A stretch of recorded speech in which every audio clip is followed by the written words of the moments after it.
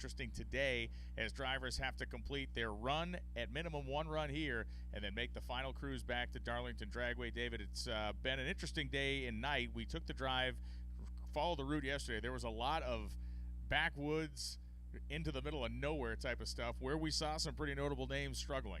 Very windy roads with no shoulder. It was definitely a tough drag week day, but we did come around a corner and we spotted our leader, Tom Bailey, with Steve Morris at the side of the road. They had the valve covers off the thing, and we walked up to him. What's going on? Basically, they had a couple of stuck exhaust valves. The news that we got is that they put it together on 4 cylinders, drove the thing all the way to the next stop, and then had Stevie Fast Jackson show up with some tools so they could get the valve springs off the thing, actually hone the guides, and then put it all back together, and they are definitely here today at Carolina Dragway. Yeah, from our visual looking out the window this way, we can see that SICK 1.0 Camaro that is currently leading the field and leading the entire field as far as Unlimited goes and the overall event.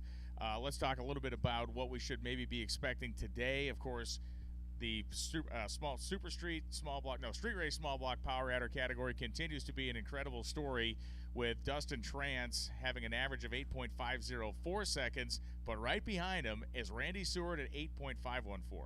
It's pretty incredible, and we're going to see conditions here that I understand are fantastic at the House of Hook. So people are going to be running some very solid times. Right now we've got a density altitude of about 1,200 feet. The observed altitude here is 244 feet. And it's weird because the sort of subsurface all around here is sand here in Aiken, South Carolina.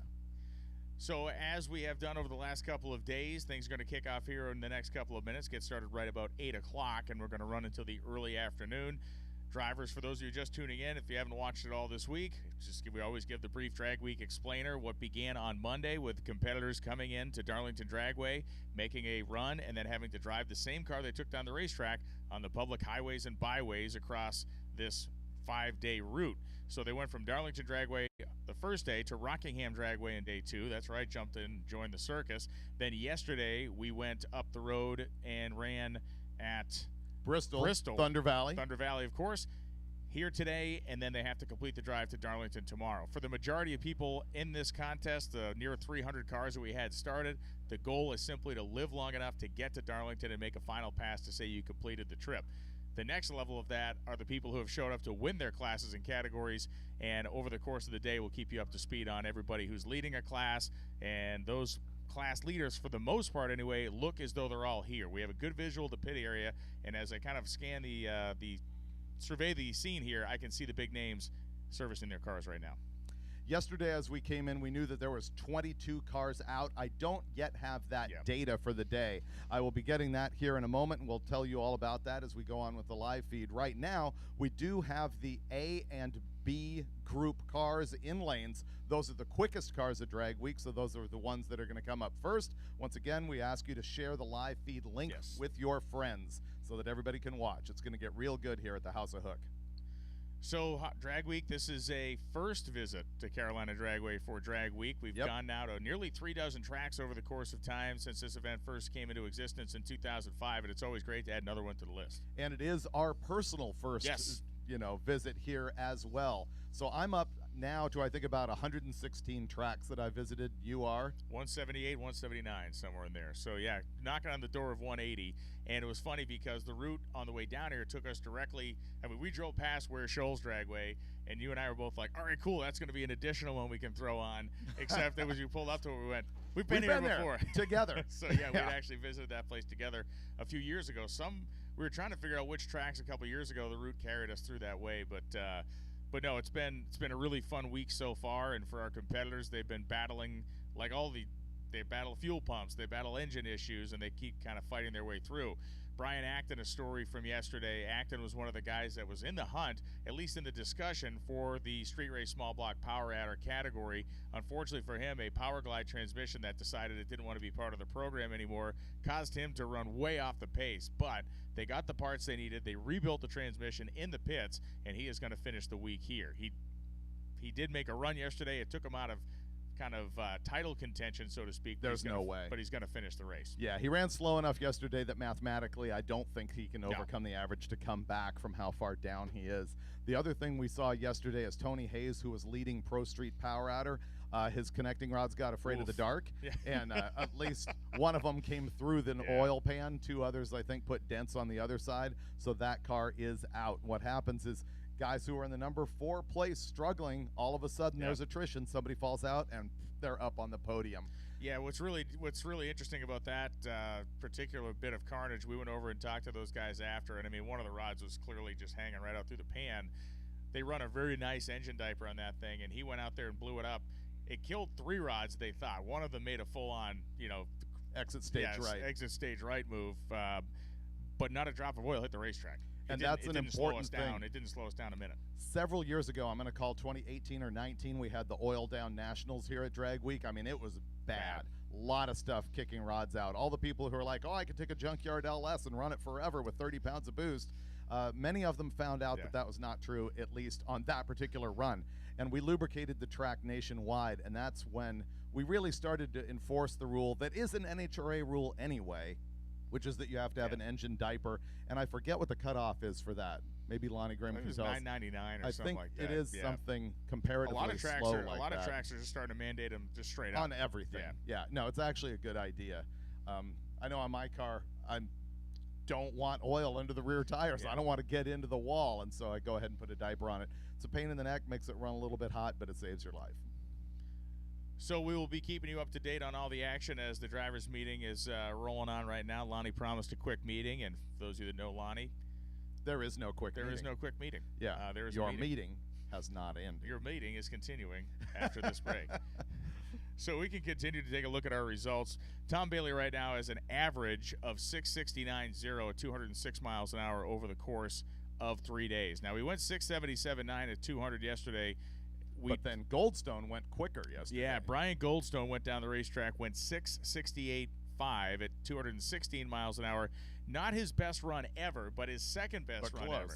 The best run he's ever made, best single pass he's ever made at Drag Week was a 663, just shy of a 664. With an 8. And so to do what he did yesterday in Bristol with a little bit of atmosphere, with a little bit of thinner air was very impressive. And obviously that car has great pedigree at this event. It's been through the ringer and back, but it's also won several times. And is not out of the discussion for winning overall this time. I mean, it wins unlimited iron, but he's been a bridesmaid as far as actually taking the overall win, and it could happen. It's never over till it's over at Drag Week, and we do have to make one more drive, believe it or not. It feels like the week's over. I mean, by the time you've done this for 3 days, I mean, these guys have their tongues hanging out. Absolutely, and the drivers' meeting has broken up, so competitors are getting in their cars in the staging lanes.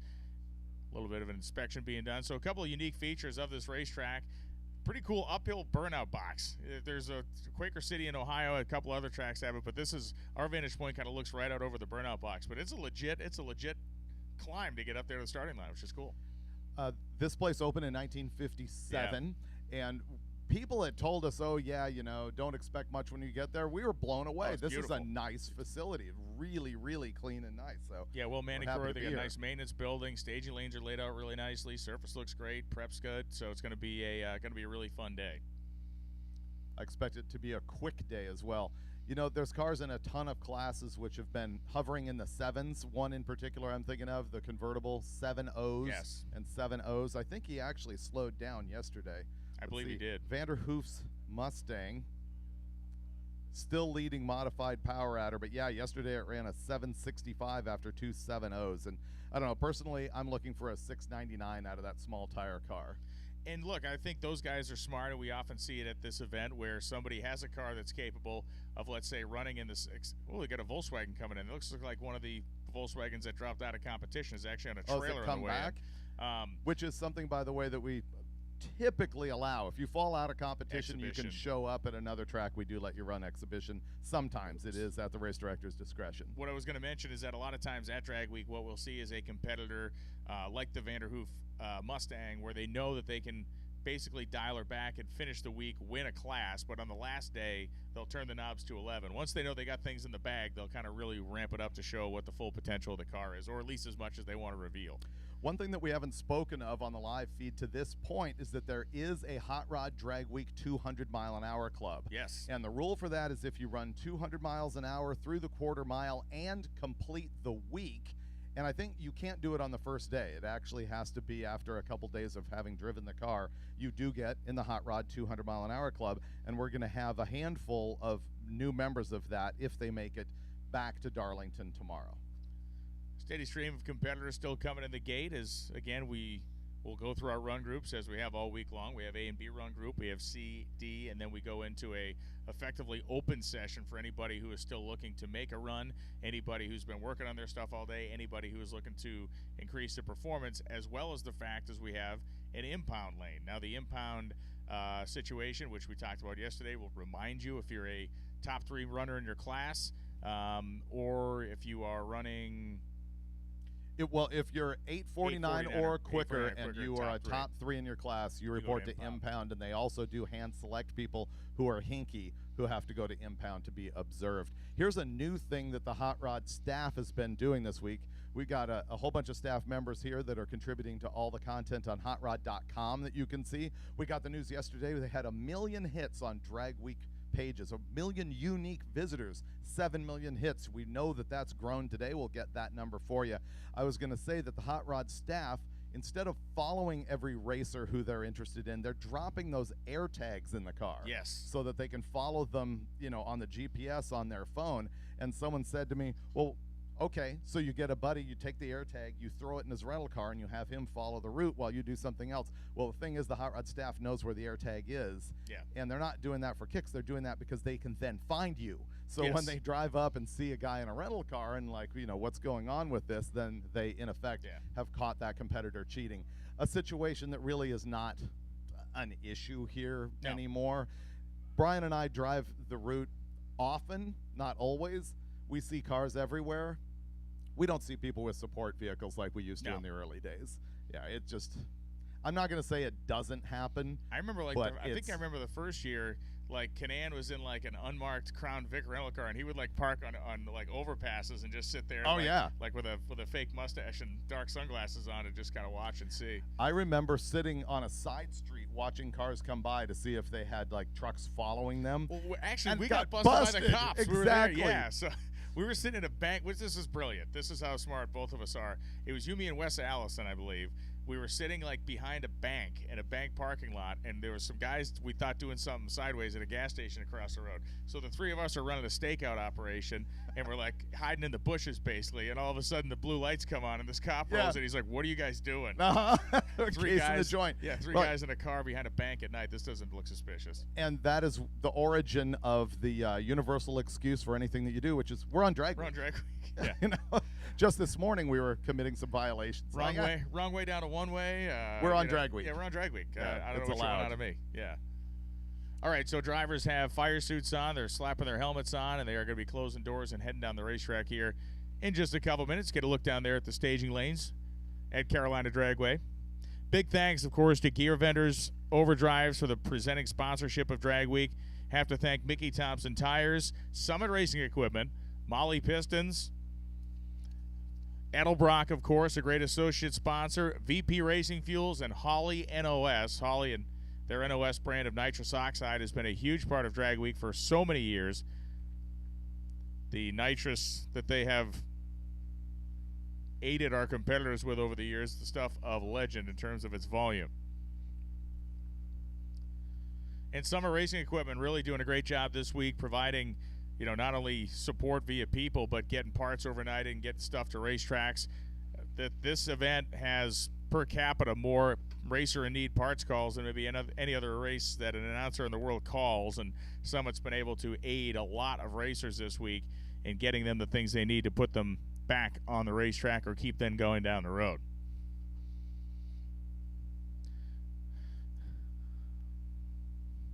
So Lonnie is motioning to the guys, let's get in there and get them fired up. And that means we have our first automobile about to head around the corner here. For the first time in the near 20 runnings of Drag Week, we're going to be sending cars down the strip here at Carolina Dragway. Great pleasure to be here today. Always love adding a new track to the list, especially one with the history that Carolina Dragway brings with it.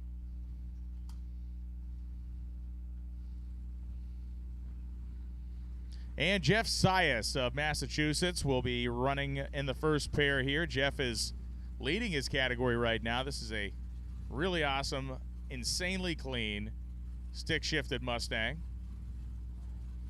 And the Pontiac on the right-hand side of the racetrack. Typically one of the first cars down the racetrack every day.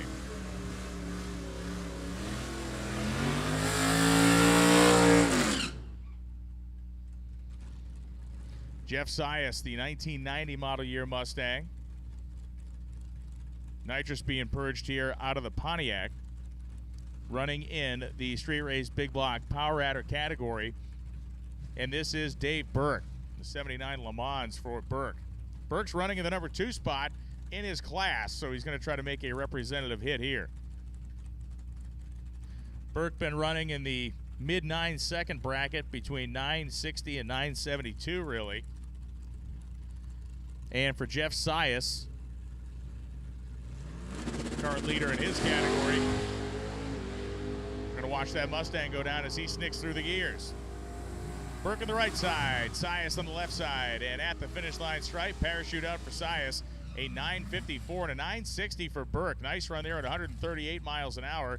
Sias goes through the finish line traps, and he goes 954.1 at 137 miles an hour.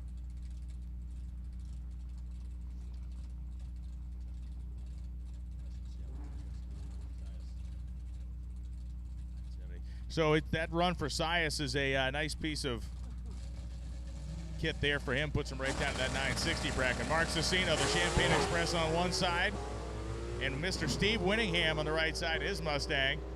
A really nice run here for Cicino. He's going to make the pull to the finish line. Goes 861, parachute out. Winningham at 147 miles an hour runs 946. On the right-hand side, 946 at 147.97. John Puckett coming up. John Puckett in the 1983 Mercury Capri and Kurt Johnson. Puckett yesterday did a huge wheel stand, smashed the oil pan on his Coyote motor flat. He had a spare oil pan with him, swapped the oil pan out, and he's back in business. And Kurt Johnson has won Drag Week 10 times, and he's going to try to do it again this year. He's leading his class in this 632-powered Fox Mustang. And there goes Kurt Anderson, 867 at 157. Johnson, 970 for Puckett in the Mercury.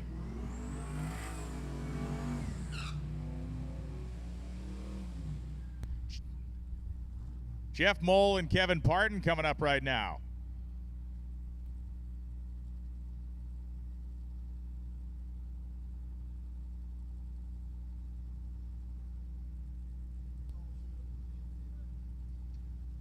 So Jeff Mole and Kevin Parton coming up. Mole running in the Super Street Big Block category in the Gold Nova, and Parton running in the Modified Power Adder category. The two 1967 Novas running pretty evenly down here. Parton's going to run around the outside of him at the stripe. 865 at 146 miles an hour, a 957 at 136.81 for Jeff Mole. So Parton, the second quickest pass of the day. Right now, Mark Cicino has low ET of the morning, running 861. A and B run groups, lanes are open for you. A and B run groups.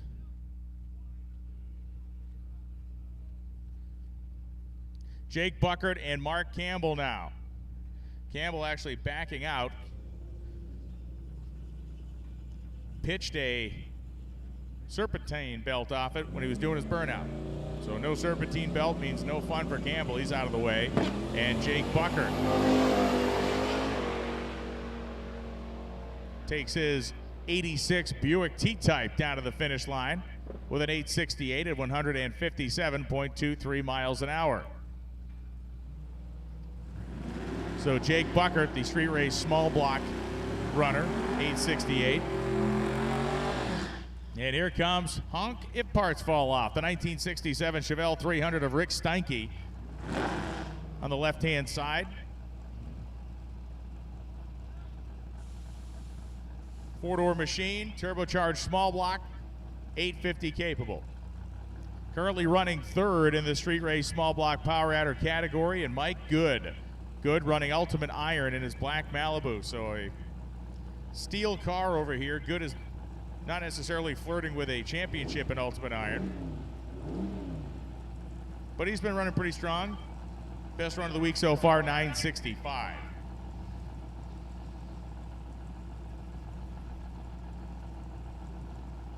Good in pre-stage. In goes Rick Steinke next. If you see Steinke lay up an 8.50 anything, that may be good enough for him today. That's what his goal is, a 50 and change, or a 50 flat.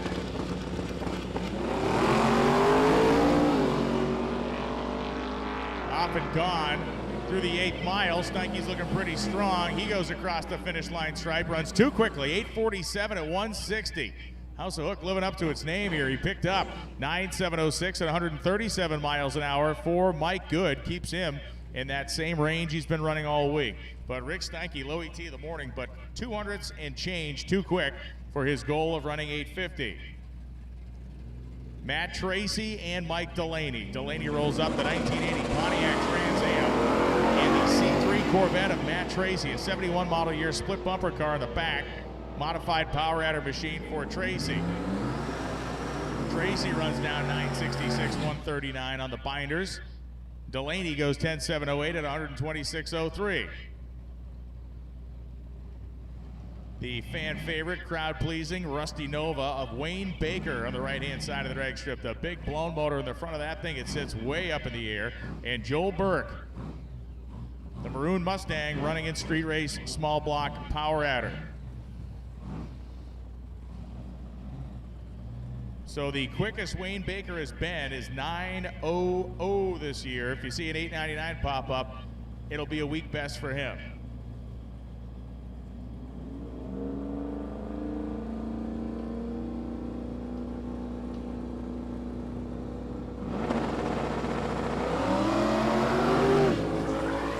And trouble for Baker. Both cars getting out, getting loose. First time we've seen anybody lose traction out there this morning. Joel Burke will go to the stripe slowly at 75 miles an hour, running 12.89. Burke goes through at just shy of 75 miles an hour, a 14.69 elapsed time. We will definitely be seeing them as return customers this morning.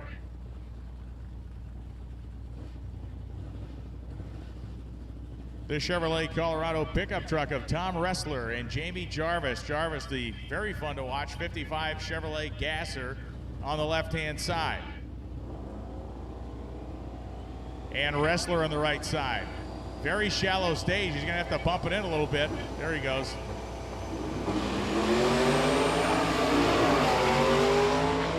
And Ressler just chucked the belt off that thing. It's going to be very hot by the time he gets to the finish line under power. So Ressler goes across 143 mile an hour speed, runs 946. Meanwhile, Jamie runs through at 134.79. with a speed, or rather an ET of 994.6, 134.79. Ressler's truck pitched a water pump belt that appeared off the engine, which then skittered off the track. Brian, while you've been talking, I've been doing a lot of research comparing yesterday's information to today's, or rather the day before to yesterday's. Things have changed, but not Dustin Trance right here on the right-hand side. He's still number one, as is Fisher on the left-hand side. And Whoa, as he gets way over into the grass, keeps it off the wall. Trance goes down 8.604 at 156. And Fisher's still over there in the dirt on the left-hand side of the racetrack. He is going to pull it over and stop it at the quarter-mile finish line.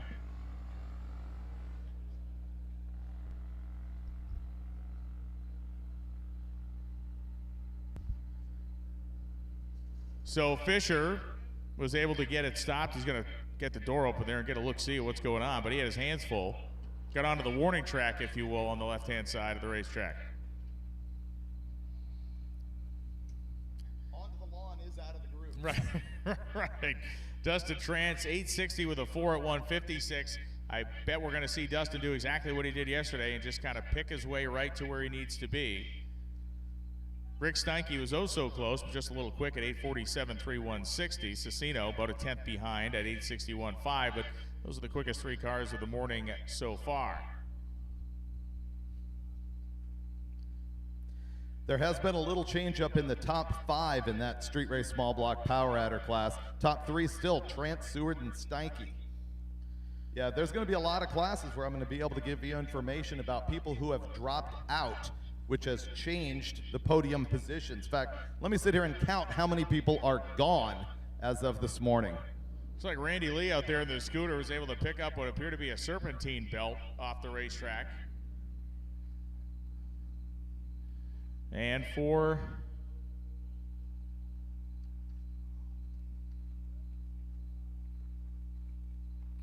the hot rod down there, we're going to be moving him along momentarily. Continuing on action here in groups A and B this morning.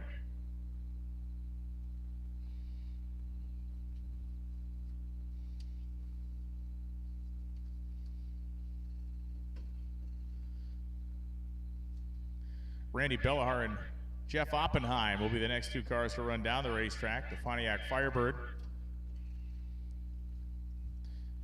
and the Right Quick El Camino.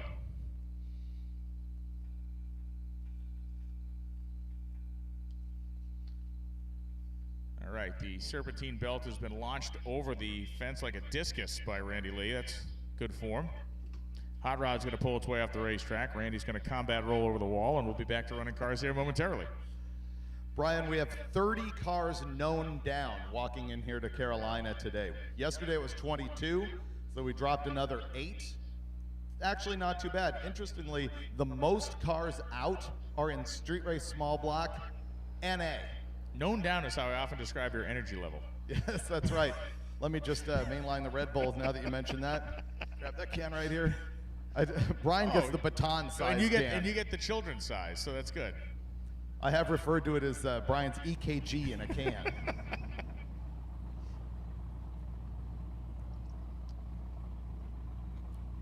We're going to come back with Randy Bellahar in the Firebird, Jeff Oppenheim on the right-hand side in the street race small block power adder El Camino.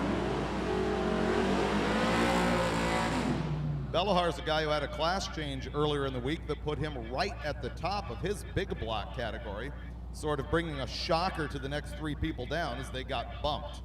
This Firebird with nitrous big block Pontiac in it, although I guess there is no big block Pontiac. Yeah, Pontiac that's the whole guys thing, hate it right? when you say that. Yeah, they hate that. This thing has been 853. We have a Drag Week gear for sale. Make sure you get your shirts. Make sure you get your hats. Make sure you get your hoodies. We got them down there for sale at the Drag Week merch area. Let everybody know you're here. Oppenheim's car spins early, so he is going to be off his typical pace. Bellahar is locked and quick. Straight and true. Bellahar goes 8:49 at 158.91 miles an hour. His quickest run of the week, the question I have is Cage Tech legal to go quicker than 8:50, and will he be able to hand in that time slip? That, imagine that. Imagine 5,000 being the difference we have to come back up here, but such may be the case for Oppenheim at 10:16 at 152 is not what he was looking to do out there. One more speedy trip down the drag strip on our 4-wheeler. And the scooter and the truck. Bellahar is actually in the street race class, so I can confirm it does not have a cage certified for quicker than 850, so he will have to come back.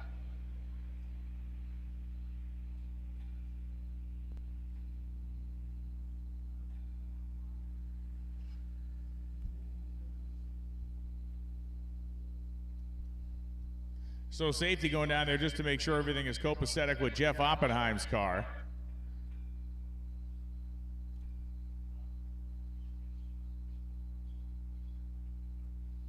And we've just gotten word from the top end that they are good, which is a good thing.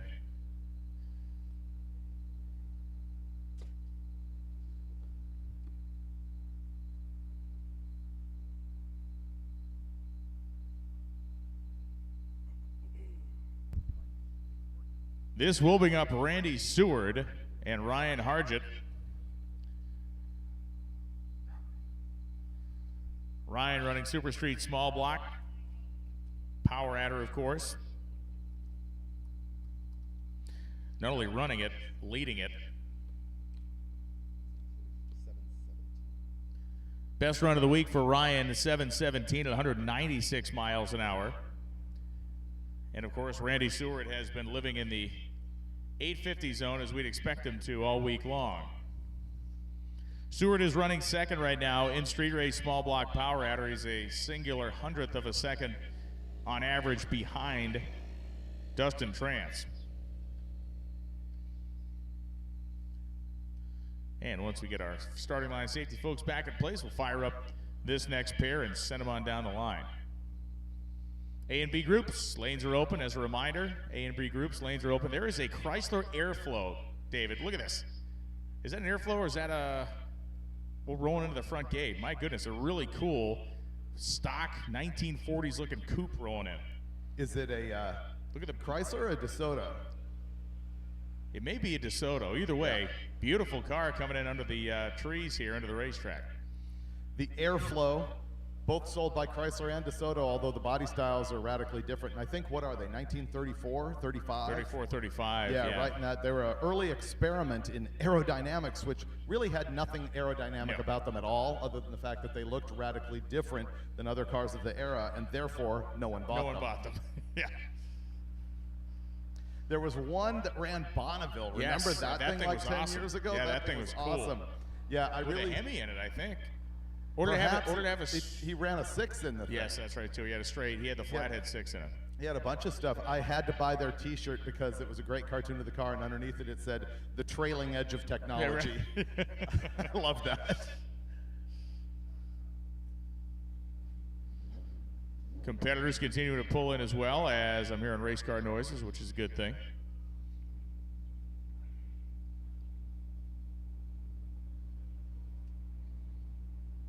Hey, today we're getting notes saying audio is outstanding. Thank you, Drag Racer TV. Working out perfectly. Warren Evans, Jay handling the business up here at the technical end. We got the great camera work going on the starting line, down course as well. Then the next guy says, sadly, audio is still super low. Proving the axiom that you can please none of the people all of the time. Yeah, for the guy who says it's super low, there's a volume control on your device. Perhaps you could have a 4-year-old come point it out to you. You can throttle up.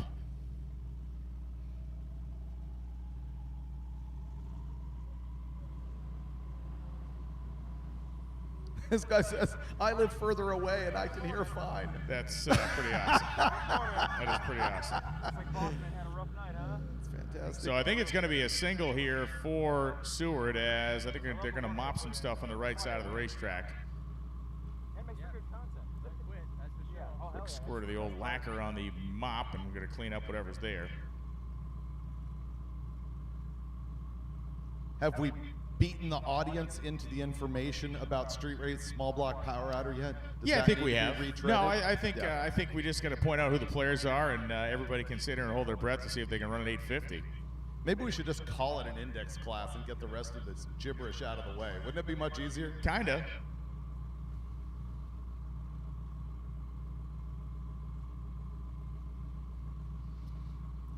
Next year, believe it or not, is the 20th year of Hot Rod Drag Week. Pretty wild. 20 years. Pretty wild.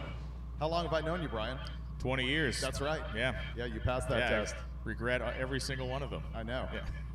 Yeah, and if maybe by next year I won't even recall your name. The way it's going.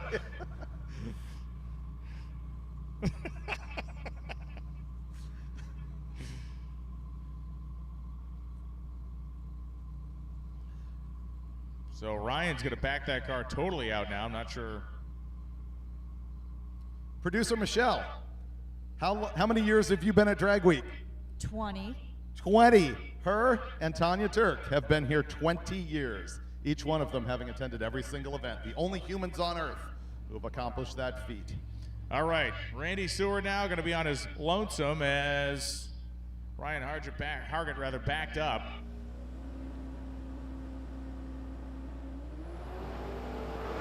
Off the starting line looking good. Leans into the power, 8th mile, 5:48 looking good. Through the finish line trap, 8:53.3 at 160. So that is the best run in the class so far today. So he makes the closest run to the index, if you will, today on the legal side of it. Yeah, because Steinke was too quick. Randy making the turn at the top end of the drag strip. Interestingly, also the third quickest run that we've seen so far today. I'm guessing that he will be back up to try to take that 53 and tweak it down a little bit, because we know the Trance is certainly not going to sit on a 60. Perhaps that's the car with more street miles than any of them. Oh, absolutely. As far as the cars that run quicker than, say, you know, 999. Yeah, for those of you that don't know, it says Pony Express on the rear quarter panels. That's just not simply the name of the car. Randy actually got in that thing and drove it, basically circumnavigated the United States to the tune of like 11,000 miles. It's an incredible story. So we talk about the cars that get driven on the street. We have respect for every single one of these competitors out here. Really, anybody that does a drag and drive style event anywhere is putting their stuff out in the street and doing it the hard way.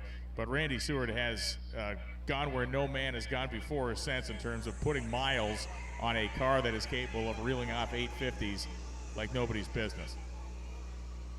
And frankly, it's faster than that. You know, the 850s this thing's running are not the bleeding edge of its capability. Yeah, this is kind of the super comp of drag week, isn't it?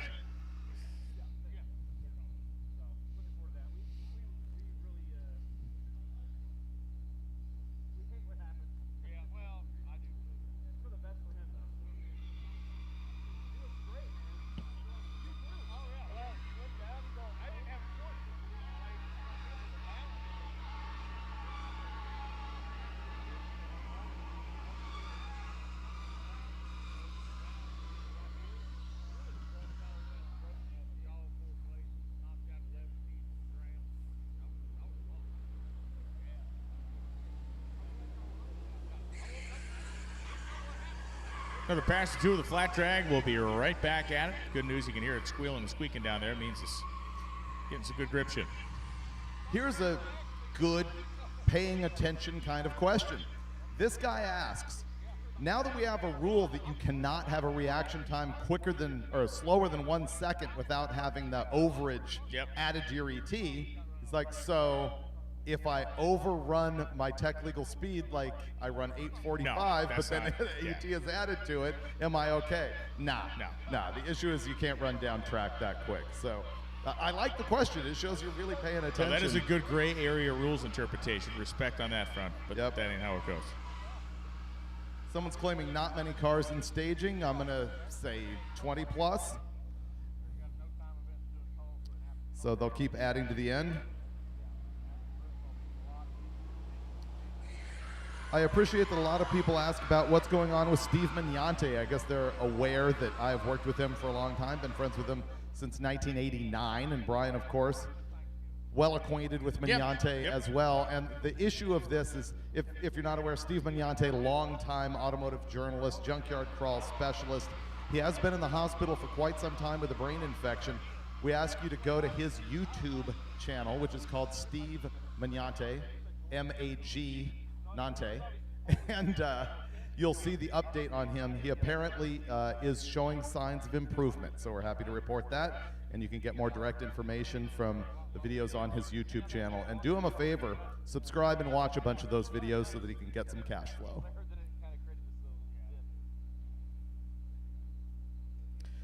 People want an update on Tom Bailey. Does he have the car fixed? You saw on social media last night that they were stuck at the side of the road. Brian and I actually rolled up onto that scene, and it looks like they had some stuck exhaust valves. The exhaust valve swells under heat, and it binds in the guide.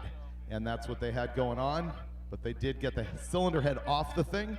They got the valves out of it. They reamed the guides, and on the live feed right now, thanks to our astute camera folks, you're getting a view of what they're doing on the car. So yes, it is on property and will run later today. Hi, Steve Morris. The eye in the sky. Yeah, you cannot escape the eye of Drag Week.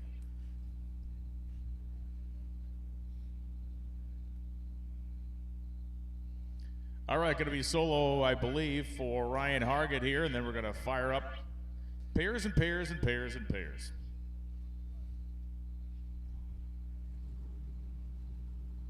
Again, on paper anyway, Ryan is capable of making the quickest run we have seen all day by a bunch. Low ET so far of the morning has been 8:47 by Rick Steinke, and the honk of parts fall off Chevelle. Ryan has been verging the very bottom of the 7-second zone.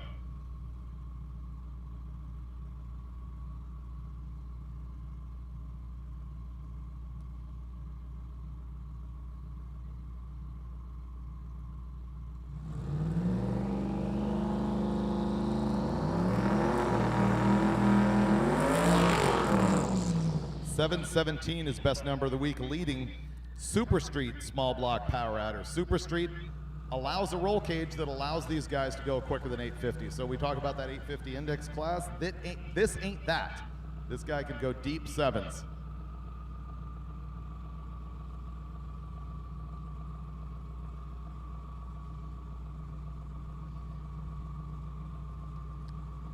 Freshly prepared racetrack right in front of him as well.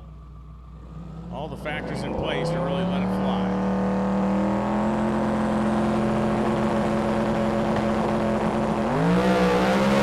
Yeah, buddy. Front end up 121 short time through the 8th mile at 158 miles an hour, and Hargett goes through the traps at a 720 at 195 miles an hour. 7:2:05, 195.51. Hargett does a fine job getting that car on the racetrack and turning it around the bend down there at the top end. Nice work. His second quickest run of the week. I'm thinking that's a pack it up and leave kind of pass. It's interesting, so Hargett, who you just saw run, his 3-day average right now is 7:34. He's being chased by Michael Ward in the orange 63 Chevy Nova, which is on the MCM lane at 7:77. Josh Norris Sr. and Chris McNeely heading down the racetrack. McNeely street race big block power adder goes across the finish line stripe, running an 896 at 147 miles an hour as Norris goes 1076.4 at 108.32. We talked about Brian Acton and his power glide that turned into the slip and slide yesterday. They got it all fixed, made the drive, and he is on the racetrack now. His hopes of winning class or even podium finishing have long since left the building, but he wants to finish the event. And Mark Campbell on the right side of the drag strip in his SN95 Mustang. Loaded with LS power, as they tend to be. Mark Campbell, having run 8:52 previous in the week. They lead within 5,000, so they're both trying to run effectively the same ET. Campbell's car has problems, though. You saw the smoke out of the exhaust as Acton goes across the stripe at 869, 156 miles an hour. Campbell goes 947, so neither guy as quick as they want to be. Acton is at least within spitting distance of it. Campbell has to pick up effectively a full second. Steve Brack and Rob Courtney. It is Courtney, the all-wheel drive Civic. Watch this little car on the right-hand side of the racetrack, the best sleeper in the entire joint. And Steve Brack, the 1999 Chevy S10, also running street race, small block power adder. The Honda's run low nines the last 2 days in a row. Did not come off the starting line with any sort of violence.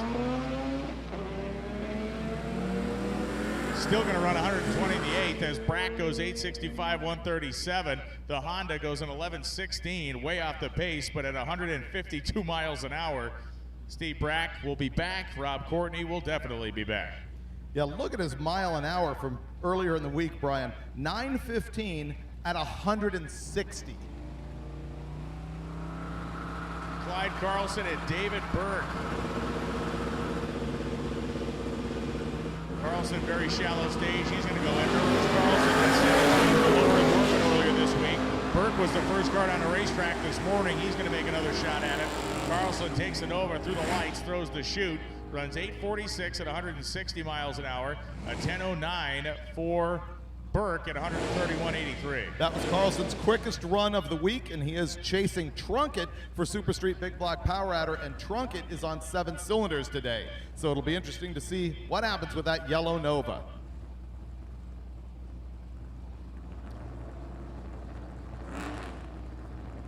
Scott Miller on the left-hand side. He got moved up a spot. He is now 3rd overall in Street Race Big Block Naturally Aspirated because Darren Ambrose has fallen out of competition. Right-hand side, Brian Anders with the LS-powered 77 Chevette. Yep, Chevette. I was hunting for the year, which was very critical. Chevette, totally I believe, was the Chevette made by Isuzu? Yes, it was. Yeah. As was the HOTROD.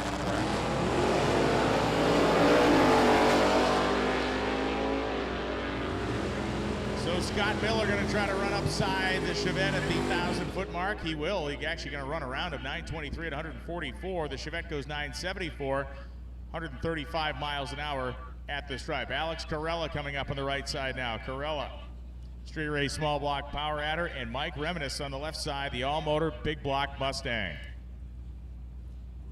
Scott Miller, who just went down in the Cougar, quickest run of the week so far. We're seeing a lot of that here at the House of Hook. Minnis on the left-hand side is #1 in class, a class that is now 2 cars, him and Phil Tobin. Everybody else is broken and out. Carella's on a pretty good pull here. Goes past the 8th mile at 5:57. And Carella goes across the finish line stripe at 155 miles an hour, running 8:72. Reminis goes 8:85 at 142 miles an hour. Carella and Reminis, the 13th and 14th quickest cars we've seen so far. Ryan Hargett, of course, the quickest at 7:2:05, 195.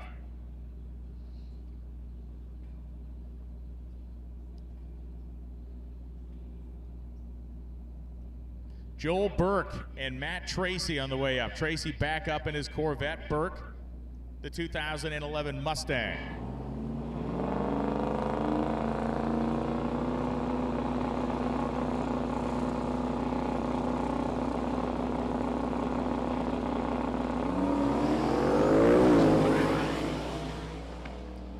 Once again, Burke's car is one of the few that's actually, whoa, Burke's car is all over the place. He's got something wrong with that thing because the Corvette goes down 989, 136 miles an hour. Burke's car unhappy on the whole lap down, 11:52.7 at 91. We have seen cars like Ryan Hargett run almost 200 miles an hour here with full traction down the racetrack. That's the second time Burke has made a run, and that car has been loose the whole way down.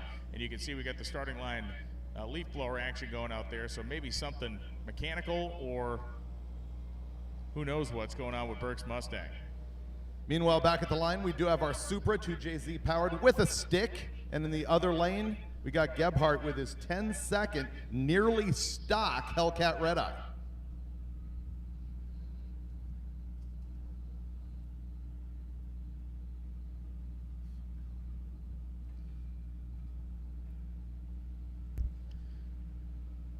Further proof that something's going on with Burke's car is we're going to send the cavalry out with a mop and some lacquer out there to clean up whatever was ailing it.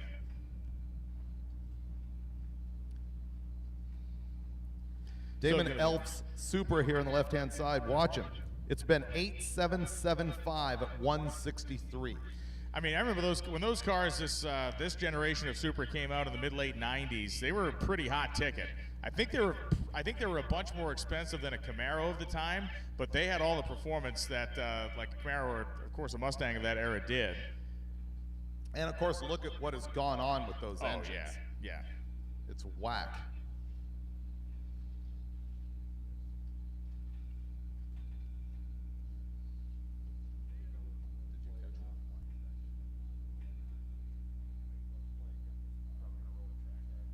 All right, on the live feed, we're going to go to a couple of spots, and we will be right back. You will miss nothing. You know, primary sponsor of Hot Rod Drag Week. I hope we can retain that position forever because it's just a fantastic event. For those top products of people that really use stuff, you know, really people who are working on their cars and know about cars and stuff like that. Great support from these fans. We have probably 30% of participants out here running our product.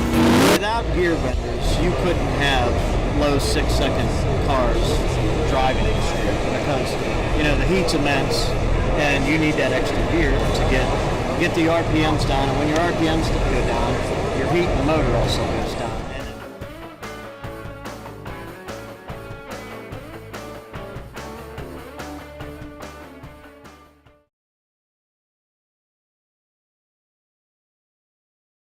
Every Mahle Motorsports piston is backed by 95-plus years of racing heritage and technology innovation. Mahle employs the most advanced piston design and machining being used today. When it comes to piston purchase, why choose anything but Mahle Motorsports?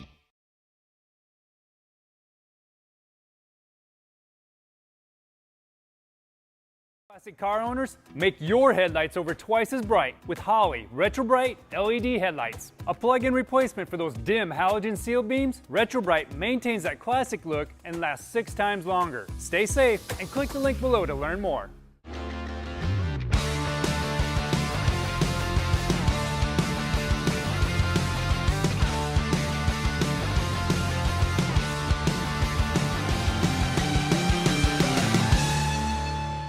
Holley's 5-inch digital dash for Sniper EFI is now available at a lower price of $399. It's a direct upgrade for the standard Sniper touchscreen and packs all the same great tuning and data logging capabilities with expanded gauge screens and a GPS antenna. Get one while they're in stock at Holley.com. Get your V8 back with Range Technology's AFM/DFM disabler. Simply plug the Range Technology module into your OBD2 port, instantly giving you full V8 power. Learn more at rangetechnology.com.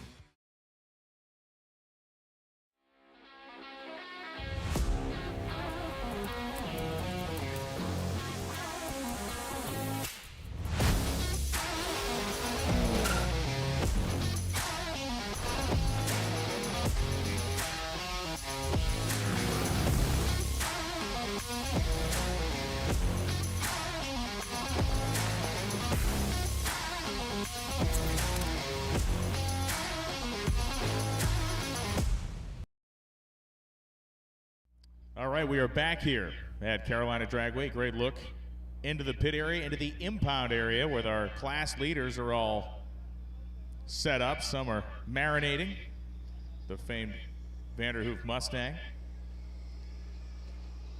Some competitors in that impound area have made run. Brian Goldstone's car is adjacent to the Mustang. We see the AMC down there.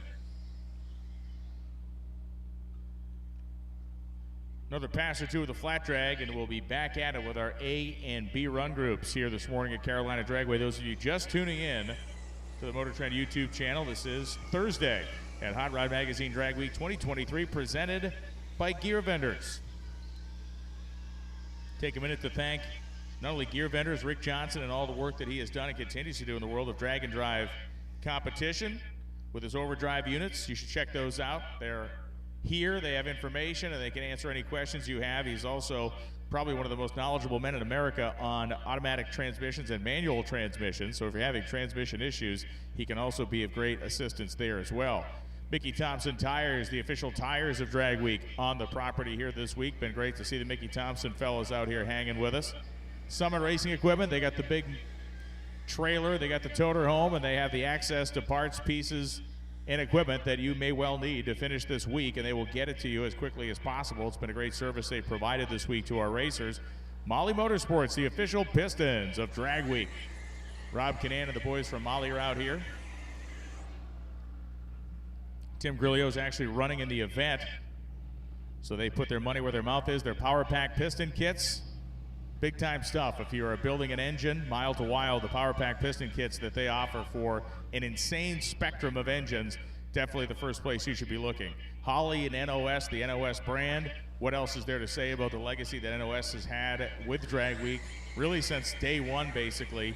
Back in the day with Monty Smith, who was out here, the late Monty Smith, a guy that I think all of us certainly love that guy. He was fantastic. We lost him far too soon. VP Racing Fuels, the official fuel of Hot Rod Magazine Drag Week, and Edelbrock, thank you very much for being an associate sponsor this year on Drag Week. On the live feed, we were just looking at the Viper, which has made it to the track, and also David Armentrout in that green Nova. Look how quick. I think it must be Josh on camera. Here's what I'm saying, and goes directly to the car. It's like he's a professional. It's just like that. I'm not used to that during Drag Week.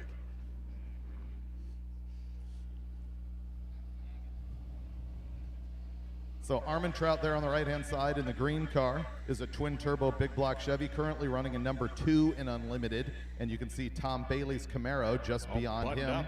Yep, buttoned up, ready to go. We are parking the traction farming equipment, which means we'll be firing up the race cores. You had a great interaction yesterday afternoon, spoke to a gentleman at Bristol about his Camaro. I did, yeah. It's kind of crazy that he has a Camaro and he told you about it, because that's probably the first time that's ever happened to you. Yeah, you know, in my career, there's moments that I've just craved, and it's hearing about Red 69 Camaros that really Just puts me over the edge. Yeah, it's nice. You know, after years and years at Carcraft Magazine, Hot Rod Magazine, you know, that moment just doesn't come often. Hey, I got me a Camaro. Yeah, my daddy likes Fords, but I'm into them Chevrolets. I got a 396 and it makes 800 horsepower. No, man, that was accurate. That was accurate. That was accurate. Dale Gebhardt and Damon Elf coming up right now. Not a 396 to be found between them. Brian, I tell you, I've never been beat. Never been beaten. That car's never lost a race. Anybody snatched that $100 bill off the dash before? That thing will have a Coke can in the parking lot, I tell you. Oh, Damon Elf. Damon Elf, the H77 second Supra. And Dale Gebhardt, as mentioned, a relatively stock SRT Hellcat Red Eye. No engine mods anyway. Right, so he's put the bushings in the back of it to help the suspension control and to stop wheel hop. But otherwise, the motor has a stock pulley on it. No Exotica been done up front, still running the 10s. No-go on the Supra. Elf is going to drive it to the stripe, but it was very strange. It was going through the clutch. 972 at 164. It was not spinning the tire, it appeared, as much as it was just kind of mowing through the clutch. Gebhardt goes 1088.9 at 126, keeping up his streak of 10-second runs.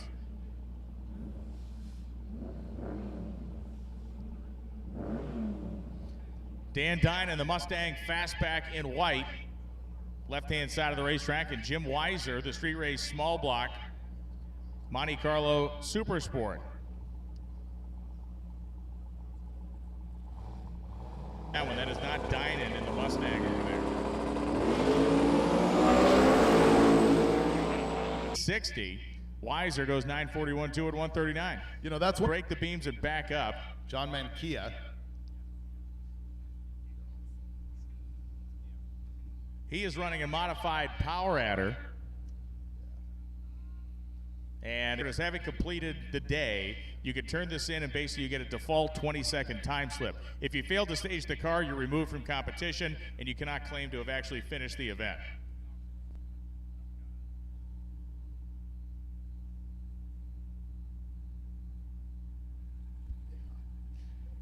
So Mankia is going to back that car down to the staging lanes. Hopefully any repairs that have to be made can be made here. And repair and roll them around the corner here as we continue on with our A and B groups this morning here at the legendary House of Hook, Carolina Dragway.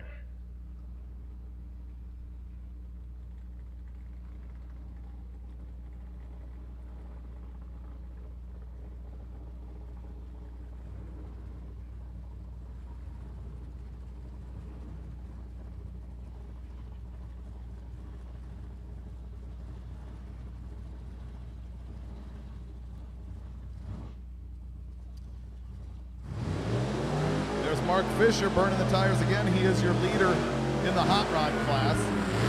And that's the one who you saw go way off into the left side earlier. He's obviously trying to get a better number. That thing has been 9-0 this week. Yeah, Fisher went full-on skag on that last run.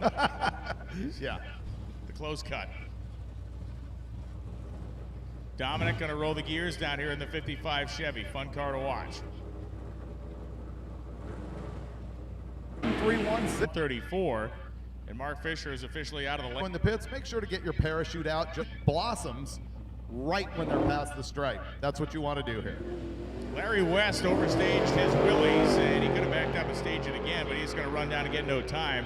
Jeff Sias in a Mustang is going to make another hit. He made a run earlier today, and he goes 9:56.8 at 143 miles an hour. Which will be his quickest run of the week and will solidify him at the top of that class. Hopefully he can make the drive, and we'll see him back at Darlington tomorrow. Dustin Trance coming up next. Trance coming up, the class leader right now in the small block street race category. Power adder, of course. He ran 860 last time down. He is trying to run an 850. We watched him hone in yesterday. Andrew Slater, you got to love this little bag over here for Andrew Slater on the left-hand side of the racetrack. The big has been 9-0. Will it go 8s at the House of Hook? Trance is going to run down through the 8th mile at a 5:42. He's trending too quickly, and he goes 8:52.0 at 1:58. He peeled it back a little bit. A low 5:40 in the 8th was going to put him probably in the high 8:40s at the quarter, but he was able to pedal his way back in. Brian, did you see the backup lights flicker on the Vega at half track? No. Like, did he tap the trans brake maybe? I hope not for the transmission's sake, as Chris Engel and Steve Winningham get to the starting line. Engel going to be shifting his own gears.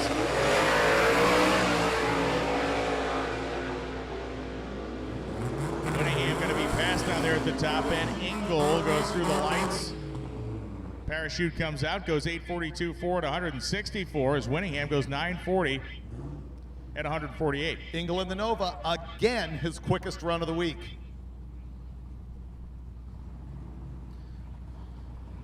Tom Bailey is at the head of the impound line right now in SICK 1.0. If you do not know who Tom Bailey is and you're watching the live feed, watch another live feed. I was a little slow on the uptake while I was doing research, but Winningham, who just went down in that Mustang, another quickest ET of the week. They call it the house hook for a reason, as Jeremy Howell comes up now. Jason Burgess on the left-hand side. Burgess in the white Monte Carlo Super Sport. Howell, the 1991 Mustang. Howell running in modified power adder, Super Street, small block. Burgess.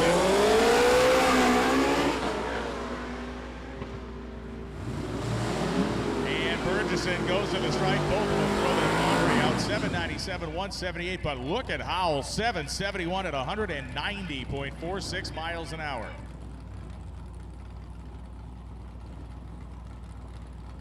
Both machines making their turn at the top end of the racetrack. Second fastest speed we've seen all day. Hargan with 195 mile an hour terminal velocity is the fastest thus far. And Howell, another racer with his quickest ET ever. I might as well stop announcing it. Let's just assume it's like a Ginzu knife commercial. But wait, there's more. And less entertaining. Randy Bellahart and Jeremy Jarvis. Now remember, Bellahart outran his chassis cert, so he's going to have to try and go 850 instead of 8495. 862 at 157 isn't going to be what he wants. And Jarvis receives no elapsed time.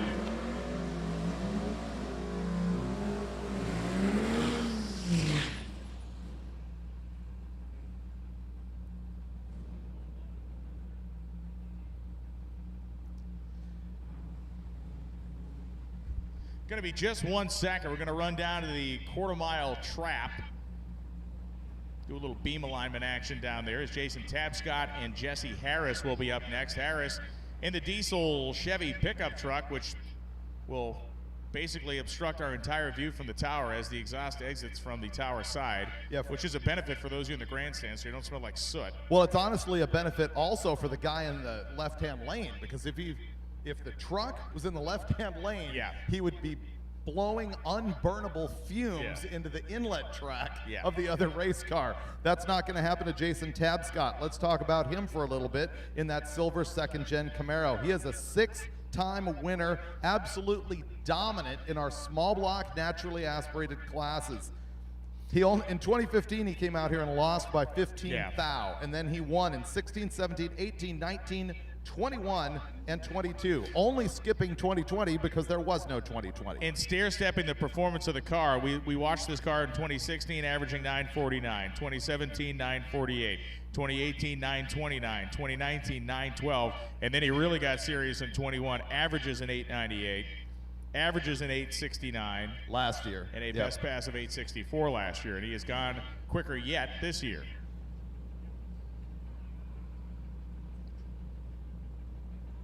The all-motor small block Camaro of Jason Tabscott, left-hand side. He has an all 8-second week thus far, but his average is 879, which slows down compared with last year. So we'll have to see what happens today and tomorrow.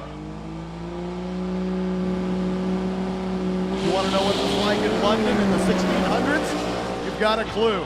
Look at him huffing smoke all the way down as Tabscott goes 124 to 60 foot. 557 adds up to 873.5 at the top end for Tabscott at 154 miles an hour.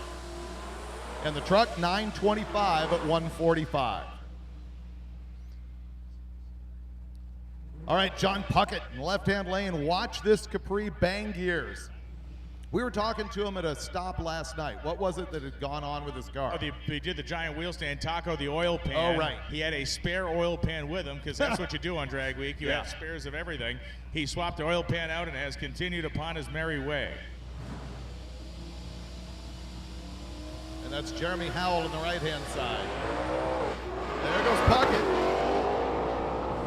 Snatching one more.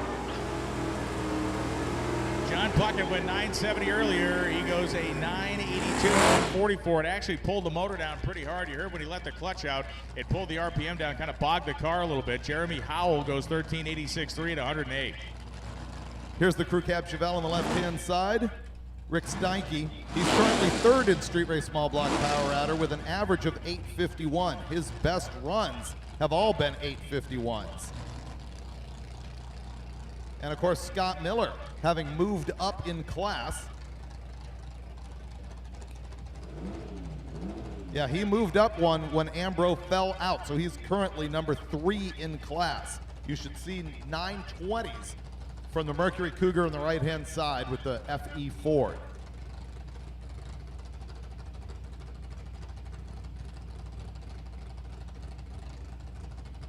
$4,000 people watching worldwide on the MotorTrend channel on YouTube. Spread the word. Now, on bumps through the lights. Miller leaves a 1:36 short time for that car as Steinke backs up for a second stab. Will the Cougar go quicker? Yeah, 924 with an 8 at 146. Very consistent, runs within 100th of what he ran earlier. Ran at 23 with a 9. Picked up 2 mile an hour, but scrubbed off about 100 performance there for Scott Miller. And both of those runs better than anything he's done this week. How's our DA looking right now? Well, it was 1,200 feet. It should be about 1,500 as we check. Yep, I was going to guess 18, but let's see.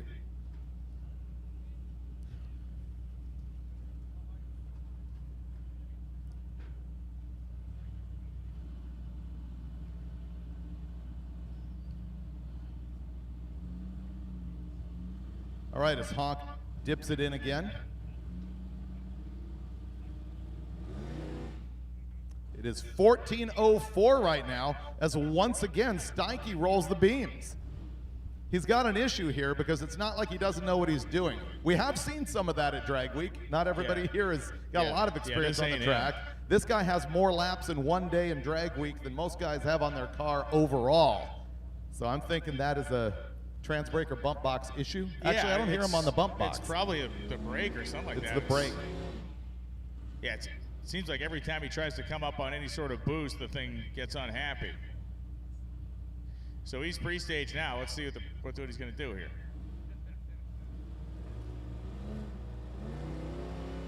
Yeah, he's trying to foot brake the thing off the starting line and just hating all of it. Yeah. That's not good news for Honk if parts fall off. World's most famous four-door. All right, so Rick Steinke and crew are going to have some work to figure that situation out. And hopefully it could be something as simple as an electrical issue that's not allowing the trans brake to function properly, but they'll go back and diagnose. He did run 847, so the run he has, he cannot turn in. He'd have to turn in the 1431. Yeah, that can't happen. All right, Merrick O'Grady in the right-hand side, and Gebhardt is back with his 10-second Hellcat. I believe we've got a big block, naturally aspirated entry in the red Nova. And Merrick O'Grady takes the Kraken across the finish line, 969 at 138 miles an hour as Dale Gebhardt goes 979.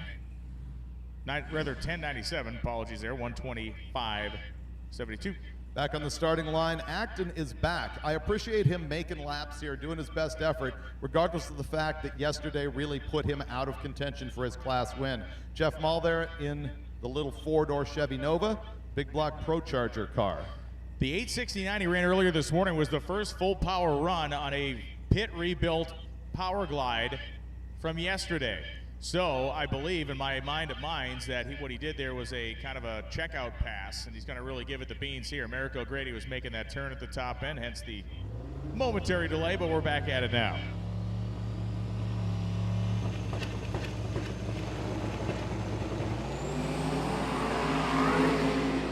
More aggressive on the 60. 8th mile ET puts him right about where he needs to be. A little off on the slow side. He still manages an 862. So there's a 700ths improvement in just one pass at 157 miles an hour. And Maul goes 9:53 at one. I did miss the mile an hour. Here we go. He also cut an 008, which you don't see much. Here comes Tom Bailey, your overall leader, your 5-time winner. This is his 10th anniversary with this car of winning his first drag week. This is the car that last night had the cylinder heads off of it as they were honing the valve guides because they were sticking valves in it. The best run he's had thus far this week is a 6:54 at 215 miles an hour. The best run he's ever made in this car on drag week is down in the 6:30 bracket. I think a 38.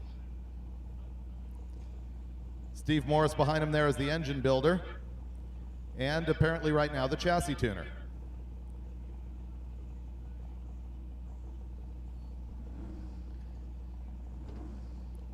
We'll see how hard they lean on it here. Bailey does have a commanding lead of over a full second ahead of David Armentrout in Unlimited. So he has some. And also he is ahead of Goldstone for the overall win. Goldstone 684 average. Yeah, by about a 1/10 and a half. Yeah, Bailey 669.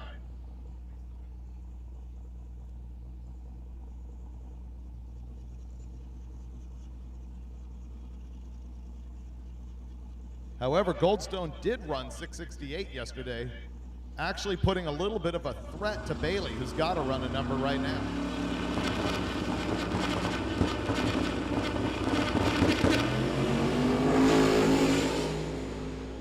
Feeding the power to the car through the 8th mile at 170. Bailey with the parachutes out goes 680 at 182.48 miles an hour. Completing the task at hand. We'll find out if they run it again, but that, a clean and nice shot to basically maintain the pace they've kept up and to keep themselves in the conversation for an overall win.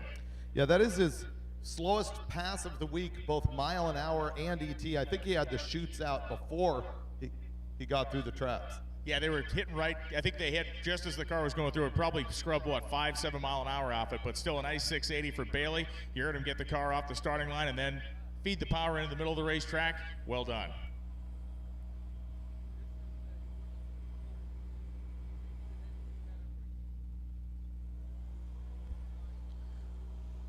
Clark Rosenstengel at the head of the impound lane.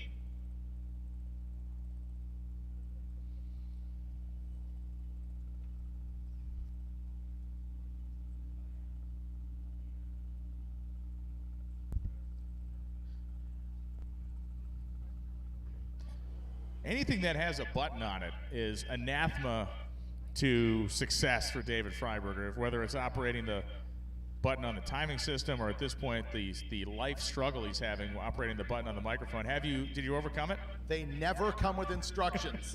That is my issue with it. As Bob Lones used to tell me, my awesome dad, just be smarter than the bolts. So you just have to be smarter than the button.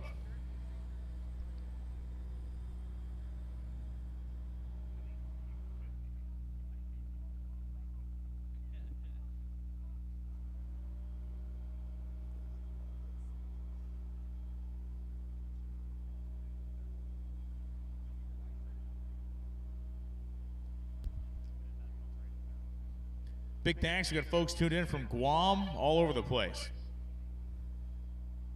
Every corner of the world is actually reached by the live feed. I was stunned the other day. And even given that when you ask, where are you watching from? You know that there's a bunch of people in there like, South Korea, you know. Yeah, the Darien Gap. Right? Yeah. But nevertheless, people from all over Europe for sure. South Africa and beyond.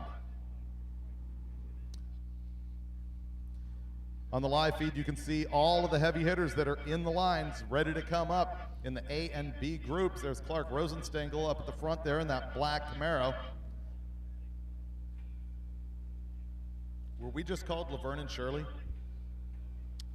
I think more of a Squiggy. Who is it? Lenny and Squiggy would be more appropriate. I see us more as Mary and Rhoda, actually. You're Cagney, the Rhoda. Maybe Cagney and Lacey. Yeah. This is great. Oh, man. Very 2023. Laurel and Hardy. Thelma and Louise. Yeah. Yes, we have had some driving moments that would mimic scenes in that movie. Do you remember our rental car antics that made it into a like roadkill extra or something And like that? I think they've since pulled that one off the internet. Have they actually? I don't think, because people have referenced it and it's no longer up there. But yeah, we gave a tutorial on how to properly operate a rental car, which included me four-wheel sliding the car around you as you nervously tried to save your own life. Yeah, I think some paint came off on my knee as we executed the Rockford in the rental car. People asking, where are we today? Carolina Dragway, right here in Aiken, South Carolina. First time Brian and I have been here, first time Drag Week has been here. Beastmaster tuning in from Oscoda, Michigan. So what's in Oscoda, Michigan? Yeah, the Kalita race team. No, not the race team. Not the race team? Connie's maintenance facility. We're like 1,000 mechanics in that one facility working on his planes. He has global facilities, but the Oscoda, Michigan place, Connie's actual job. They do full rebuilds of 747s up there. Wild. What's the name of the town that the drag race shop is in? Ypsilanti. Ypsilanti, there you go. And it's at the Willow Run Airport, which is famous for. Wait, yeah, this is,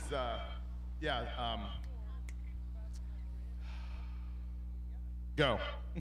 It is the famed Willow Run aircraft plant where the B-17s were produced in such massive volume they were turning out by the end of the war 1 finished airplane per hour out of the back of the plant. It was the stated goal when they built the place to be able to produce a plane, have a finished plane roll out of the back of it every hour. And it took them years to get there, but they did. And it was Edsel Ford's, Edsel Ford was the one that was behind that whole program, and the plant was L-shaped. The planes would go down and make a 90-degree turn on the assembly line because of where they had to lay it out. But Connie Coletta owns that now. He owns the entire Willow Run Airport. Neat. Yeah.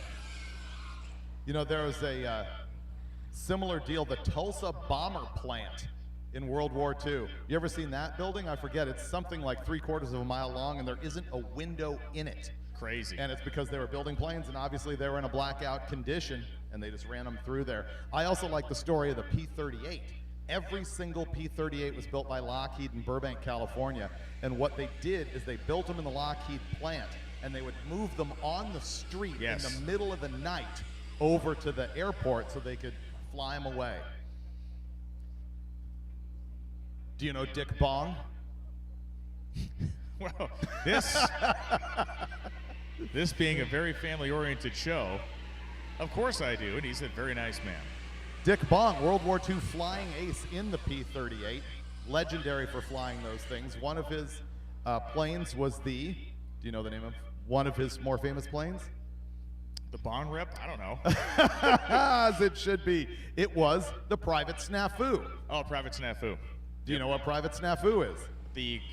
It was the cartoon that was in, what, the Stars and Stripes? The cartoon character that was created by Warner Brothers down the street that was like training films for soldiers at the time. Unfortunately, Dick Bong killed in an airplane accident, crashing, pretty much taking out a full city block in North Hollywood, California.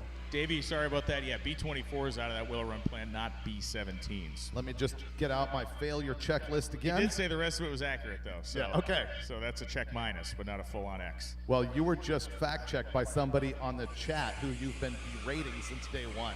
So let me get this right. When they don't agree with you, they're wrong. When they like correct you or agree with you, they're right. Also wrong. Okay, also wrong. Yeah. Snafu, situation normal, all fouled up. Fubar, fouled up, beyond all recognition. Tarfu, things are really fouled up. Tarfu, new information to Warren running our live feed here. See, you learn something every day.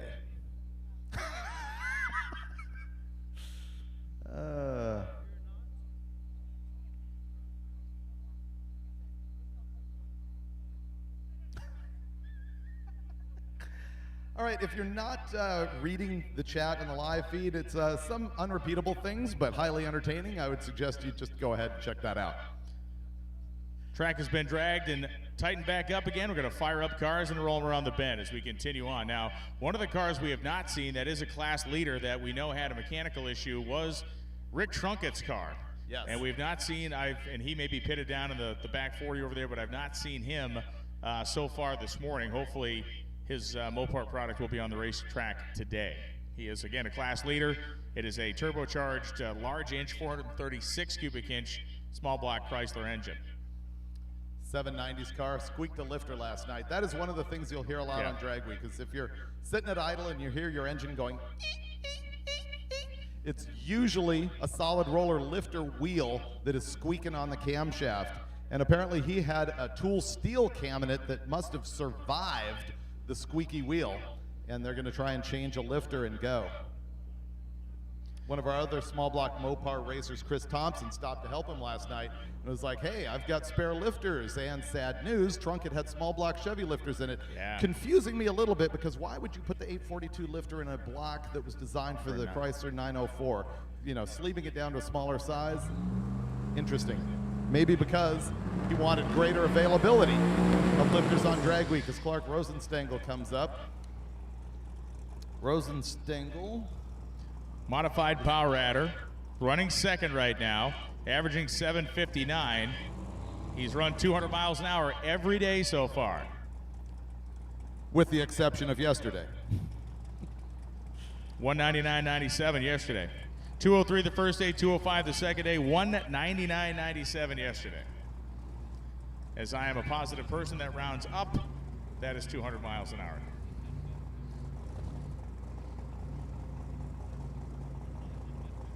I went 249,685 at Lake Gardner. Can I call that 250? No. That's Australia. They don't do that there, right? Very nice launch. Feeds the power in. The car is hooked. The car is going to make it to the finish line under power, and it will go 199.58 at 765.3 for Clark Rosenstengel. So another run, tickling the 200-mile-an-hour bracket for Rosenstengel. A 140 short time. It went 150 in the 8th. That thing picked up 49 miles an hour in the back half of the racetrack.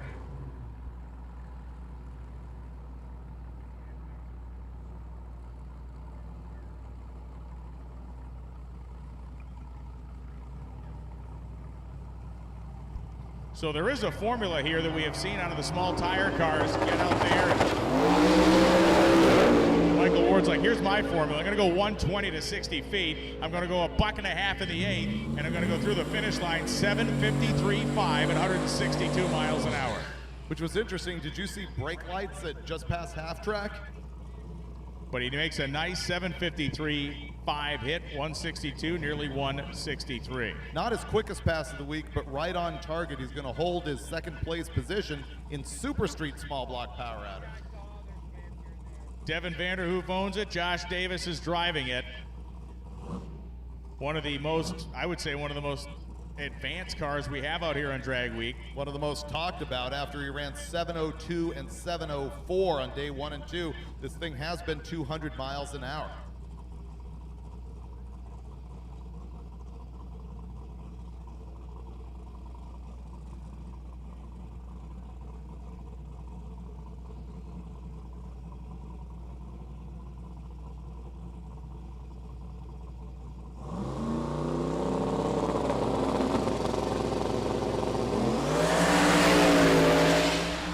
Vanderhoof is going to get after it. 1:15 short time, and it is Davis across the stripe. 687, 196. Wow. On a small tire, that is a 28-1050 radial. That is highly impressive. He's only 700ths behind Bailey. Makes the corner. The speed of 196 miles an hour, but man alive, Devin Vanderhoof. Just to put that in scale, that is as quick as Bryant Goldstone ran on the first day. That's incredible on a small tire. We got a couple of Hot Rod Magazine staffers that are going to need a moment alone after that. Well, Mike might have his moment in public. Rousseau and Alan Mougie coming up right now. Mougie in the Camaro, Rousseau in the Malibu. Mougie's car actually just rattled the tire like a funny car out there as they go across the finish line. Bougie still goes 8:51 at 172. Rousseau goes 8:63.3 at 156. The 1:15.60 foot time is amazing. I mean, it certainly speaks to the quality of the traction out here, and they absolutely killed the setup on that car. He had been in the 120s pretty much all week long as far as the 60-foot times. They liked what they saw with the starting line. They picked up 500s on that end of it. Just unbelievable. In my mind, that was the pass of the week thus far. Yeah. I would say so. I would agree with you wholeheartedly there. I mean, the Viper, impressive. Yes. So was this. Yes. On the same level or more. Mike Higgins, Chevelle has trouble as Dominic Zabacek sidesteps a clutch. C Group lanes are open. C Group lanes are open for C Group Charlie. C Group Charlie. Lanes are open, 10:26.4, 133 for Dominic, who does not spare the rod with that thing whatsoever. C Group, the lanes are open for you, and as a reminder, you must enter the lanes from behind the maintenance building. No cutting through the shortcut. You must enter the lanes from behind the maintenance building. Group C, the lanes are open for you. So small tire, he goes 686. What's your opinion on the 196 mile an hour? He was off the gas early. Right. Which in typical fashion is not going to scrub that much ET. It's just going to kill speed off. I don't think he was on the brakes necessarily, but just kind of got on there. Yeah. 10:38.5, 131 for Mike Higgins in his Chevelle.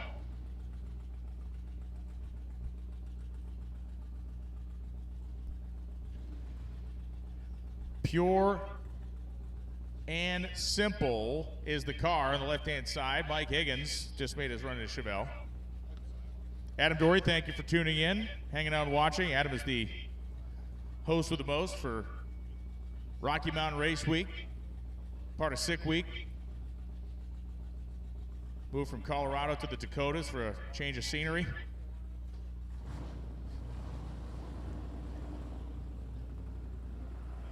The lure of the Dakotas, he couldn't resist. And I think his girl's from there too, so there's two things.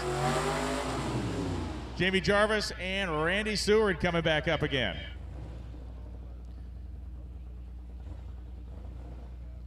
Seward ran 8:53, Dustin Trance ran 8:52. So it is the cat and mouse game. Once again, Seward finds himself 100th behind Trance, as he is an average and has been all week long. On the left-hand side, that 55 Chevy is running in the gasser class, and he has switched places between 1 and 2 the past couple days. Randy Seward's on the gas to the stripe, and he runs down. 8:47.5, too quick, but 10:00 from Jamie Jarvis. He's now in second place. He has run 9s. He's trying to fight his way back against Dominic in the other black 55 Chevy stick shift car. A reminder, and you have obviously got the message because you're streaming into the lanes, but C Group lanes are open. C Group lanes are open.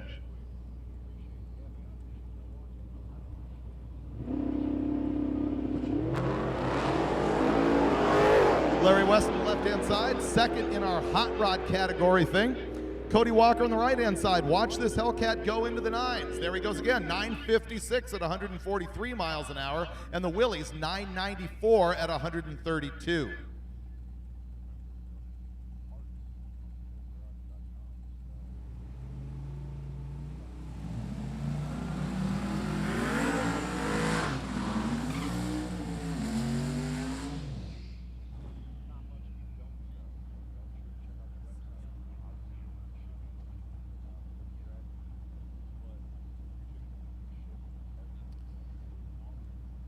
Steven Chichak Jr. on the left-hand side coming back for a second hit in his Colorado. We got Clyde Carlson in the right. Clyde is another guy fighting for position. He's right behind the Plymouth Duster we were just talking about with a lifter problem, and he's going to try and squeak ahead of that guy in class. That means he needs to run in the 850s. Actually, even an 850 is not going to help him. He's going to need Trunka to slow down to win. But he does, all right, 863 at 142 miles an hour. Drag week, where an 863 is, all right. Meanwhile, Chichak on the other side, 947 at 147. And the Armstrong Nova has made its way into the staging lanes. We also see Trance coming up again as right now. Alex Corella going to try to make his mark again in the 850 zone. He went 872 the first time up. And Josh Norris in the right-hand side. Double props for Carolina Dragway on the preparation side of the data, because Jimmy Owen is the man. He put this thing in a qualifying mode so we can actually see what they ran before. Unlike some places where we are actively trying to discern this information and failing miserably. So thank you, Jimmy. Man, I am on a paperwork scramble most of the time, so thank you. Josh Norris on the right-hand side, third in class, all-motor small block. And perfect launch for Norris in that car, carried the nose up, that injected small block powered machine. They run nearly identical 60-foot times. However, Corella goes 858, and the Nova 984 at 135. So that 58 puts him within a tenth of where he wants to be, but here comes the Yoda of the street race small block power adder class. His name is Dustin Trance, and he's gone 852 so far. And by his own standards, Dustin running 852 is like anybody else running 9 flat for the 850 class minimum. Whoopsie. The nitrous stick-shifted Ranger truck's having problems. Trance has not. 544 in the 8th mile, 852.7, so he's flirting with it again. His 8th mile ETs are still a little on the hot side, and I think he's pedaling that thing down course, and it's just scrubbing a little bit too much off. The Ranger will complete the run, a 28-second, 44-mile-an-hour lapse time, hopefully not too badly wounded.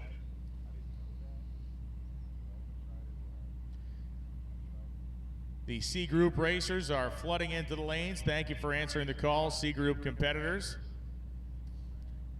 Great bunch of folks come out today to Carolina Dragway to see the first time Drag Week has ever rolled through these parts. Great to have you out here having some fun. Certainly those of you, the thousands of you tuned in on our live streaming coverage on the MotorTrend YouTube page as well. Hot Rod Magazine Drag Week 2023 presented by Gear Vendors. Brace yourself for big entertainment from Wayne Baker on the right-hand side, your leader in A gas. This thing has been 900, so we're dying to see that blown big block run in the 8s. He ran in the high 14s last time, so he's hoping for a slightly better result here. He's in the gasser category where we do allow altered wheelbase AFX funny car looking stuff.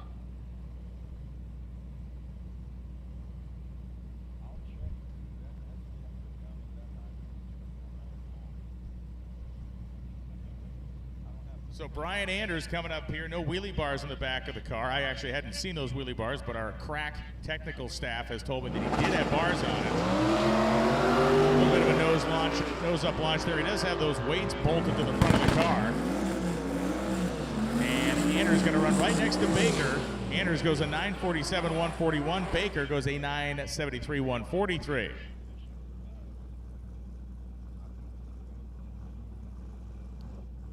Now 5,000 people watching worldwide. The lanes are closed for groups A and B. If you're an A and B racer, the lanes are closed. You're going to be running during our catch-all session at the end of the day. So A and B competitors, your lanes are closed. It is Group C all the time now. Jay Kretschmar, left side. Except that is not. That is... Right. That is incorrect. Taylor Hedrick, right side. I know that part's correct. Kevin Mullins Power, a Ford motor in this Mustang. Elf in the Supra are going to lead the left side. Much better launch for Elf. Big time loss of traction for Hedrick, just threw a belt off it. And Kretschmer goes, rather Elf goes 885, one at 164. And the right side of the racetrack, Hedrick's car getting reports that the rear end apparently has gone askew in the back of the race car itself. We saw the motor must have winged way up because it shot a belt off it, and now apparently the rear end is no longer square in the car. I'm not seeing that. Is it kicked over to the left?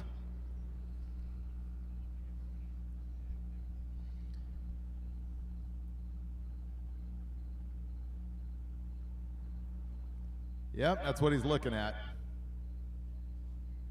And that is the reaction of a guy who has just seen something. Oh, look at him. Yeah. The anguish. He's like, now I got to get this junk all the way back to Darlington where my truck and trailer is sitting. That's one of the big things about Drag Week is you take a risk. I mean, if you look at these cars out here and look how advanced many of them are and fragile parts and everything, you break in the middle of nowhere. You got to figure out how to get it all the way back to where we started. It is the, I've called it this every year, but it is the drag racing version of an untethered spacewalk. You're out there and you best be able to figure a way back home.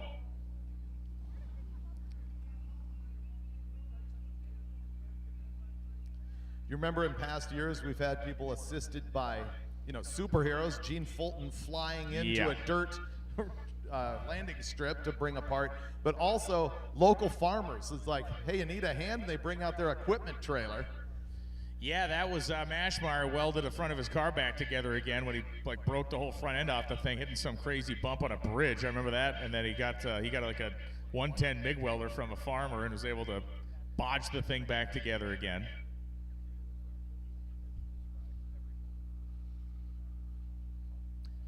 As we dive back up into the broadcast booth, those who are watching here on the MotorTrend YouTube channel, certainly want to send, again, big thanks to Rick Johnson, big thanks to Gear Vendors Overdrive, the presenting sponsor of Drag Week.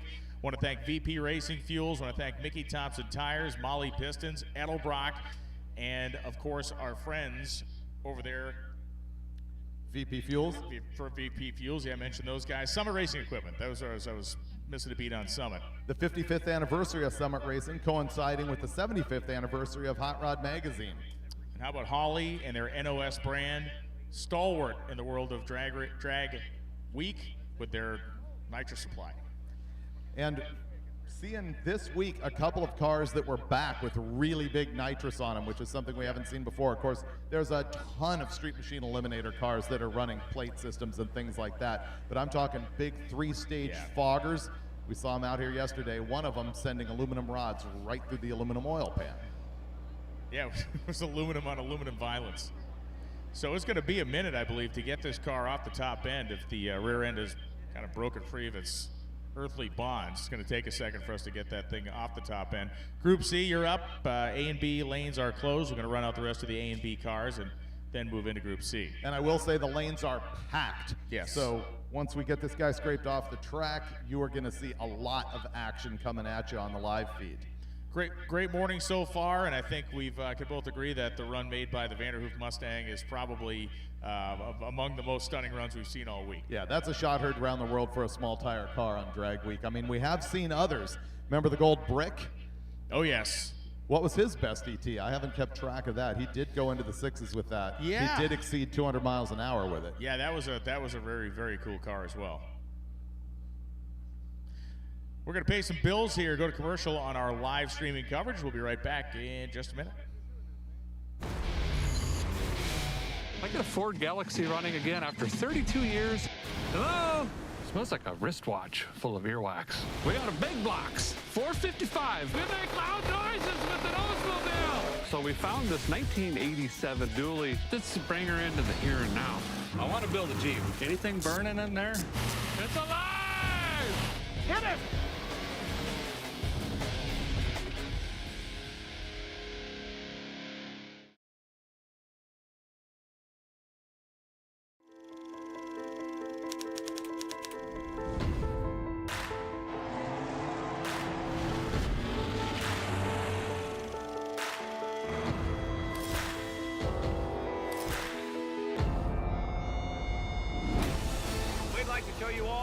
Of hot rodding. The first ever Hot Rod Magazine Drag Week.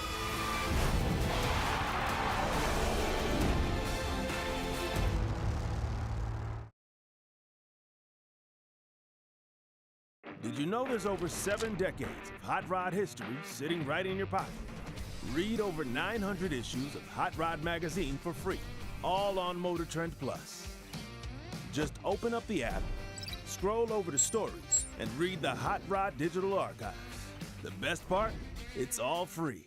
Go ahead, discover the Hot Rod Archives on MotorTrend Plus. Go to motortrend.com/hotrod75 Celebrate 75 years of Hot Rod Magazine.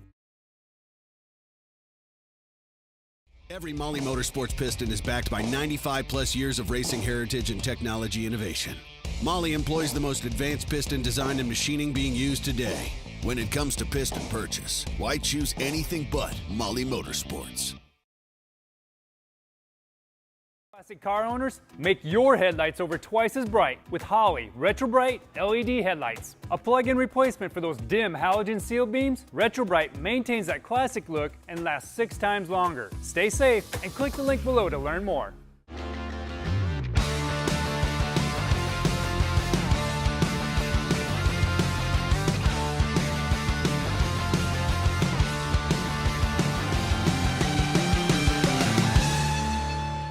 Holley's 5-inch digital dash for Sniper EFI is now available at a lower price of $399. It's a direct upgrade for the standard Sniper touchscreen and packs all the same great tuning and data logging capabilities with expanded gauge screens and a GPS antenna. Get one while they're in stock at Holley.com.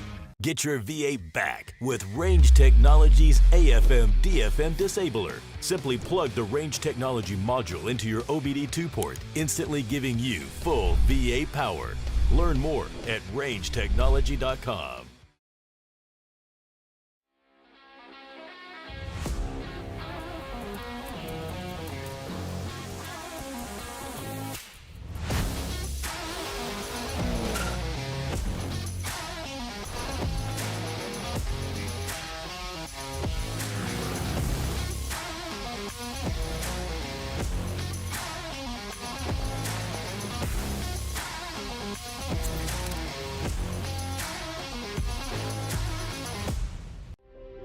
Even now, 10 years of racing later, I still get nervous before every single race.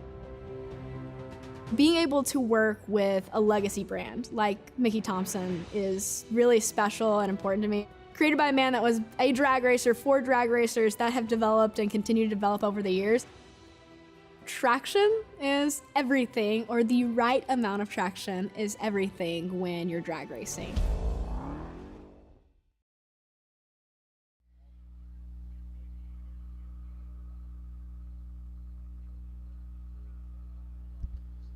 And we are back here at Carolina Dragway. Get a look at the staging lanes, which are jammed wall to wall right now with all of our Group C participants. A and B runners going to be finishing them up. We are actively loading the Mustang onto the ramp truck down there at the top end of the racetrack, and that is going to require some serious surgery to get rectified. It's the 75th anniversary of Hot Rod, also the 75th anniversary of In-N-Out out on the West Coast. Going to be out there for the In-N-Out Burger event at Pomona, California. Looking forward to that. I think I'll see you there. Is this the 75th for NASCAR? Yes. Yeah. I thought that might have been 49. NHRA is coming. NHRA's is coming up in a couple of years. We're going to celebrate it. They started in 51. Yeah. Yeah, NHRA started in 51, but did not have a drag race until 53. Yep. First one being there in Pomona. On the live feed, you can see her sitting there on that Godzilla-powered Falcon, and see the piece of red or pink tape on the edge of the hood. Hi there. That is from Massachusetts, by the way. Oh, there you go. Whoop, whoop. Yep. That is instant winner. That is for the sealed hood class. We have sealed hood and also sealed engine for people who have no maintenance on drag week. Jim Forbes was one of the guys that really dove into that first. He was kind of one of the guys, and he was very clever about it when his Chevy 2, he did do the sealed hood.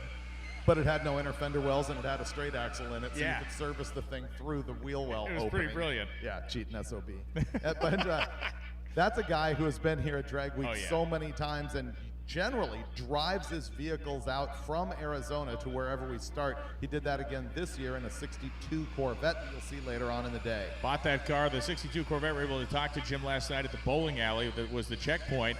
Bought the car in pieces for a very reasonable price. It's a 62 model year car with the 327 at a 4-speed. Bolted it all back together again, and it's pretty cool, just kind of period right Corvette. Looking at the interior of the Falcon. Actually, we're past that now. We got other people here. We got so many screens going on. I get bamboozled, Brian. Well, I mean, yeah. if buttons will get me, what do you think an yeah. actual monitor will do? The monitors throw you completely for a loop. Great look at the big block with a tunnel ram. Couple of industrial-sized carburetors, got Indy valve covers on it, so let's guess those are maybe a set of B1 cylinder heads on that thing. Indy wouldn't be B1, would it? Those are Brodix. Oh, really? Yeah. Dave Koffel, I know Koffel invented them, right? Koffel invented them. You know what? Maybe Indy is like distributing them now, but they've got a full line of their own stuff as well. And that would appear to not be a B1.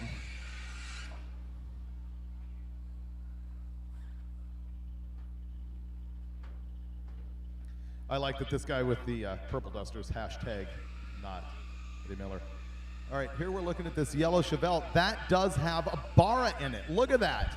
Wow. This is Gallimore's Chevelle, and we were unaware to this point that that thing is powered by a Barra motor. You can see the Ford logo on the front of it. Breaking news to the announcers 4 days later. And the Barra engine, of course, an overhead cam inline 6 that was produced in high volume in Australia. It was never actually offered in anything here. And they are, I'm not going to say they're the hottest ticket, but they are certainly an engine that the internet loves, and guys are finally starting to import them. And in Australia, you see people running ridiculous. I mean, these things are in, like we use LS motors, the Barra motor down there is kind of that way.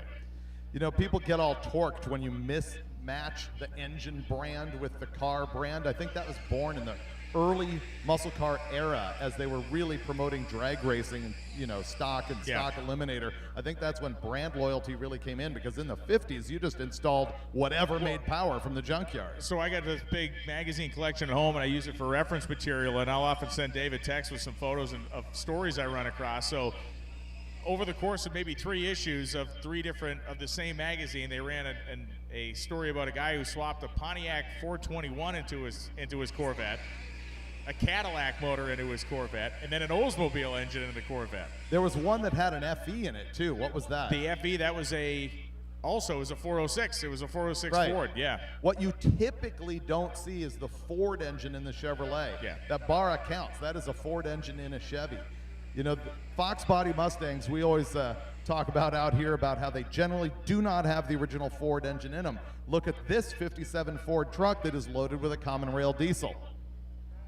Cummins. Yeah, the Cummins inline 6. So that's Single. a cool swap as well. The Cummins seems like a universal engine. I mean, they came in Dodge trucks, but they're not Dodge engines. They're Cummins. They're separate. Right. You know, they're like their own thing. 1989 was the first year you could get a Cummins B-Series diesel in a Dodge truck, and it really set into motion what we have today, which is that torque and horsepower war that, you know, now you get 1,000 foot-pound engines that they're putting in these trucks, which I don't think you ever actually see that much output because the transmissions, they have such... Can't hang. Yeah, they have such... the torque control on those things is management, I should say. Torque management, I think, keeps it to save the drive lines, but still pretty amazing. So look at this guy with the Firebird right here. See how he's got his intercooler up on the top of the engine and air to water? There was a time when we had a rule where you could not have the intercooler aft of the firewall, and I don't think he did this for that reason, but the packaging is interesting there on how to make it happen. Did you actually do it because of the firewall? He says he actually did. And so that's a very clever way of doing that. It doesn't make serviceability on the engine too fantastic, but I really dug that when I saw it in tech. It hides under a cowl hood. There's a FedEx package for Austin Matthias at the second floor of the tower, which is your time slip room. That's a great reminder to tell all of you. You're going to hand in your time slips today, the second floor of the timing tower. Once again, second floor of the tower for your time slips. Austin Matthias, we have a FedEx package for you there. Here's a closer look at the milk truck. You want to go back right there? Let's look in the back of the milk truck and see what the interior looks like. Just as a reminder to those of you on the live feed, this is a 10-second Divco truck with a turbo big block Chevy. Look at the beautiful wooden floor in that thing. It's a single-seater. Guess nobody wants to ride with them, would you? I mean, it's got to be like riding inside a bass drum going down the highway. Exactly. That thing has just provided great entertainment for so long. 3 or 4 years out at various events. We love it. We were talking last night as we were cruising along the road, like originally that thing probably would have had basically a stool for a driver's seat. Yeah, if not standing up. There he is. Hey, thanks, man, for showing up again. This is great. course of, vehicle of this nature, it was imperative that the guy was able to get in and out of it quickly and make probably 50, 60, 70 stops a day. So it was not even a model, it's a model designed for comfort, not for speed. That wasn't designed for either of those things. Right. You know what we need is a Helms Bakery truck out here. A Helms that Bakery, would be yeah. the kill. We could have a whole class to get a Helms Bakery truck in there, the Divco. We could get a Grumman truck in there, an International Metro. Mm-hmm, Metro truck. Oh, actually, could we break out the fleet van? Do you know what the fleet van is? I know, no. The Jeep. Oh, the Jeep. Yes, the Jeep. Yeah, the Jeep. Oh, here we go. This is a cool one from Riley Grabiak. Yeah, this car has been here for several years, but it was never painted this beautiful green before. It looked like kind of a beater. So now it's back here with a Tunnel Ram 383 Chevy. 10-second gasser entry right there. Or hot rod, excuse me. Riley has been 1093, 1074, and 11.0 in that car this week. And a gear jammer, too. Actually, a Turbo 350. Really? Believe so. I mean, that looks for all the world like a stick, but when I was going through tech, I think they told me it's a Turbo 350. Do you see a clutch pedal? How many pedals? Nope, only 2 pedals in there. The curved handle, like the classic kind of hearse-looking curved handle, threw me off. The faux stick.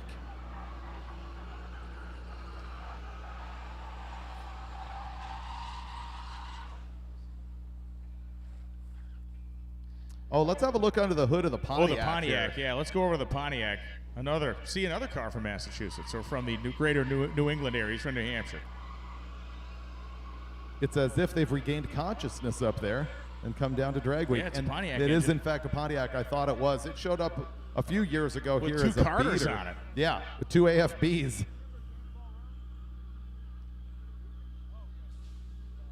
Yep, I like it.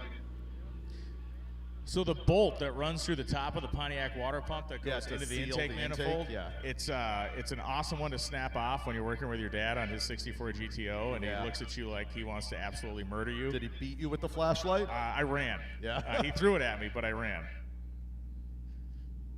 I like he's got the old school lettering that includes Hot Rod Drag Week.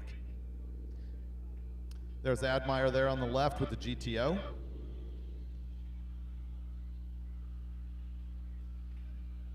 Oh, he's got one of those cool carbon fiber intake manifolds in that thing. Yeah, we recently ran one of those on our Engine Masters show that you can see on MotorTrend Plus, the MotorTrend app, or MotorTrend streaming television.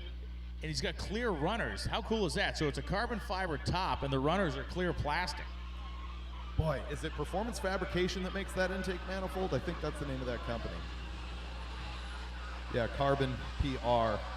That's the name of the manifold, not the manufacturer.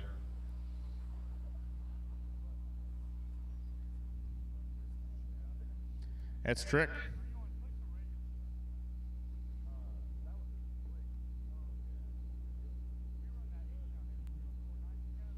We were just looking at Admire's GTO. That's, by the way, number 2 in street race small block naturally aspirated. Gonna need Jeff Sias to really stub his toe to get around him, but he is in line for a podium finish. We now have cars back on the racetrack, so took us a minute to get the Mustang removed, and apparently after we get a glance at the yes. V10 Viper motor that's in that Dodge Ram truck. You owned and maybe still own your Iron V10 powered truck. That I ordered brand new, a 99 Ram, 4x4 5-speed 2500 with a V10. 488 wheezing cubic inches. Standard cab, 8-foot bed. Yes.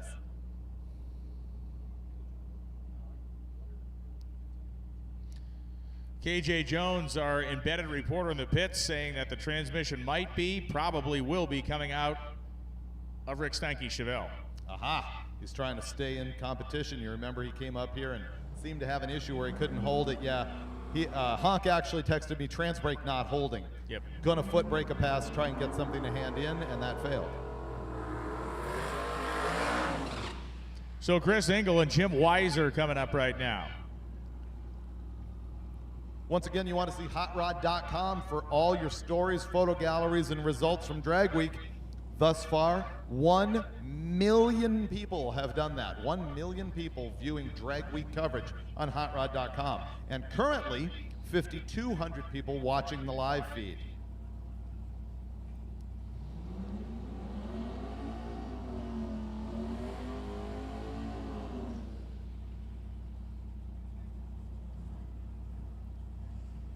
Engel on the right-hand side, 4 cars back in class, which is Ultimate Iron, which is the full tube chassis stock bodied car class on a big tire. Oh, Honk's already back. We'll talk about him in a minute after this pair runs.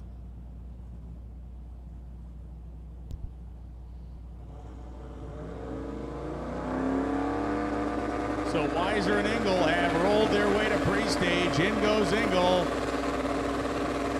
Weiser, man, he's taking a hot second. Literally, he's in there now. Engel wasn't going to wait around any longer. The flash of green. And Chris Engel going to power down the right-hand side of the drag strip. And he will run 8:58.1 at 161 miles an hour, with Jim Weiser going 9:38.4 at 144.88.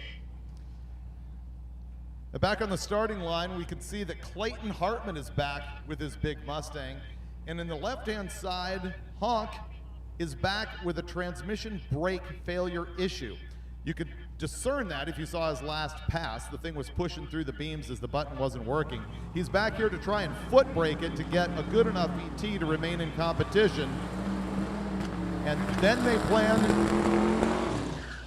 plan to R&R the whole transmission on the thing and fix it. Just from observation from our tower view up here, was able to see that Clayton Hartman's car has a planetary style transmission in it. Oh, Lenko type, Jeffco type. I saw shift rods moving. Could be a B&J, a Lenko, or a Jeffco, yeah.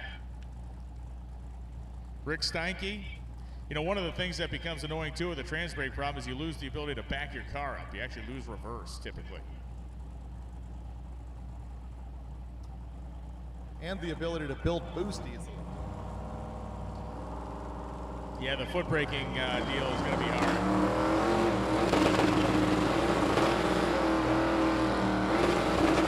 Real shallow.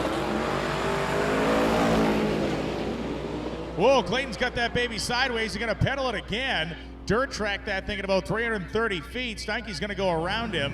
158 miles an hour, runs 9:26, and that is, unfortunately for him, not going to get it done. It is the only pass he's made that he can hand in, which would be an average destroyer. Clayton Hartman goes 981 at 100 miles an hour. The car was strong early and then began to spin the tires aggressively at about 330 feet.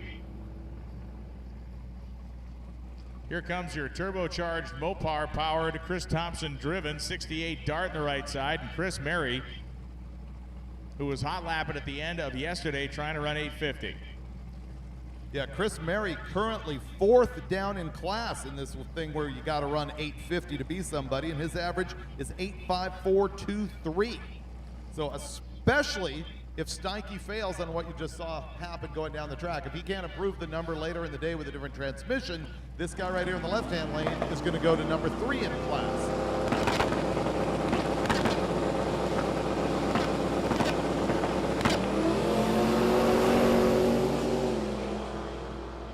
Chris Mary goes to the 8th mile at 5:52. He's going to be in the ballpark, if not entirely too close. Goes 8:71.44. Thompson goes 9:69.4 at 142 miles an hour in the 1968 Dart.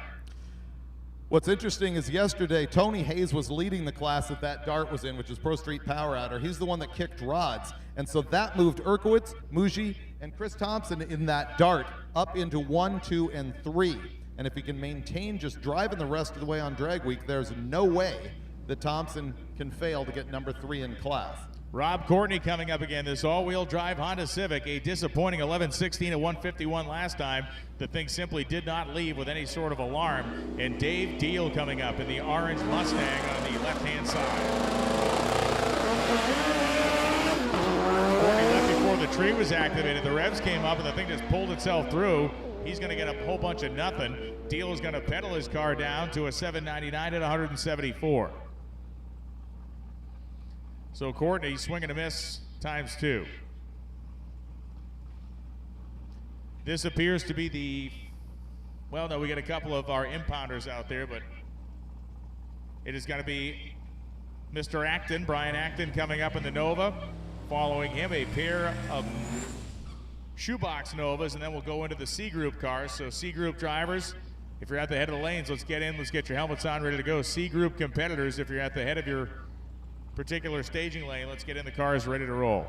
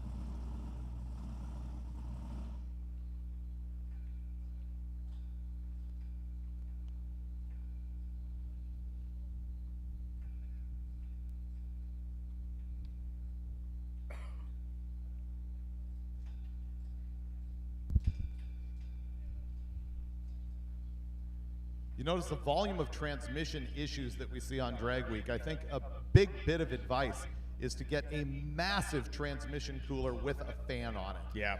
Yeah, you see a lot of guys who tow trailers and they've never done that before, and they've got a very loose converter, and they climb hills and just smoke the transmission. Of course, that's not the problem with the turbo cars that don't, they have a much tighter converter, and they tend to have a much higher rear end gear in them. The rear end gear can end up causing the load that smokes the converter. And that was a big climb we had the Bristol Drive yesterday, the beginning of that. We're almost 4,000 feet above sea level at one point, kind of going through the mountains there. So there was a couple of thousand feet worth of climb, and that's going to put everything to the test. Yeah, it makes the converter just melt right out of the bottom of the bell housing.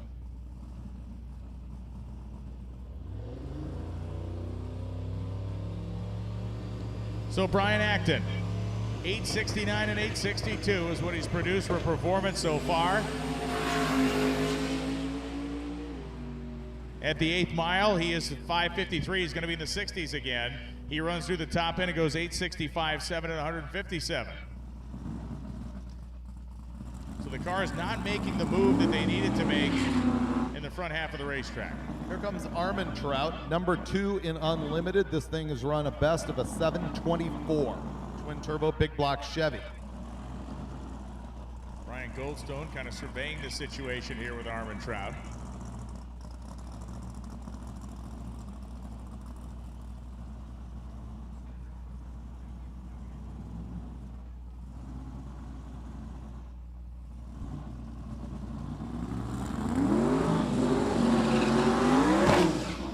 See another high school auto shop checking in here on the live feed. Very cool when it's great. Instructor, subjects the students to us. Yeah, Child Protective Services might be there in a minute. Right, CPS is on the way. The first time I remember that kind of high school auto shop connection with what you guys do on Roadkill is when I was there at PRI show with you and Finnegan when you did the engine swap on the floor of the PRI show. Remember the amount of kids that would kind of sneak in and say, hey, supposed to be in school today, but I want to come meet you guys. Yeah. It was really neat. Not unlike the people in the grandstands who all called in sick today to be here. Yes. We appreciate you.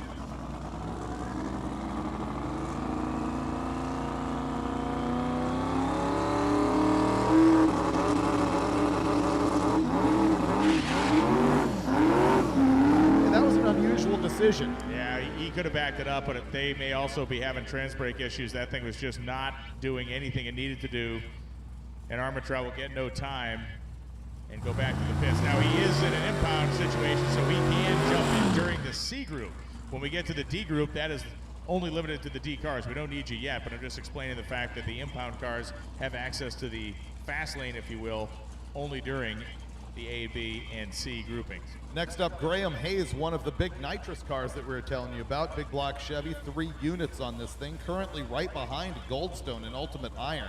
This thing has been 754, and it's his dad that chucked the rods out of his Nova yesterday. We talked about the drag week mentality when we were talking to Graham. We said, so is this like your dad? He said, he's a grown man. He makes his own decisions. He can find a way home. Yeah, so he left him behind in Bristol. Nice.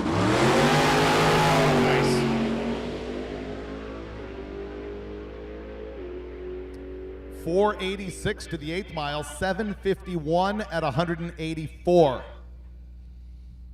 Nicely done there for Graham Hayes. He's the 4th quickest car on the property today. And quicker than he ran all week. Hooking and booking here at Carolina Dragway. This track will be busy all day long as they have not only Drag Week here today, they have their normal test and tune program that'll be happening tonight. That could actually help Drag Week racers who are stuck behind in this lot. Yeah. If they've got a bunch of other local racers coming in, they're going to have connections or parts to help them get back on the road. Could also help make a couple of bucks grudge racing because nobody knows who they are around here. Right. 100 says I can get down there quicker than you can. Okay. KJ Jones, who has been, as always, prowling the pits, getting all the news and views that are necessary, saved us and sent us some information, especially about Rick Snikey. KJ, how you doing? Good, Brian. What's up, man? How's everybody doing out there, man? A great day of drag racing here at Drag Week. So David and I had never been here. I'm guessing you've been here before. Yes, sir. Grudge scene here is huge. Oh, the grudge scene is enormous. Hang around for later on tonight. You see a lot of really, really quick cars, a lot of unassuming cars. There will be cash. Cash will be transferred. Yes, indeed, man. This is the House of Hook, you know. And if you watch YouTube or you watch any of the social channels that people post videos and stuff from here with all the action, this is the place to be. It'll be hot tonight. Eugene Holderfield goes 10:51.1. Tracy Holtzclaw goes 11:16. So, of the stuff you're seeing, give us our daily pit update for this morning. What's been going on out there? Mickey Thompson 28.10.5R. Oh yeah, that's what's going on. That is the talk of the day. I mean, what a shot by Devin's car, man. Yes. The convertible flew straight and true, and tickets turned in. They're getting ready to hit the road out. Great. Can you blame them? I can't.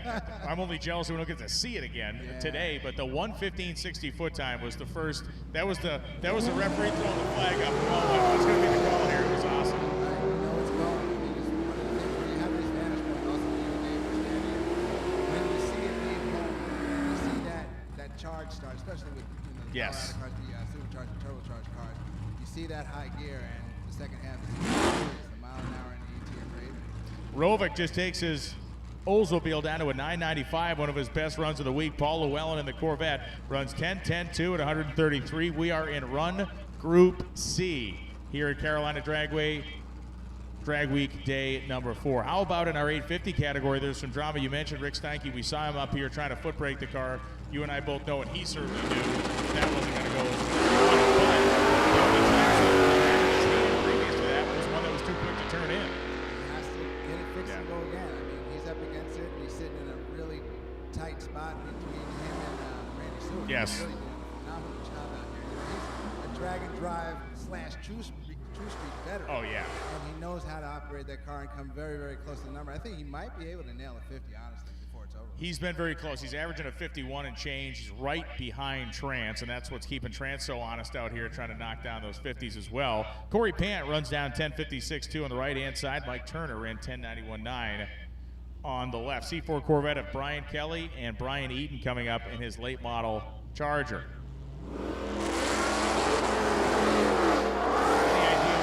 See maybe Goldstone run or the Viper. They're just doing maintenance down there.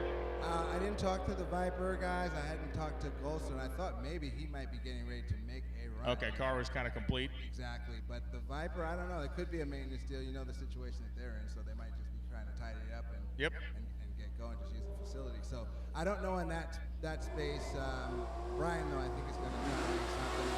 You know, which way is Tom going?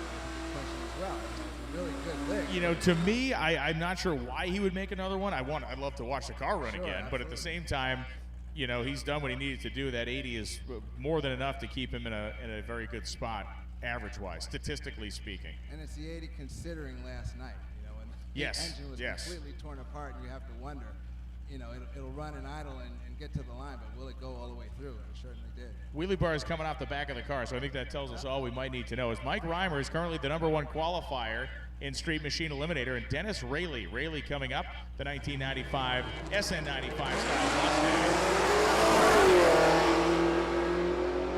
Reimer's that 11 Mustang with the Cobra Jet graphic package, been running bottom 10s. 10.024 at 136. That is what he wants. It'll be interesting to see if he tries to better it. Rayleigh goes at 10.48.1. We saw a Volkswagen coming in on a trailer, and apparently I think that was one of the cars that did not survive the first couple of days. Not sure if they'll make an exhibition run, but we'll find out about that later. But it's always good to see when guys kind of rejoin the tour here after some bad luck. I know full well how that is. Yeah, you've lived that life. Exactly. Before. I've experienced that firsthand, so it's good that they made it back. And that's one of the things about Drag Week is just the will of each participant. Yes. You got to have will, and you got to have, you got to have guts, man, and just stick it out as best you can, regardless of what the circumstances are. Press on regardless, exactly, right? Exactly. So it's really cool that car came back. Roll along with it. Be part of the crew. Exactly. Marianne Young and Chris Nelson going down to the top end right now. Young and the Mustang will get down first, 10.41.134, as Nelson runs 11.43.3 at 118. Nelson and Young, both running in Street Machine Eliminator. We keep backing up the average needed to get into. It's slowed down the last 3 days. We're about up to a 1090 now, just the way it's going. 98, I'm being told by Dave. 11 seconds. Yeah. Kevin McKenna's grinding his teeth somewhere. The RX-8 right here, Brian, is, when you assess one of your coolest cars at Dragway, Yeah. it really is a cool car. And you think about it, that's the modern day RX-7 with a small block Chevy. Oh, absolutely. That used to be the popular swing there. You were talking about swaps and putting Fords in different cars. So, really efficient, quick car. And this looks like it's going to be one of the best runs that car has made. They have struggled. That's Drew Glick driving the RX-8. Goes across a 1031 at 129 miles an hour. So that is really positive momentum for them, as Derek Motley in the Camaro, you heard that motor winging way up to the sky, goes 1356 at 106. How about that drive yesterday in terms of once we got into the Sherwood Forest, it was like we were deep in there, man. Man, I tell you what, that's when you just talk to your car and you say, just keep running. Please keep running. Talk to the car. Please keep running. Just you turn the radio down. Look at the oil pressure gauge with the single bead of sweat going down your just forehead. Keep running, please, because, I mean, when you go through that, it was like going through a tunnel, especially at night. It was pitch black. Oh, I can't even imagine at night. It must have been like it was being on the moon. insane. It was like a video game kind of deal, man. And, you just want to make sure that you can get to the other side of it, but it seems like the other side is never going to come. Right. Tommy Dupree of Summit Racing Equipment goes 1068, 126.2 miles an hour. Ricky Dorn, 1053 at 132.21. Tommy Dupree, I used to hang out with him. He and I worked at the IHRA years ago at the same time, so I have stories, Tommy. Don't make me. I'm sure you do. Don't make me do it. Well, the competitors might not agree. I think that was a really good test, and we had a couple of nights of going through tunnels like that. Yeah. And a very good test of durability, because going up those grades, going up to the top of that deal. That's what we're talking about. My Yeah, pulling gosh, the grades, yeah. The milk truck is up. It is the Divco, driven by Nick Cryer and Jeff Lingenfelter, coming up in the 1970 Duster. Does it do a wheelie, David? I'm saying it carries the front end past the tree. Well, Wes Allison, on the first day of drag, we got a dramatic photo of this truck with the wheels high in the air, so you might have it tied down by now.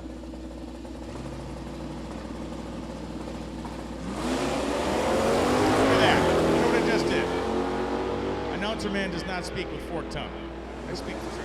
It wasn't Stubby Bob. It was not Stubby Bob. No $100 will be paid.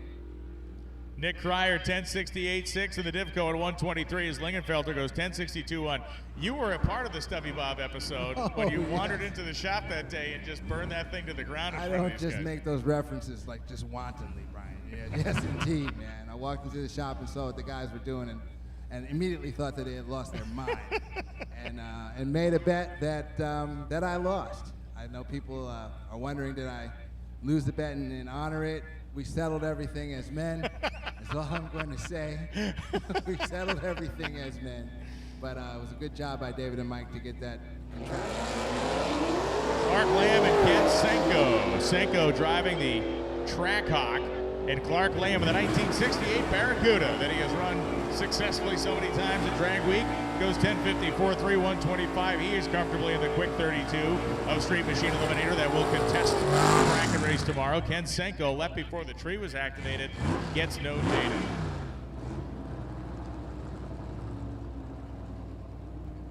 We have a blue Mustang that is stuck at the top of the hill, so if you could give him a tow back, one of our competitors who can throw a tow strap in with you and hook him up and give him a pull back, that would be great. Cody Helger, the big block, stick shift at 55, two-lane blacktop Chevy. Got it here is an automobile race. This, yeah, make it 3 yards, sir. Mark White goes 10:36. Helger goes 10:10 with a 4. Nice rip for the old B-Gas 55 Chev for our Canadian listeners. Maybe back at Darlington, you can pair it with that GTO down there and have a true two-lane blacktop. Yes, yeah, we got to put Warren Oates in that and get James Taylor and stick him in the 55. Taylor, who did not know how to drive a stick shift car before that movie. Really? They taught him to drive a stick on that 55 Chevy, which probably was a decent car to learn on, right? Steep rear end gear and some torque. Big block. There's Jay Grabiak and Mark Norkovich go down. Norkovich just spinning the tires brutally in the pickup truck, but Grabiak in the beautiful 67 Nova, 10:09.1, 125. Norkovich 11:37.3. Uh-oh. We did it once yesterday. I can't watch. David and I have a rule about a lot of stuff that we do not try to repeat things. And He opened the bag in slow motion. He looked me straight in the eye and opened that bag of chips. But I gave everybody that adventure yesterday. They will not get it twice. Good. I heard it. Oh, and a bird just flew out of the bag. How about that? Bird bag. A bird just flew out of the bag.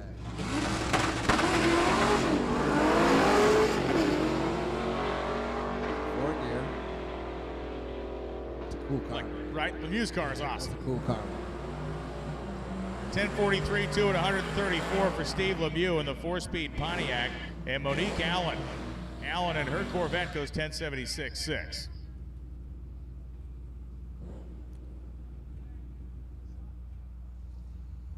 Moving right along, it is Matt Bunel coming up in his Camaro and Lonnie Andazola. Pair of 67s. That's totally not correct. It is correct. I'm looking at those cars. Yeah, the cars in the water box aren't the ones racing yet. I know you're new at this, but what we do is... I apologize.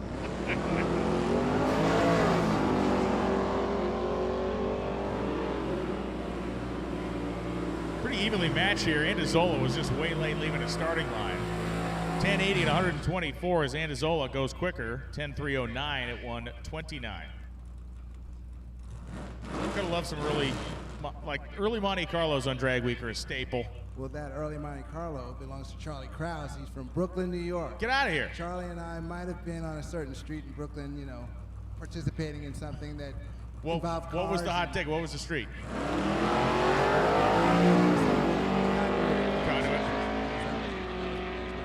But Flatlands Avenue in Brooklyn is one of the real hot spots. Timmy Baptista in the Chevelle goes 10:56.3 at 128. Krause goes 10:59.2 126. So at that point, did Charlie have that car back then or He's no? had that car for 38 years. Get out of here. 38 years, yes sir. That is cool. Yep. It appears to accelerate quickly on the drag strip. I'm assuming it was a pretty healthy machine on the street as well. Does well on the street, like everyone else. Had challenges getting towards Bristol at the top of that grade, man. Everybody, it smelled like transmission fluid at the top of that hill. Doug Kistler and Evan Erkowitz coming up right now as Erkowitz in the Malibu that I've named Michael Myers leaves the starting line here. A bunch of fuel coming out of the back of Kistler's car as he hits the gas and just leaves a trail of gasoline behind him. Erkowitz goes 8.908, right? Is it accurate? Killer mommy. Yeah, right. 10:47.5 at 130 for Kistler after the deposit of about $100 of race gas coming off the starting line.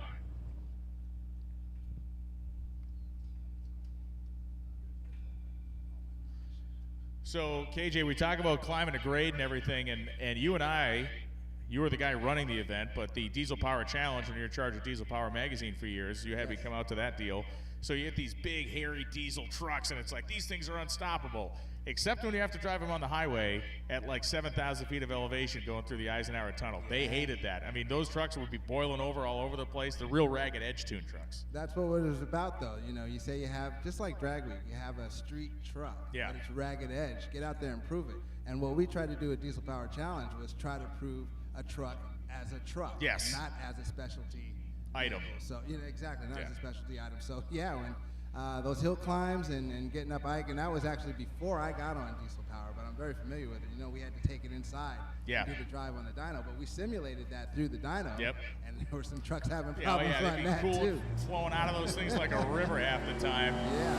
The coolest part of Diesel Power Challenge for me every year, the event that I love the most, it was two of them. It was the slalom with the trailer on the back, or the autocross with the trailer was always good, but the drag race, the 8th mile trailer tow.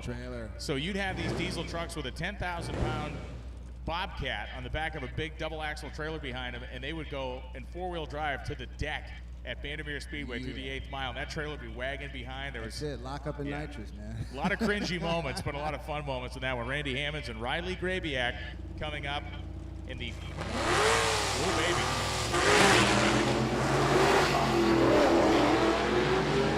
I think you got away with one, Brian. When you think about House and Hook, you think about this track. Notorious traction, if you will. That could have been really bad. Randy Hammonds goes 10:37.8 at 140. Grabiak goes 10:92.4 at 120. When he winged that thing up, that wasn't carbon coming out of the exhaust. That was his soul. Little metal flakes. That was the driveline soul leaving into the wilderness there. Radley Grabiak goes 11:16.9, should be noted. 128 miles an hour. Carl Copia coming up right now. Copia's car, nice little 62 Chevy 2. John Powell's truck's nice. Cool little S10 and steel wheels. Michael Myers. Michael Myers. That's the brother of Michael Myers.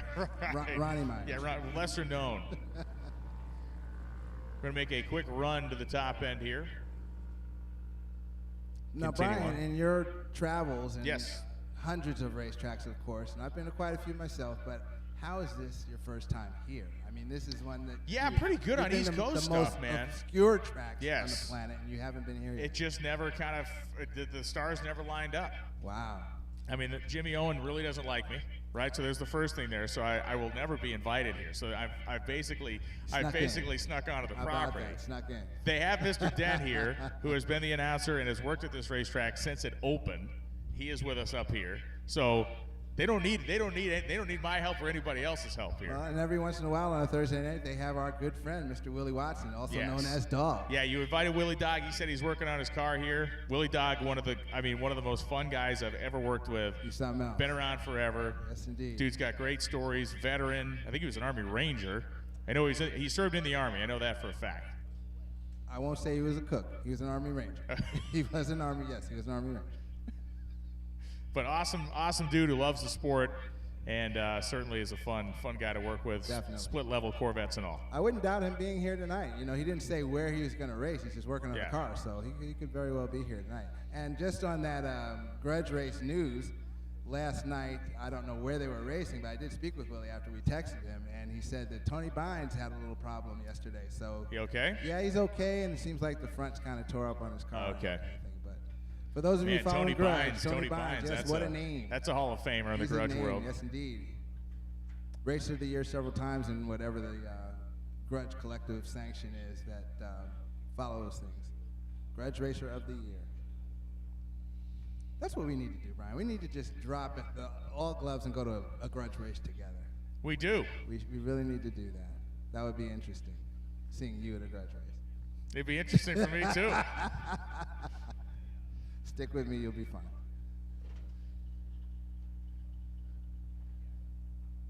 And so again, I think we're just cleaning out the reflector down there at the top end, and once that gets done, we'll be continuing on with Group C.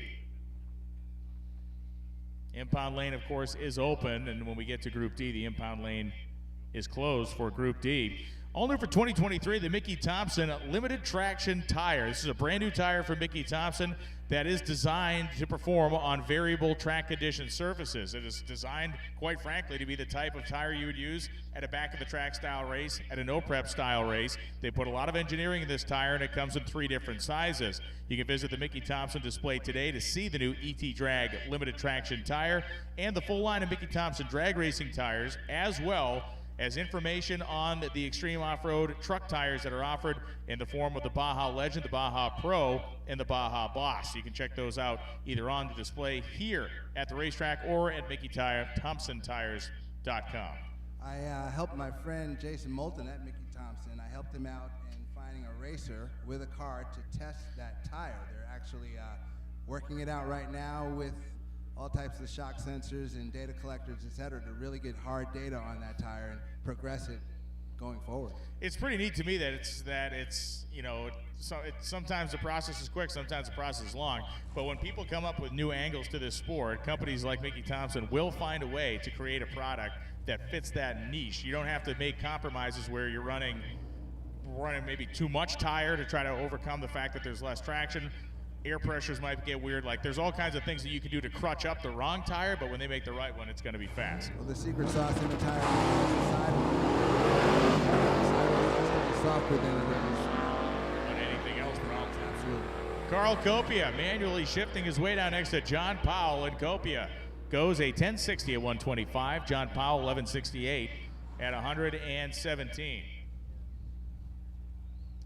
Mopar's a pair. Brian Gebhardt coming up right now. 73 model year Charger. Freiberger loves these fuselage era Mopars. How many have you had, David? 3 or 4 out of hundreds of cars. Closing in on thousands of cars. And only 3 or 4 chargers like that? That's... Oh, Plymouth. Yeah, all Plymouths. Come on, man. Yeah, he's a Plymouth. Rick Callahan. Callahan going through the 8th mile at 106. 2. Goes 10:29.1, 132.62. And you had a 392 charger for all of 2 weeks.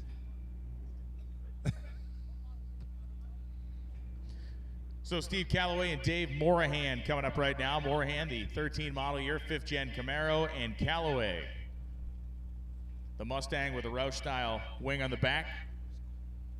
Got our Godzilla powered Falcon with its sealed hood coming around the corner. Wickedly cool. Yeah, what a nicely turned out car too. Gosh, man, that car is very, very nice. But first, Steve Calloway is going to hammer his way down the racetrack. Oh yeah, shifting gears, clipping the rev limiter. No extra charge for that. And Calloway goes 10:56.8 at 128. Morahan 11:64.6, 124. Give me the rundown on the Falcon. From what I know, as you said, Brian, it's Godzilla powered, which is in and of itself just awesome. Yep. Straight and clean. Interior's awesome. It's just that's one of the quote unquote perfect street cars. Yeah. Perfect street cruiser that really runs very well at the drag strip. The aluminum style race seat with the upholstery on it is like, it's next level, right? That's Detail. like the attention to detail. You're going to do it, you're going to do it the right way. And Jody Coyman certainly has done that. Chad Garut coming up on the right side. Garut, the 67 Mustang Coupe. That's a fun car, man. Look at that. Yeah, it goes 1069, 122 miles an hour. You get that 7.3 Godzilla motor in the front of it. And Jody Coyman, Lynn's, is the 28th quickest car. Meanwhile, Chad Garut goes 1013, 133 in the Mustang. And the Godzilla engine, for those of you that don't know, that's a 7.3-liter pushrod engine that they put in trucks, and the Hot Rodders are rapidly becoming one with it. Dave Gallimore, the 1971 Chevelle with the Ford Inline-6 turbocharged Barra engine.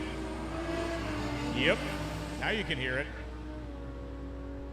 The Australian Inline-6 overhead cam Ford. They're built tough as nails. They can make big power with a turbo, and he goes 1088, 122. Tim Bradshaw goes 1101 with the Zero at 133. Tony and Lucky gave that engine a good workout on Hot Rod Garage. Yes, they did. Yes, indeed. Made good power. Stick shifted early Fox down here on the right side. Travis Clark is an 86 model year car, and Steve Chichak on the left side, the 1980 Pontiac Firebird. Trey 5.1 Cleve. 351 Cleveland engine. Trey 5.1 Trey Cleve. 5.1 I like Cleve. it. Yes, indeed. So the Cleveland and the, I'm assuming, 4 or 5-speed manual in it. David loves the lack of paint, or the rapidly diminishing amount of paint. And yes, a tribute, if you will, to Beard. Oh, it just chucked the water pump belt or alternator belt off. The belt flew off. Steve Chichak goes 830 with a 1 at 160 miles an hour. That's a good pull. Travis Clark goes 1054.6 at 126, shifting his own gears and leaving us a rubberized surprise out there that we're going to go pick up right quick. Everything goes dark for just a moment when the diesel goes through. Dominic Liberschi coming up right now, and dude, he was all apologizing to David and I last night. He goes, I scored a cylinder in the good motor, and basically he's got a stock engine in it right now. I'm going to turn it up on the last day, though. I love that thing. I know you do. He participated in a Firepunk Diesel VE, the VE engine. They had like this high-stakes shootout on the dyno, and he actually blew an engine to smithereens there. I think he got the Carnage Award, actually. Well, I guess that's something. It paid for his trip. Raymond Hageman. On the opposite side, Beauty and the Beast. Hageman's car, a very pristine 69 Mustang Coupe in Liberschi. It ain't going to win a beauty contest, but I love every inch of it. The Cummins diesel, smoking like the Chattanooga Choo-Choo, past the 8th mile at 106. And for basically a stock turned up motor at 1018.9 at 126 miles an hour. Give it a good turbo and turn the pumps on. That's it. 1288.1 at 107 miles an hour for Raymond Hageman in the Mustang. And look, it's not a diesel truck in a drag race unless one of the guys is wearing bib overalls that's running it. That is not, you got to have at least one bib overall guy if you're going to run a diesel truck out here. Outfitted myself like that when I was in diesel. I bet you did. Gotta get in where you fit in, dude, you know what I'm saying? Bobby Admire, the winner of the Dial Your Own class at the Southeast Street Meet this year, and Mike Cavallaro coming up right now. Cavallaro running in Street Machine Eliminator in the Mustang, goes past the 8th mile at 101. Admire with that cool carbon fiber topped clear plastic runner intake manifold goes 10.09.1135. Cavallaro goes 10.73.9 at 126. And oh, by the way, what's in the lanes now? How about that, Brian Goldstone and the Viper? I don't know the Viper owner's name. We're going to find that out. I'm going to find that out in just a moment. But you've got two heavy hitters, or potential heavy hitters. Ned in the lanes Dunphy right is now. in the Ned Dunphy is in the Viper. Oh, Ned. How about that? Ned Dunphy. And Brian, what do you think? One and done? They hope they are. I know. They hope they are. It'd be good to see them go by side. Oh, I don't know if that's I think they'll be singles fighting, yes.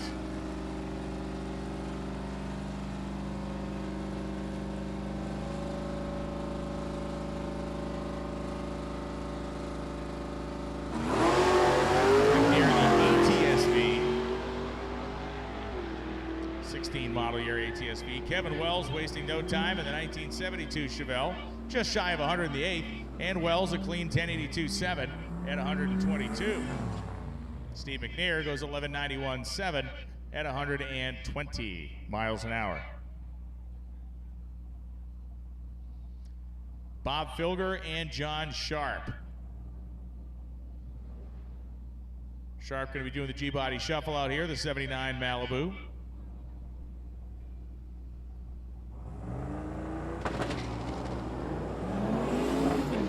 Malibu's jamming gears out there. Yeah. Bob Filger left very early, but he will get an elapsed time. Gotta love a 4-gear car. Yeah. Or a 5-gear car. 11.24.3, 121 for Filger. Sharp goes to 10.61. And we say it every year, but in terms of the percentage of participants using stick shift transmissions, Drag Week and Drag and Drive in general, way above normal in the best way possible. So many more on a percentage basis manually shifted cars at these races. Definitely, and that's totally cool by me.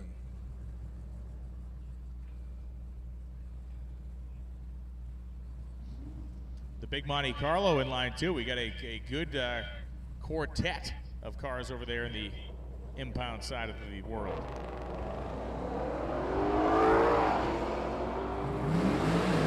Rick Cruz and Gary Dufik. Dufik in the Mustang, Cruz in the Camaro. The Ford going to exert itself here at the top end. The high winding overhead cam engine, 11.07, 129 for Dufik. Cruz with the pushrod Camaro goes 11.88.3 at 116. Has the money gone down yet? Not today. This is the first one, okay. Interesting the play of some of these competitors, the hotter competitors too, with laying back and not getting up there right away. So and I think a lot of that turns into how late did you get to the hotel last night, right? Yes. So Herb White, the 22 Camaro on the left-hand side of the range strip, and Bill Heath takes that Indy-headed big block powered Duster to an 11.44 at 118.8 miles an hour.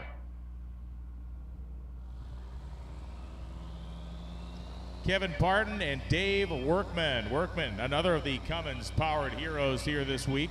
1957 Ford F100.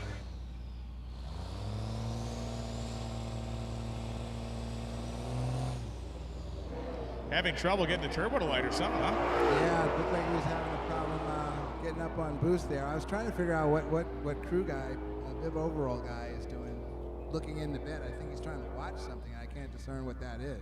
10.76.9 at 130 for Parton. So Dave Workman is going to have a solo here. But yeah, bib guy is definitely looking in the bed. He's looking in the bed for something, at something. Maybe a piece of straw to chew on.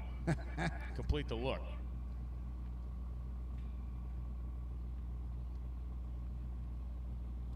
See if you can get it up on boost here. It's got a big single on it.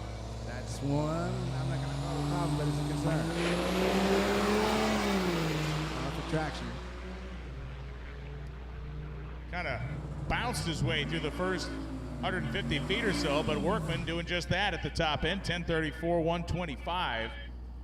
You know, in your experience in the diesel world, we can talk about a big single, but a lot of guys, of course, run the compound style turbos, yes, right? Sir. So a little bit easier to light with the two Yes, sir. smallers. Absolutely. Or you just put a spooler jet on the spooler jet of nitrous oxide on the big single to get it to come up. There are a couple of things that come into play there. You can go with the spooler jet, nitrous oxide. The converter is also important when you're trying to launch one of these trucks as well. Not to say that his setup isn't correct, but it's tough to get. It's tough. Big single especially. Dan Dinan of Massachusetts rolling down hard in his Malibu. Boost is up. He goes 10.036, 133. Scott White goes 11.81.0 at 114. The bat of Session 3, 1963 Pontiac Tempest AFX style paint job, a 428 Pontiac engine with dual Carter carburetors on top of the factory style intake manifold. Maybe the McKellar number 10 grind cam in there and everything. That was what the Super Duty engines had. The Super Duty Tempest of 1963 were all built to go drag racing except for one. It was sent to Ray Nichols Engineering, and they turned it into a stock car, and they took it down to the Continental 250 before the Daytona 500 with Paul Goldsmith driving, and they absolutely destroyed a field of Corvettes, Ferraris, and Jaguars and everything else on a 250-mile oval race held at the Daytona International Speedway. When the belt came off? The Charger just spin a belt off? Charger. Weird. Jim Wade in his Pontiac Tempest with 428 power goes 11.86.3 at 113. Chris Vanderwalker 12.05.4 at 122.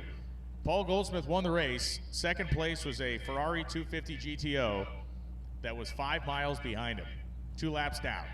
Wow, so he literally ran circled around. 421 Pontiac Tempest destroyed like the world's best sports cars. And again, it was an oval style race, but still. They stacked 2 of the Pontiac automatic transmissions back to back to make a 4-speed. Pretty crazy. That's pretty wild. Dave Fontaine and Sandra Fontaine. Dave, you're making a huge mistake right now. Yeah. Yeah. Dave. Oh, Dave. Dave has couch. 11.06.4, 124. Sandra Fontaine, 12.23, 115. He's just hoping she forgets by the time they finish the race. I think, as we all know, some things are never forgotten. Never forgotten. Go back to that Tempest for just a moment. So you stack 2 transmissions back to back. Yep. Change the gear ratios in them. Drive shaft is 1-to-1 at that point? I mean, no drive shaft, or is it just like yay big? They had those cars had that weird rope drive in it, so they changed it to a traditional style drive shaft. But you used the clutch to come off the starting line. You used the clutch to get the car moving, and then it was automatic. So it's like a Bruno.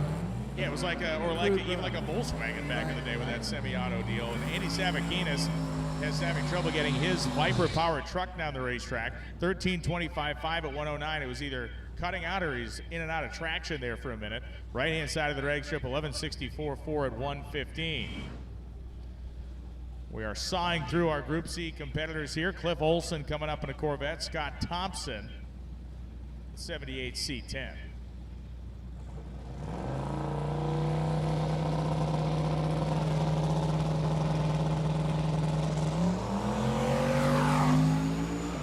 Hear the turbo whistling in Scott Thompson's pickup truck.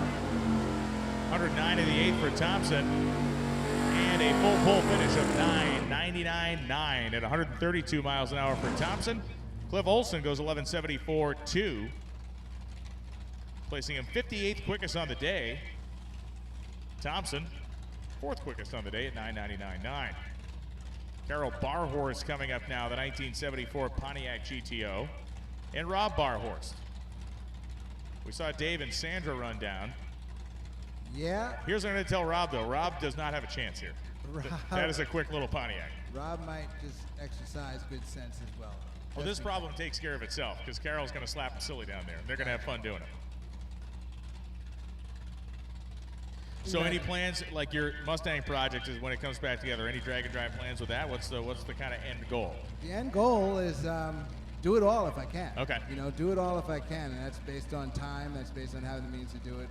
Fortunately, I work with Mike Galimi, and he's gung-ho about doing all sorts of stuff like this. Actually, we'd like to have as many of our hot rods, project vehicles involved. Where am I?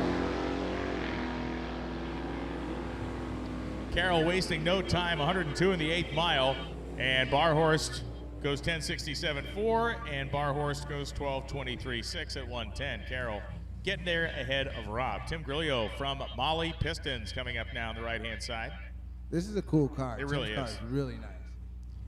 Tim's had some stuff over the years. The Fairmont, the Fair Monster. What was in that? The big blown motor he had in that thing was basically like a burnout car. Oh, okay.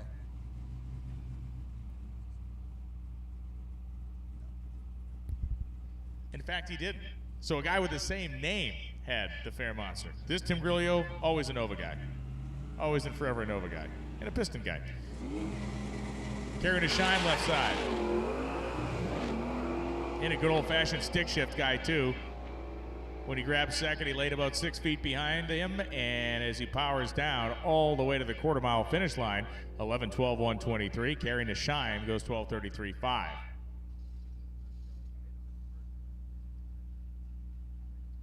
If you think back, the T-Top Coupe, the purpose for T-Top Coupe in its original build was for Dragway. It was inspired by Dragway, basically. Really? Okay. Yes, indeed. Got the car and fell, I don't want to say 3 weeks or so short. Came down to the end and it was like either slam it together or just wait and try to do it at another time. And really, we were like three weeks to a month short of doing it. That car came together in its first iteration in 11 months. Jeez Louise, yeah, that's fast. Months. Yeah, we jammed on it, myself and Saul, the surgeon, Gutierrez, got to shout him out. And it's like the band is back together. Nice, man. So it's me and Saul, and it's 100% save for the fuel system that we installed, the air motor fuel system. Save for that, it's 100% DIY in the driveway. Very cool. Very small garage. Yeah. Very small driveway, and we just pull it out, put an easy up because it's 110 degrees outside in San Fernando Valley, and work on it all day and push it back in. So yeah, old school. It's one of those deals where, like any hot rodder out there, you know what I mean? Yeah. You can do things in a fancy shop and have all the Sano facilities and all the great tools, but it's very satisfying when you do it in your driveway. I bet. It really is, and it's coming together just as well as it did 10 years ago. A quick touch-up of the racetrack here before we continue on. Group C. Lanes are open for that C group right now. Still have a good amount of traffic in those lanes. I'd like to see a Winvale Blue Mustang try to make another attempt to get that 0. Oh, I know what you're saying. I would like to see that. If a certain driver of a Winvale Blue Mustang, I guarantee it's in the pits coming. right now and hears me, I'd like to see another attempt at getting that 850 to continue the streak for the week. Has anybody ever done that? Gone perfect throughout the entire I mean, dead perfect, no, but we've had some 5.0 and change averages. Averages, okay. Yeah. The C lanes are closing. 10 minutes, the C lanes are closing. The lady who's eating a bag of nuts from an airline, apparently. Turs came over and informed me of that. Oh no, it's a trail mix program going on there. Healthy, very healthy. And in such a small volume, it can't be unhealthy. That could be a bag of just bacon, and there's half an ounce of it in there. So there might be a fight for it. Well, yeah, if it was that, the table would be flipped over.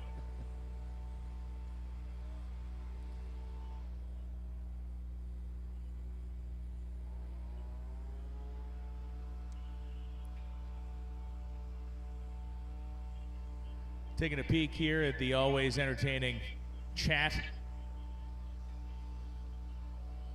And we are once again closing.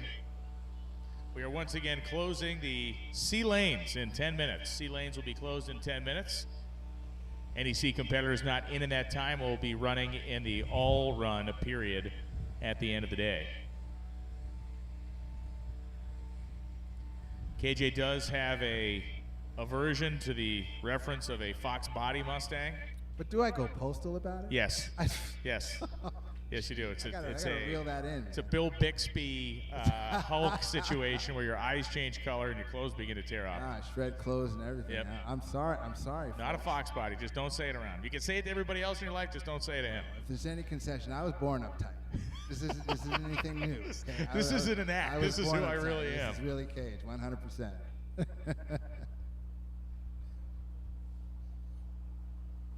And so as the tractor comes out with the flat drag on it, we're going to stop here for just a moment to pay some bills, and we'll show you some commercials. We'll be back in just a couple minutes from Drag Week Thursday here at Carolina Dragway, presented by Gear Vendors.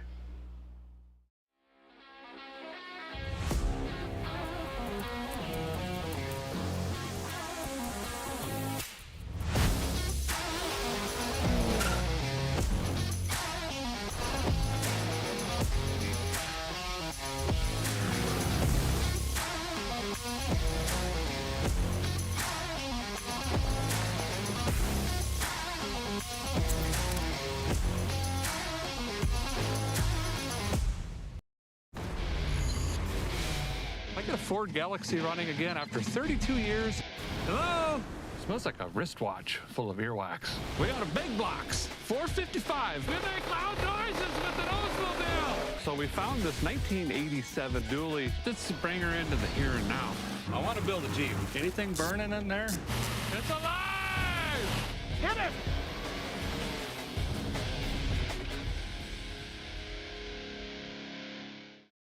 You know, primary sponsor of Hot Rod Drag Week. I hope we can retain that position forever because it's just a fantastic event. For those top products of people that really use stuff, you know, really people who are working on their cars and know about cars and stuff like that. Great support from these fans. We have probably 30% of participants out here running our product. Without gear vendors, you couldn't have low 6-second cars driving in the street because, you know, the heat's immense. And you need that extra gear to get the RPMs down. And when your RPMs go down, your heat in the motor also goes down.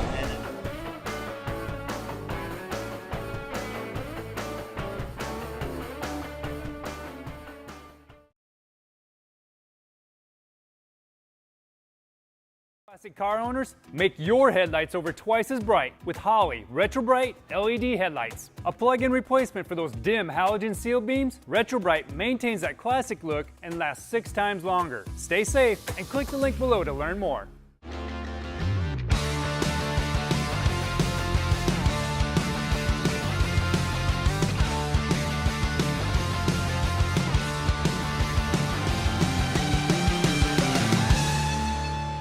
Holley's 5-inch digital dash for Sniper EFI is now available at a lower price of $399. It's a direct upgrade for the standard Sniper touchscreen and packs all the same great tuning and data logging capabilities with expanded gauge screens and a GPS antenna. Get one while they're in stock at Holley.com.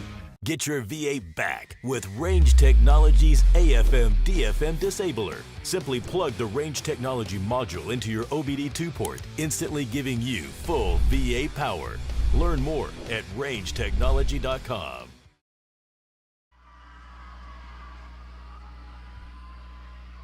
And there is a peek at the traction flat drag out there, making the final steps to get the racetrack back up to shape as we've maintained it all day long. Great work here at Carolina Dragway.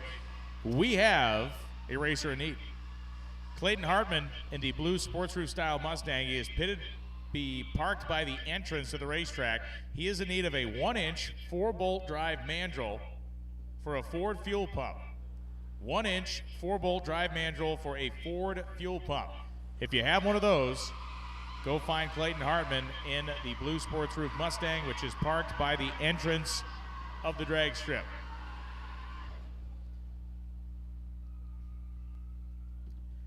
As Michael Leamy from Hot Rod is working through his priapism down there, he informed me that Bailey is going back to street mode. Yes. So he is on the road, or he will be here momentarily.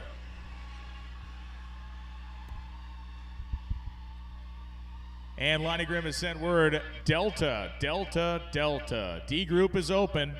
Delta, D group is open. If you're a D group competitor, Delta, D group is open. Frickin' Fracker back. We appreciate KJ stepping in there for a while. KJ Jones being a longtime friend who's now on the staff of Hot Rod and creating content for HOTROD.com that you'll want to go check out. HOTROD.com and also Hot Rod's social media. The whole social media team's out here posting videos that, I don't know, could be corporately questionable because they're actually excerpts from our live feed. Yeah, somebody's getting in trouble for that. Yeah, if somebody doesn't have like a good dictionary on hand and they post some of these clips, they might want to just go ahead and double check that.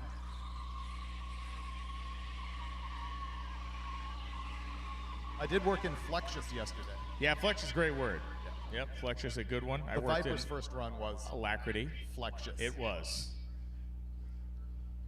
So we're going to see a couple of C Group cars run, and then we will see some of the very high horsepower machines, as in Brian Goldstone and Ned Dunphy will be around the bend following a couple of C Groupers to get some laps down on the fresh prep.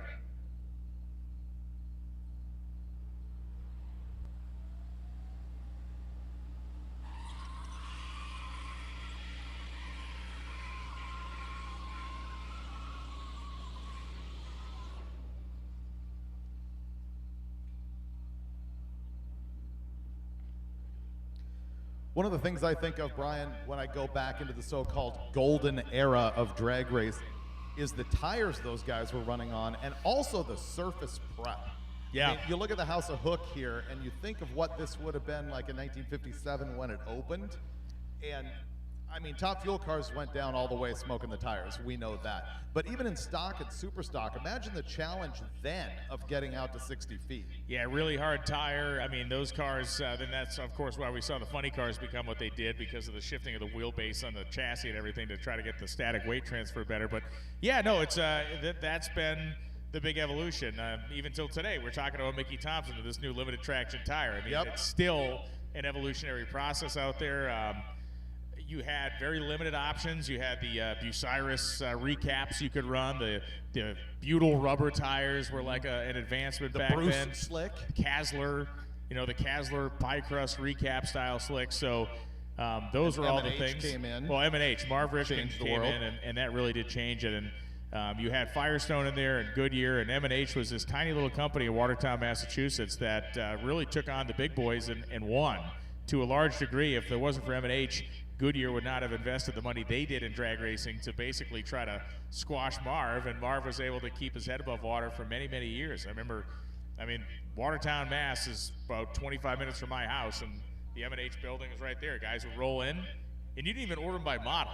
You would go in, and Marv would walk out, and you'd tell him how much your car weighed and how fast it went, and he'd go, okay, Let and me go make it. He'd shuffle into the back room and roll you out a pair of tires, and these are the ones. I remember speaking to him on the phone once in my very early career at Hot Rod Magazine. He was in his mid to late 80s, and he was still traveling out west because for many years, Nostalgia Top Fuel cars were mandated to run an M&H slick, and it was a very narrow tire, but they had to run a specific tire, and he would go out there with like a go-no-go gauge, and he'd be around the pits checking tires. It was amazing. The guy's a legend. C Group is closed.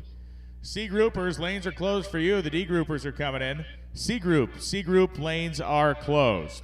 You talk about the traction situation back in the day. There was also a lack of data. Remember when drag racing started, it was all about mile an hour, which was a leftover from the land speed racing that likely wasn't even called land speed racing at the time for the hot rod sort of portion of the hobby, but it was all about mile an hour. And then came in ET, the first progressive timing, like for 60 feet and 330 and 660, was tested, the Pomona drag strip, and I'm going to think that that's 1959. Something like that, yeah. Because immediately, you and I had deduced that Mickey Thompson was standing there at Pomona while Hot Rod and Otto Crocker were working that out.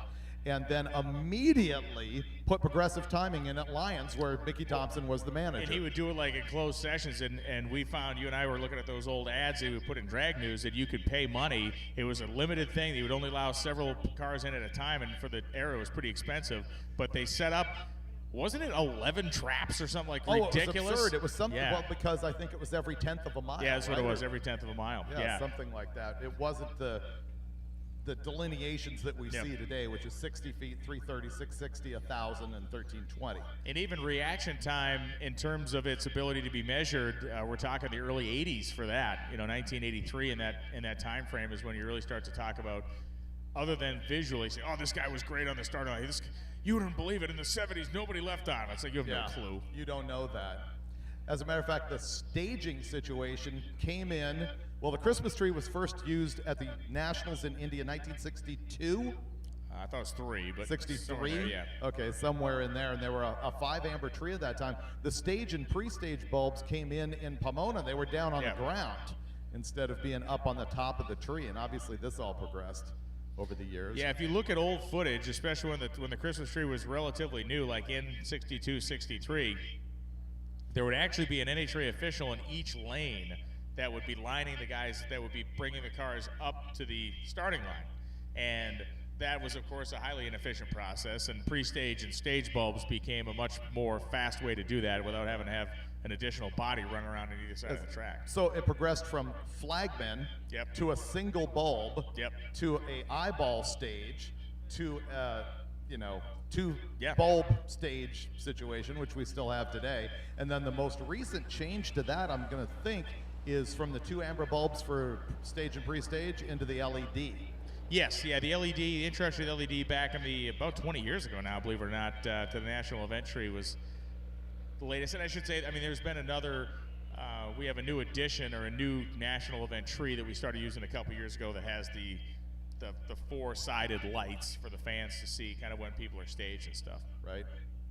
And also the Christmas tree, such an iconic image of drag racing. You know it, you see it, you don't realize that it was at one time a 5 amber tree. In fact, it started that way in 62 or 63, and I think it changed in the 90s, 80s. Didn't it? 80s, 89, 87. In the mid-1980s, and it was a time-saving thing. They were able to save, X amount of seconds or whatever per run, and it was just more efficient to do it that way. Actually, speaking of that, the Pro Tree is when it blinks all of the amber bulbs and then goes right to the green. Sportsman is when the amber bulbs progress down before they go to the green. Here at Drag Week, we do run a Pro Tree, all 3 bulbs, but it is a 500 thousandths Pro Tree, half a second between the ambers and the green. A typical actual professional like NHRA Top Fuel Tree is 4/10 of a second between the ambers and the green. We changed that on last year's rule set, the rule set that began in 2022. Couple reasons for that. First, because we did go to that situation where we penalize any reaction time over 1 second by adding the overage to your ET.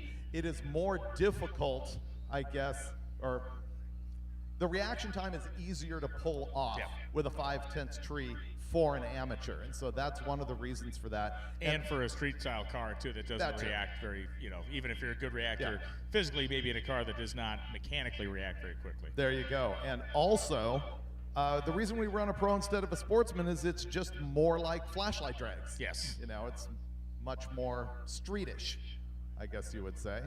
And it can be a challenge for people who are trying to run that Street Machine Eliminator class to get on the 32-car field for the bracket race at the end of the day. But Brian and I haven't really been full throttle on this year, but typically we're running through critiquing reaction times throughout the week. And what's interesting is the people who are real bracket racers will sandbag their reaction times throughout the week, which I'm not really sure why that's an advantage. Maybe it's because they're just staging really, really shallow to try and get ET, but then they'll come up, there's a few names I can think of that are just gonna come out here with the 00 bulbs once they hit the actual bracket way better race. to have people thinking you're a duck than having to think you're a killer in there. You're wandering in the lanes, you want people thinking you're some rube that's never done this before, and then you can start sawing them up. It's an interesting thing on Street Machine Eliminator because it's really an open comp format, right? Where we take your ET and add a 10th to it, subtract a 10th to it, and that becomes your dial for every single round. So you're not dialing every round. The interesting play is these people are trying to become the low qualifier, running exactly 10.00, but when that happens, they don't get that extra 10th of a second subtracted because that would put you in 990 and you can't run quicker than 10.0 in the class. So the people who are running 10.0 have to nail that 10.0 in the bracket race, whereas if you're running slower than that, you've got that extra little cushion to not break out.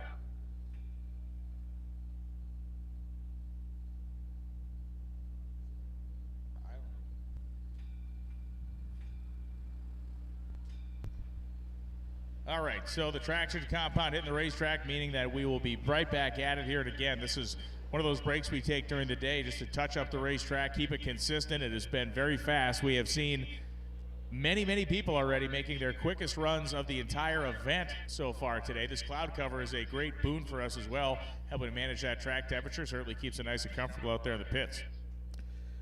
Well, we got a break. I'll remind you that Summit Racing is here for its 55th anniversary, and Hot Rod Drag Week drivers and co-pilots are eligible to win a $500 Summit Racing prize pack. Just drop off your entry form at the Summit Racing trailer, and don't wait, because the entries must be submitted by 10 a.m. tomorrow. Then stick around to shop for the performance parts you need at the Summit trailer and help Summit Racing celebrate its 55th anniversary. Not only do they have some parts there at the trailer, but they can also help you get back on the road by placing your order at summitracing.com.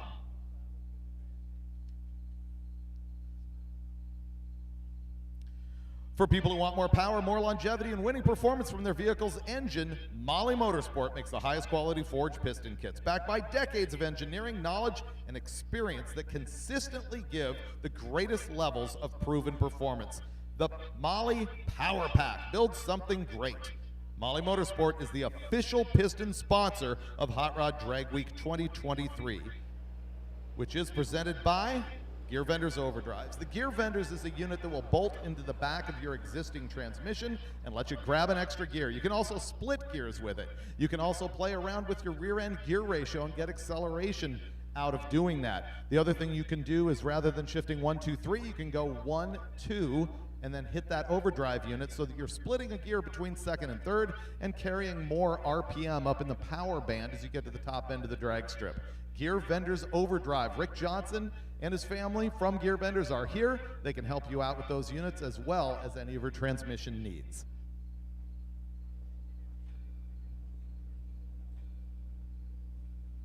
And 5,400 people watching worldwide right now on the MotorTrend channel of YouTube. Those of you in the grandstands, you could break out your phone and go to your YouTube app and start looking at that app and at that live feed, because then you'll get close-ups of stuff going on in the pits.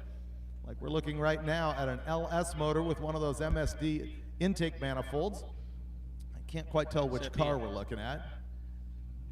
Third gen. Oh, it's the Monza. The Monza. Yeah. I started to see the slant on the nose. I thought, maybe it's a third gen Camaro, but we pull back. It is the Monza Spider. So if you're in the grandstands, you can watch the live feed and see those details that our ace camera people are giving us. Sort of more tight stuff on the starting line and in the staging lanes. And you can also watch the replays on the MotorTrend channel of YouTube later on tonight. And of course, don't miss my TV shows, Roadkill, Roadkill Garage, Engine Masters, and all the other products that you can get from MotorTrend that is on the MotorTrend Plus app or MotorTrend free streaming television. Well, just to be that guy too, don't miss my TV shows either. NHRA on Fox, tomorrow night on FS1, Sunday morning on FS1, and then Sunday afternoon you'll see final round eliminations from the Bedway Carolina Nationals. You can also revisit the Lone's brilliance on Put Up or Shut Up on MotorTrend. He's so universally skilled. You can also see Lones and I together on the Holiday Hoopty Challenge on MotorTrend. You and KJ as well. That's right. More recently, Kimball Hodge, the turbocharged LS-powered 69 Camaro, driving away. Zach Wicks on the right-hand side of the racetrack. Hodge goes 998.3 at 127.97 as Wicks goes 1169.8 at 117. Some smoke out there in the back, coming off the back of Kimball Hodge's car.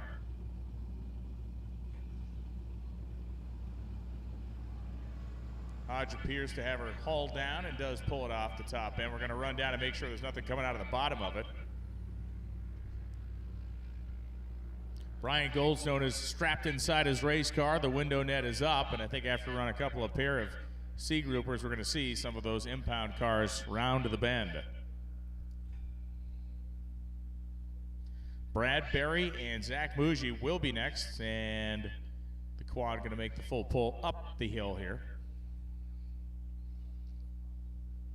Shutdown area here reminiscent of a abandoned closed racetrack in Pennsylvania called Pocono Drag Lodge, which has a similar uphill shutdown area because they hit a shale deposit when they were paving the place and they could not dig through it, so they just decided to make the shutdown area go up over it. Man, Drag Lodge is awesome. I like how there's Dragway, Drag Strip, Drag-O-Way. Yeah. Drag-O-Way. Yeah. That was Cecil County. It was Cecil County Drag-O-Way when it opened. Drag-O-Way. Drag Racing Park. Motorsports Park, Motorsports Complex. Edgewater Sports Park. Sports. Yeah. Yeah. What's the Speedrome? That was Las Vegas Speedrome, which the starting line pads are still there on the backside of the dirt track at Las Vegas Motor Speedway. Zach Muji in the Corvette, Brad Berry.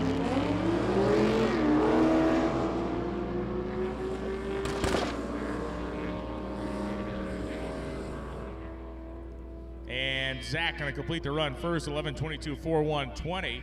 Brad Berry, 11:05.08 at 118 miles an hour.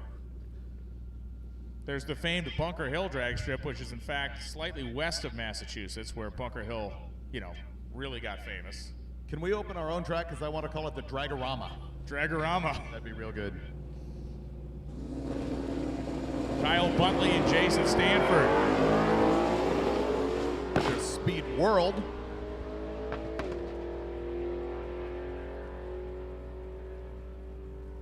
Stanford goes down to the right-hand side, 10:35 at 137 miles an hour. And Buntley in the left, 10:88, 107. That's a coaster.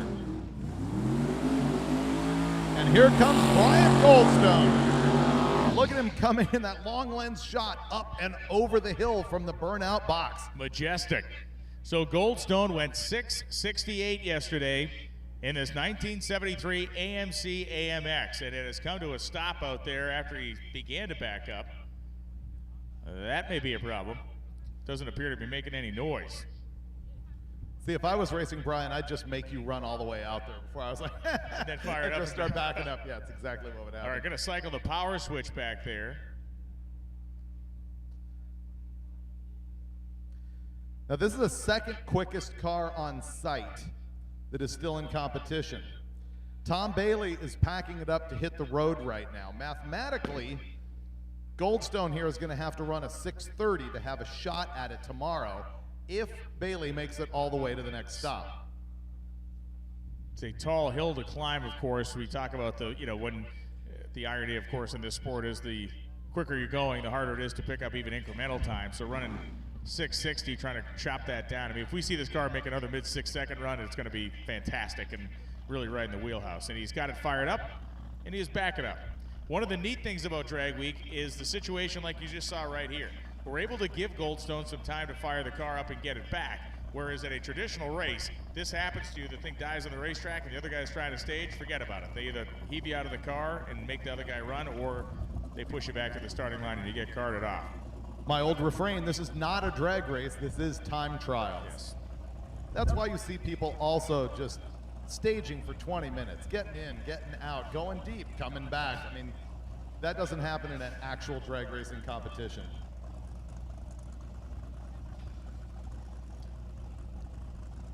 We haven't seen the stage on the back tires in many years, though. Not this year, anyway. Yeah. Man, this thing picked up 8/10 in one run. I didn't change anything. No, you just made the track 7 feet shorter. And my 60-foot time was so much better on that run. Yeah.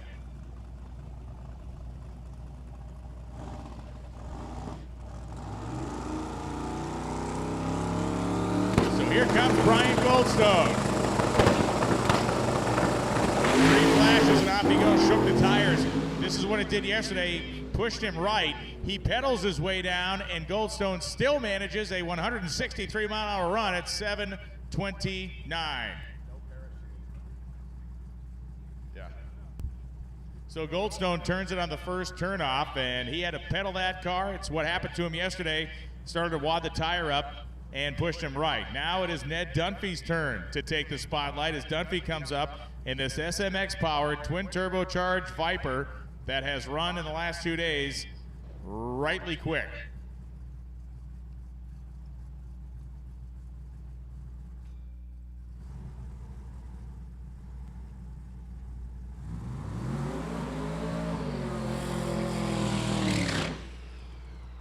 So Dunphy completes his burnout.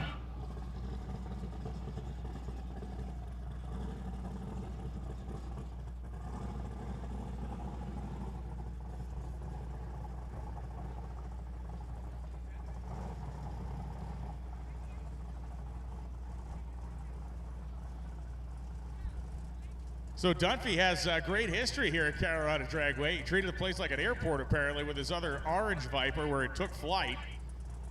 We would prefer to not see that happen today. This one SMX powered, twin turbo.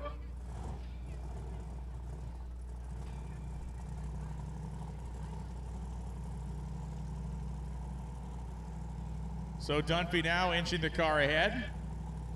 Still a decent distance from those pre-stage beams. Steve Morris down there guiding Clark Rosenstengel and also handling the Viper.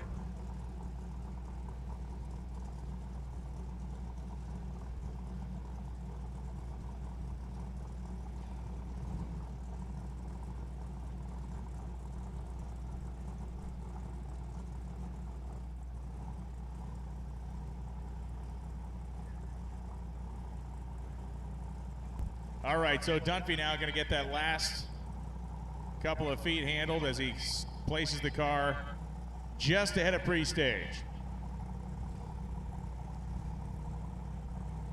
Would assume we're going to see Brian Goldstone back again pretty quick.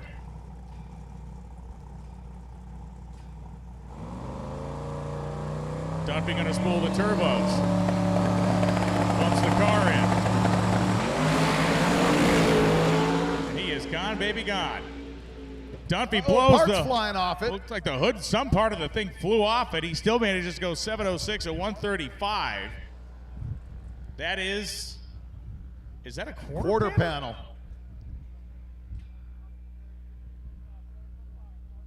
And we have a situation our safety folks going to respond to down there. You can see them rolling at the top end.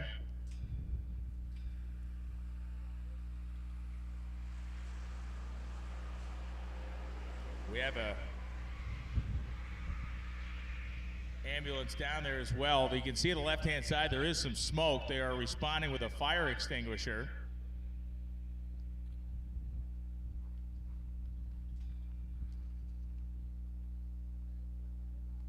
And you can see the fire extinguisher being applied there to the left-hand or passenger side of the engine bay. If you look, we can see it on our monitor here for those of you that are watching the live stream.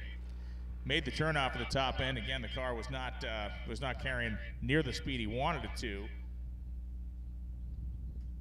Was it a fender? It's going to be interesting to see what exactly that was that came off the race car. It was a couple chunks that I saw fly.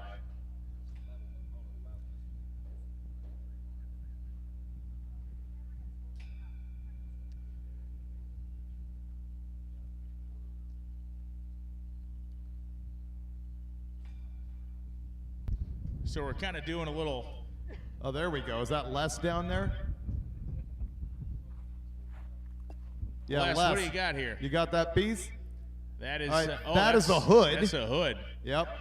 Thank you, Les Mayhew, down there with Drag Racer TV, bringing you the live feed. And collecting parts. Yeah, see if you can get that in your carry-on.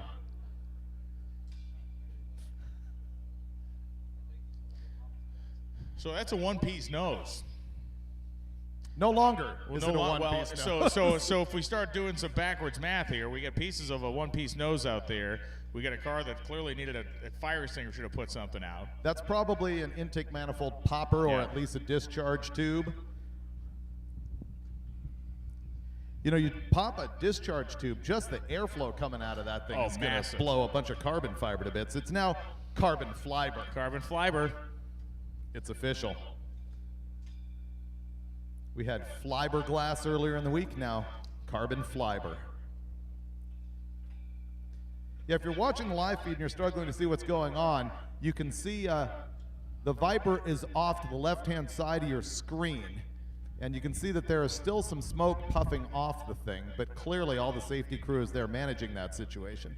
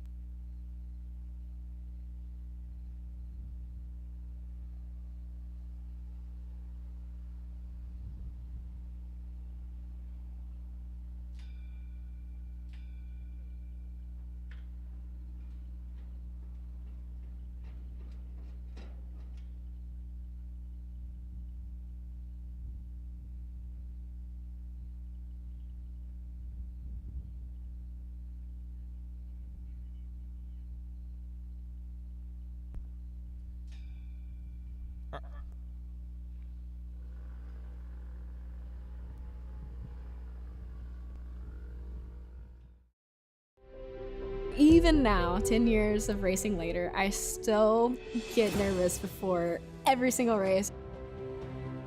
Being able to work with a legacy brand like Mickey Thompson is really special and important to me. Created by a man that was a drag racer, 4 drag racers that have developed and continue to develop over the years.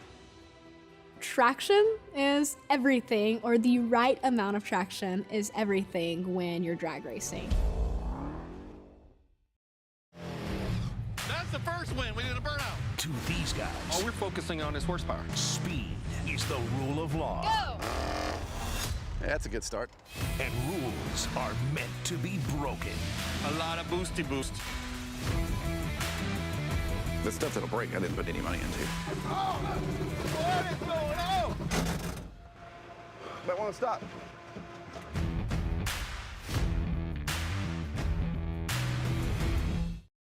Every Molly Motorsports piston is backed by 95 plus years of racing heritage and technology innovation. Molly employs the most advanced piston design and machining being used today. When it comes to piston purchase, why choose anything but Molly Motorsports? 3, 2, 1.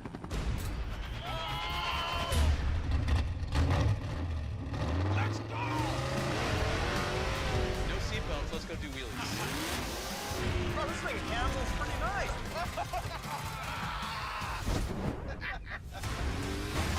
Wait till you see what we're driving.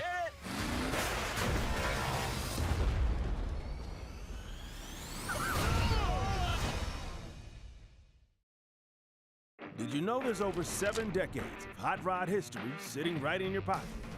Read over 900 issues of Hot Rod magazine for free, all on MotorTrend Plus. Just open up the app, scroll over to stories, and read the Hot Rod digital archives. The best part? It's all free. Go ahead, discover the Hot Rod archives on MotorTrend Plus. Go to motortrend.com/HotRod75. Celebrate 75 years of Hot Rod magazine.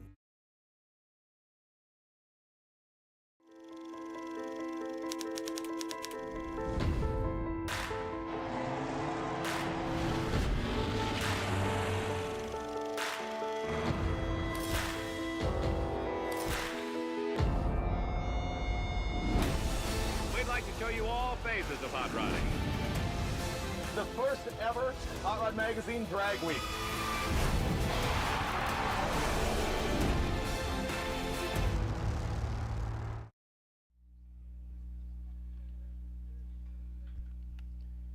And we are back. The Viper has departed the top end, headed back to the pit area. You know, it's interesting. You watch the Hot Rod Magazine 75th and Roadkill Nation commercials, and you get to see the progression from skinny mullet Freiberger to bald fat Freiberger. It is. It's like time travel. It is like the reverse of that series of drawings where a man was dragging his knuckles and then stands up with an upright back, and yours is actually the backwards. Just like that. Yeah. Yes. Thank you, my body double, Brian Yes. Owens. Clark Rosenstengel, the modified Power Adder car. This is running second in category right now. Lisa was coming into today chasing Devin Vanderhoof's Mustang. Yeah, that's going to be a hard chase. That 686 number earlier is going to be wild. Clark in the black Mustang that's on the line right here has been 729. His big mile an hour this week came on day 2, 205.29.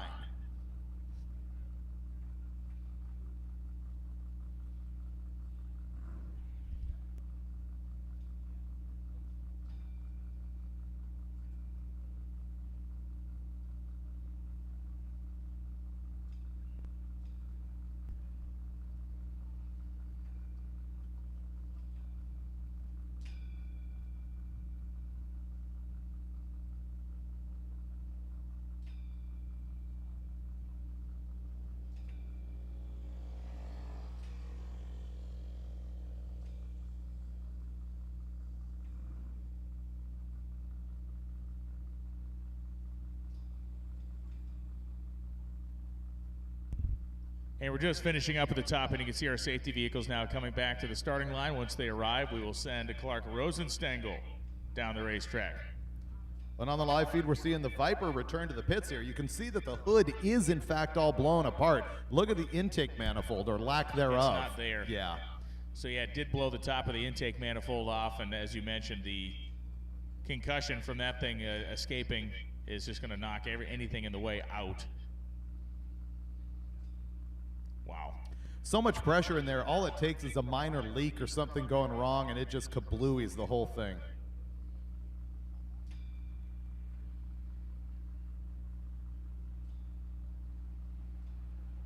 That's going to leave a mark. Man, yeah, look at the windshield and all, yeah.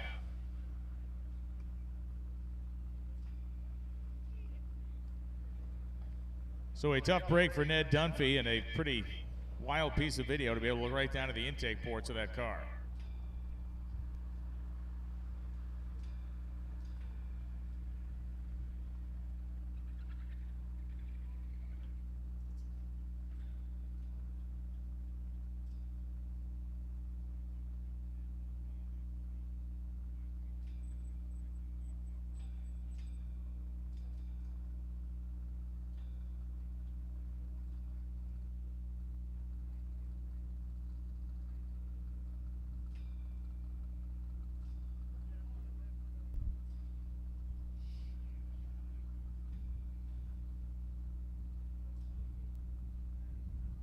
Little water going down to the box here. I think Clark's going to reheat those rear tires.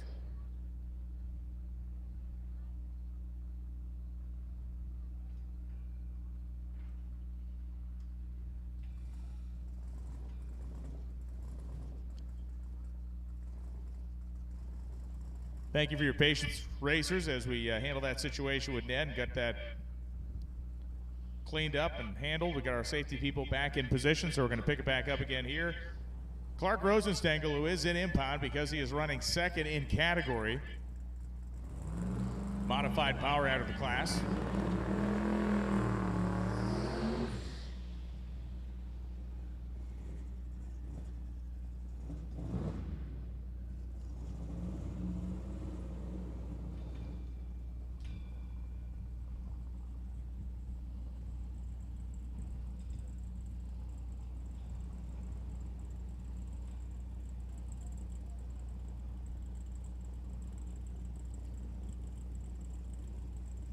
So as mentioned, for Clark, he made a pretty good hit earlier. Let's see what he can do here. Just shy of 200. Maybe he is shooting for the 202 century mark. And what, 199 and change on the first one.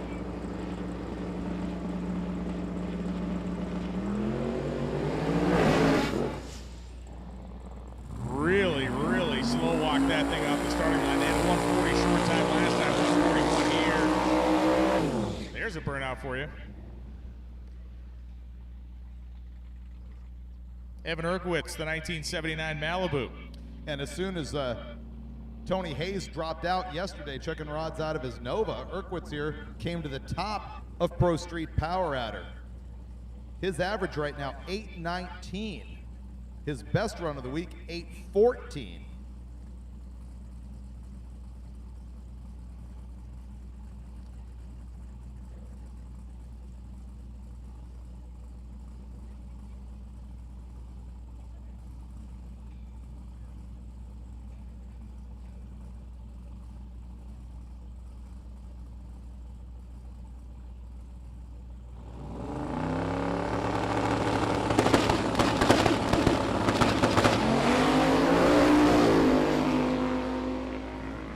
Was trying to spin, but he drove through it. And Erkowitz, who went 8.908 earlier, goes at 8.36, 9 at 167 here. A pickup of about a half a second plus for Evan Erkowitz. An 8.90 now to an 8.36. I think he'll be far more comfortable with that. And the green no of Armand Trout coming in right behind him with the best number of 724. This is the number 2 car in Unlimited, right behind Tom Bailey. And radically behind Tom Bailey, but nonetheless going to earn a podium finish if he can make it back to Darlington. And for Armand Trout, last time he tried to come up here, he had some kind of weird janky situation with the trans brake. The car just basically spun the tires the second he stepped on the throttle, so he's looking for some better results here. Second floor of the timing towers, we're going to be handing in your time slips today, racers.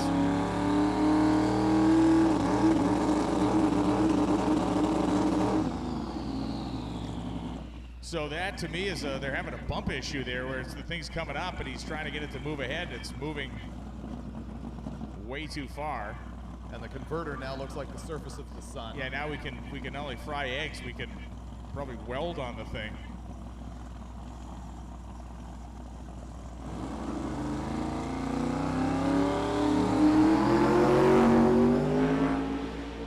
Wow, 140 60 foot, but then they stand on it. 519 to the 8th. It goes 815 at 138 miles an hour. About half second off pace for that car. 0.6 off pace. Yeah, had the parachute out very, very early for Armored Trout. Got it off the starting line very gently, almost like he foot braked it, but then the car did maintain some traction, so it pulled pretty good through the middle.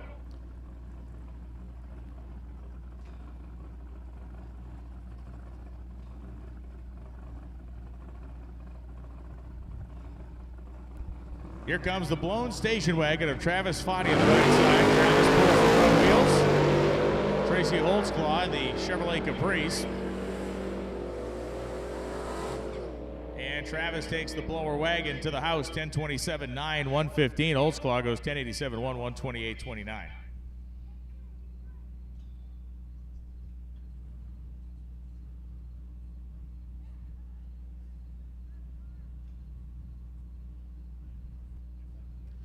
People on the live feed asking the simple question, what is going on here?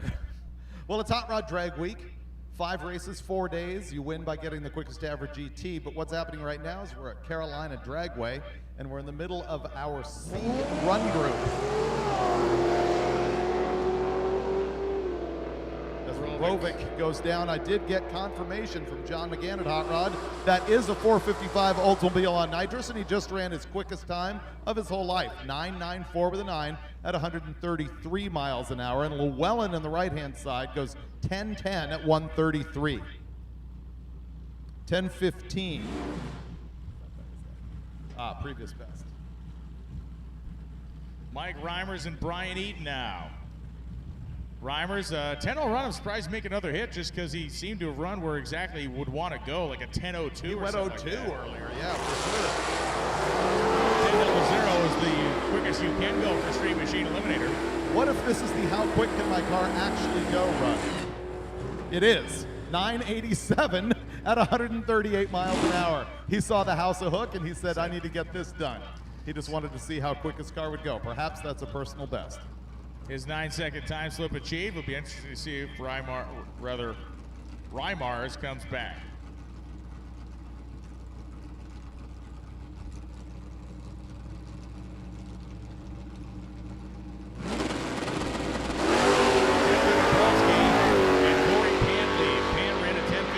Earlier at 119 miles an hour, speedway down. We'll see if Pant drives her through the lights, and Pant goes down a 10:58 at 116 still. Interesting, the car's running that low on the speed side. 10:17.4 at 100 and change for Dugapolsky.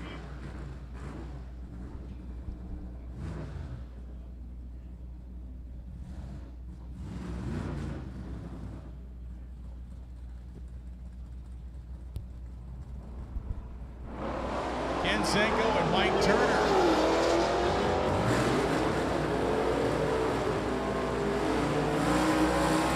Turner with the dirty dark light here, 1096 and 120.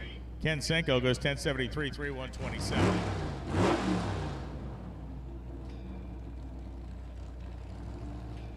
Matt Bunel and Cody Helger coming back up. Helger went 10-10 last time. Pretty good for a field car. Pretty good, yeah, pretty good for a field car.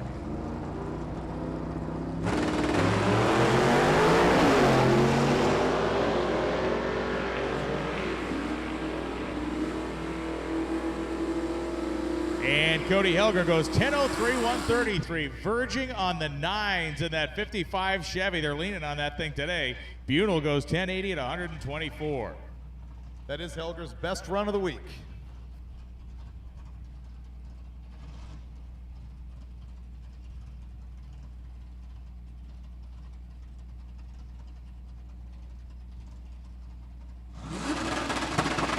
Steve Lemieux in the Pontiac, Chris Nelson on the left-hand side. go 669 to the 8th. And the Pontiac 1040 at 133 miles an hour. Nelson on the left-hand side, 1132 at 123.08.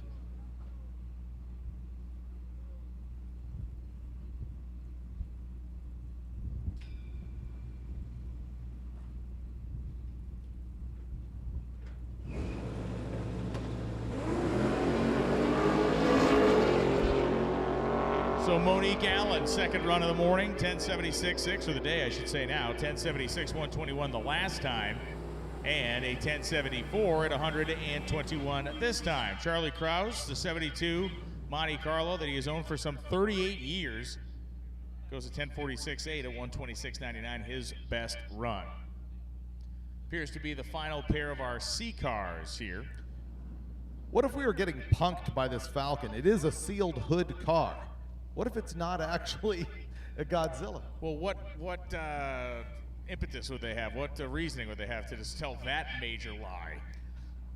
To make us look bad. I mean, you can still see the oil pan, right? I'm trusting KJ here. KJ, I trust.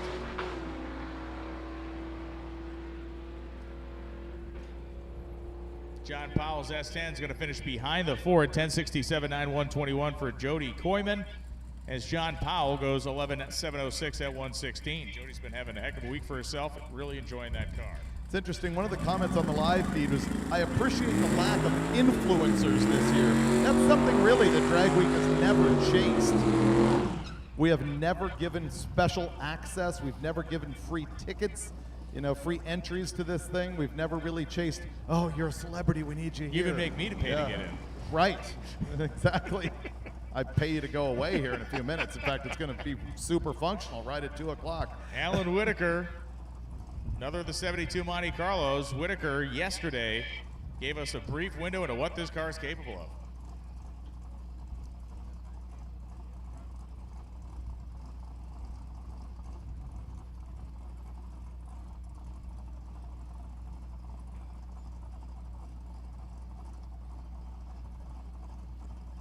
Yeah, license run for Whitaker yesterday, so it goes in as a 20-second jobber, but as best if I can remember properly, it ran somewhere in the high 100-some mile an hour range, almost 200 miles an hour. Lots of steel on a small tire with lots of horsepower up front and that beautiful, unique green color.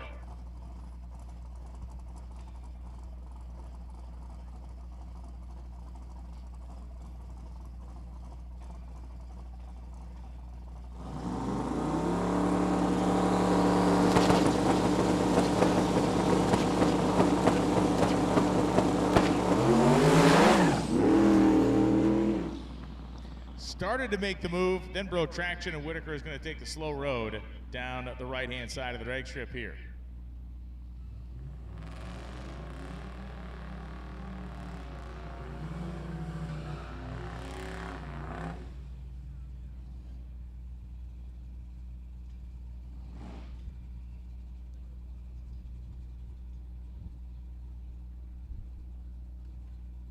Next up will be the Mustang of Michael Cavallaro. Street Machine Eliminator entrant. And Ray Hageman, running in Street Race Big Block as Hageman in the 1969 Mustang Coupe.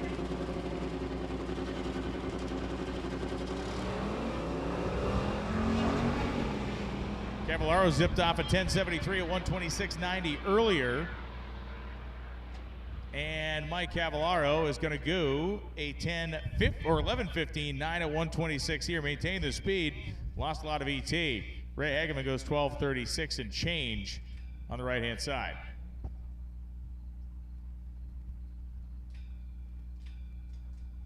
Steve McNair and Robert Filger.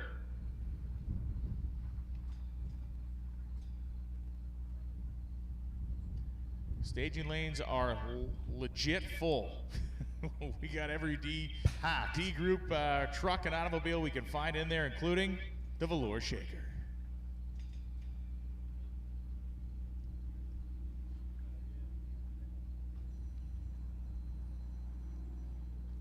We talk about influencers. I mean, just think what the Thunderbird is going to bring. In years to come, the audience It's going to be enormous. It'll be like Elvis's plane, where you walk inside in that glassed-off back room just to, one, keep you away from the germs that still live in it, yeah. but two, to see exactly how the man lived. It's not unlike Graceland inside the car. You know? It is just Graceland. Just Graceland.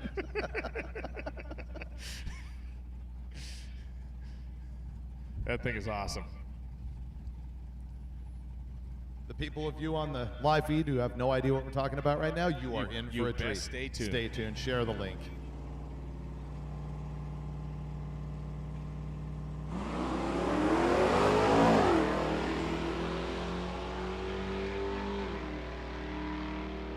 And Filger, 98 miles an hour across the 8th mile, and he finishes at 1093 at 122.79.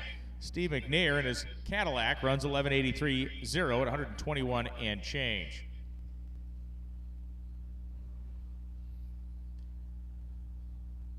The Hellcat Durango. Short run on the Hellcat Durangos. Then they added a production. There's like a wacko lawsuit going on with those. You know that? I did not. So like the initial run that they said they were going to make, then they decided to make more. So the people that bought them are like trying to sue the company for making more of them. It's insane. What did you buy it for? To have. Exactly. Herb White. Not Scott White, though. You got to respect Scott White. He's out here doing what that thing was designed to do, which is hammer down drag strips. Scott and Herb White head down side by side. Scott in the Durango, Herb in the 2022 Camaro. Camaro gets the better of the Durango here, 11.21.6 to the Dodge's 11.91.9.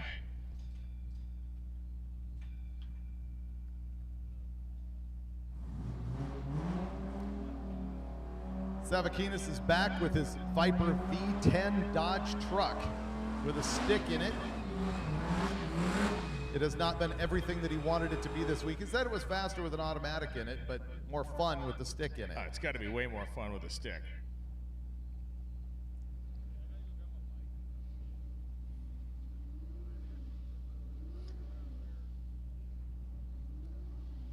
Christopher Vanderwalker on the right-hand side. I always wish they made the badge bigger so I could see if it was a Hellcat or a Scat Pack or what. I mean, with the fender flares, what is that? Does that tell us That's a wide body, but it could be a Hellcat or a Scat Pack. Okay. All right. It says right on the screen, Hellcat. Savakinis is getting with the program here in this run. Vanderwalker goes 11 flat 125, and Savakinis 12.85.6, 104 miles an hour. The 11.0 indicates Hellcat. It actually says it's a red eye. We've seen 10-second red eyes. The Scat Pack cars tend to run 12, 20 to 50. 392 naturally aspirated cars, yeah. What sounds weirder, us singing Johnny Horton songs or a V10? V10. Yeah, I'm going with the V10 as well. Right, sounds like a UPS truck. It's like the automotive version of Klingon.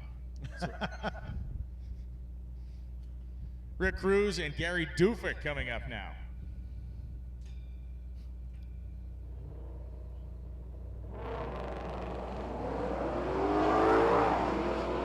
So Dufik and Cruz, I believe they matched up the last time as well. This one, again, will go to the 760 factory horsepower Mustang GT500, 1108.8, 129. Cruz, 1202 with a 2 at 114.89.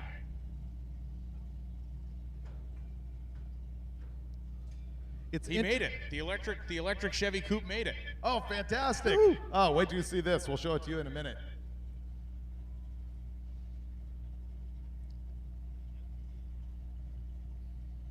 The lithium shaker. The lithium shaker. Cliff Olson and Dave Arnold. Arnold sporting the saline wing on the back of his 93 Mustang.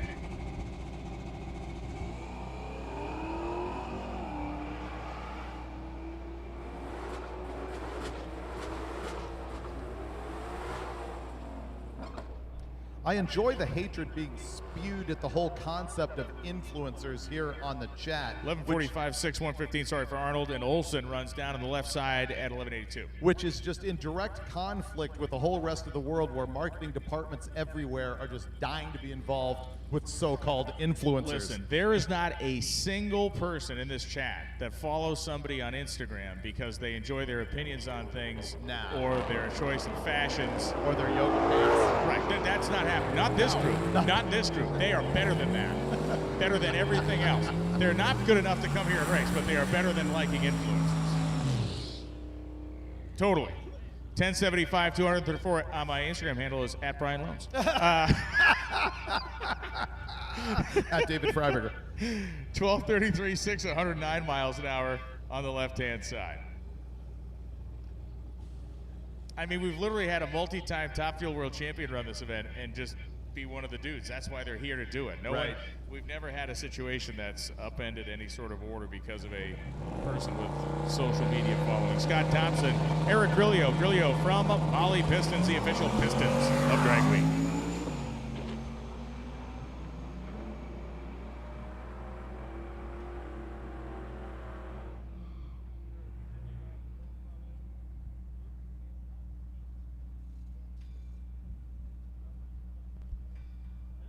So we see Thompson and Grillo go down. 11:03.8 for Grillo, his best run. Scott Thompson runs a 10:13. He run 9:99.9. Here comes the Electro Chevrolet.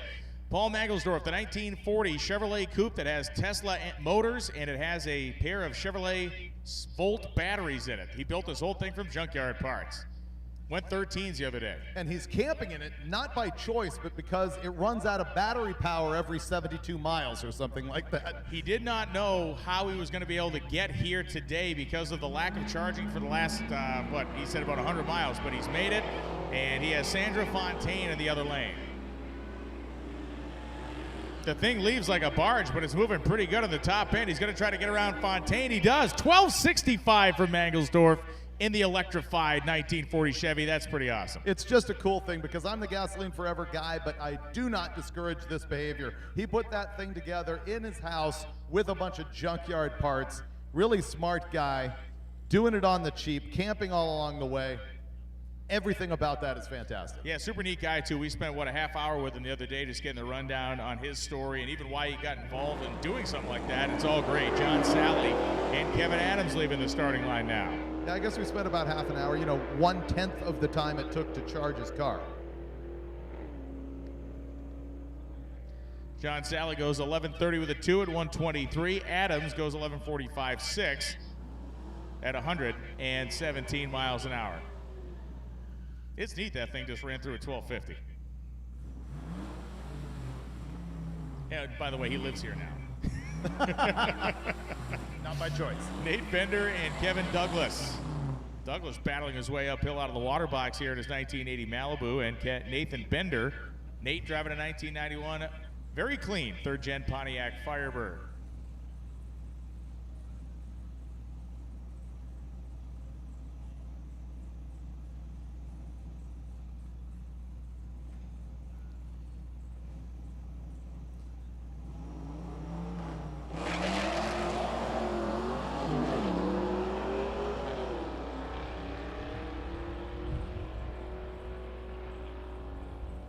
Douglas has got that Malibu on the right-hand side. The quarter-mile clock says 12:31 at 110 miles an hour. The left-hand lane, Nathan Bender, 13:75 at 98 miles an hour.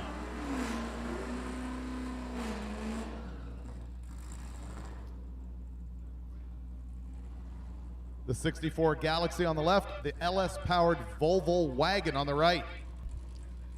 What type of wagon? Don't start. What type of wagon? Volvo. Okay, now say it at real speed. Volvo. No. Greg Carlo and Spencer Warfield still haven't fixed that. We've had a year. Remember when we made the commitment not to do the callback? Still haven't no, fixed it that. wears it into the ground. No. Quit it. People love this particular one. Yeah, you're large. Greg Carlo, 4039 in the Galaxy. Something going through the top end beam there clearly, as that it is not a new Drag Week world record of 403. 1171.119. across the racetrack. So we don't have any indicators up there at the top end of any sort of disruption in the beams. Maybe something had blown through. Look at Smithereen lounging. Yes. On the velour. No, he's inside. His buddy's on the hood. Oh, okay. Yeah. Andy Holloman, yes. Holloman going down the right side of the racetrack, 12:18.2 at 112.50.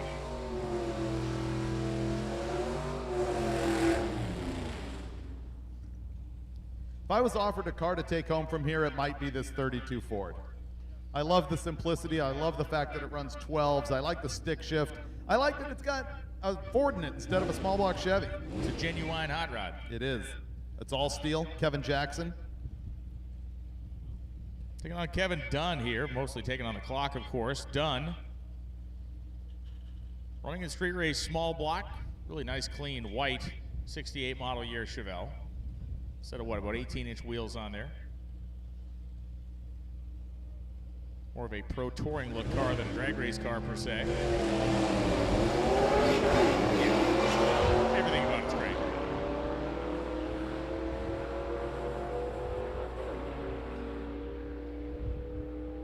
Even the way the thing just pulls the motor down when he lets the clutch out. 12:52, 8:106. Dunn goes 12:036 at 112. And that was his best pass of the week for the hot rod. Nice. Good times.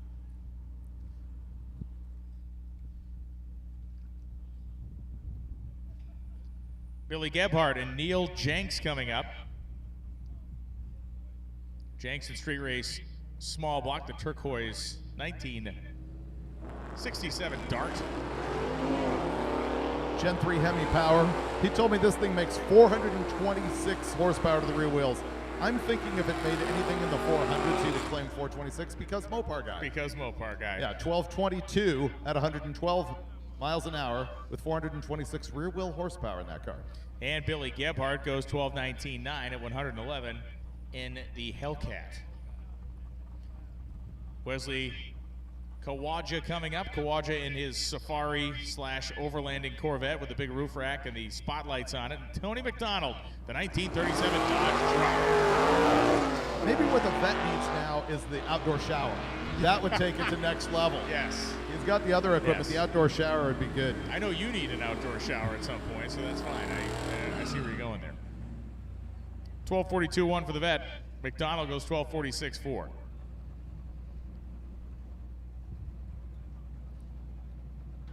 Brian Wibbenmeyer, 1980 Malibu. Ralph Rugg, maybe the cleanest Pro Street style 86 Dodge truck on the planet.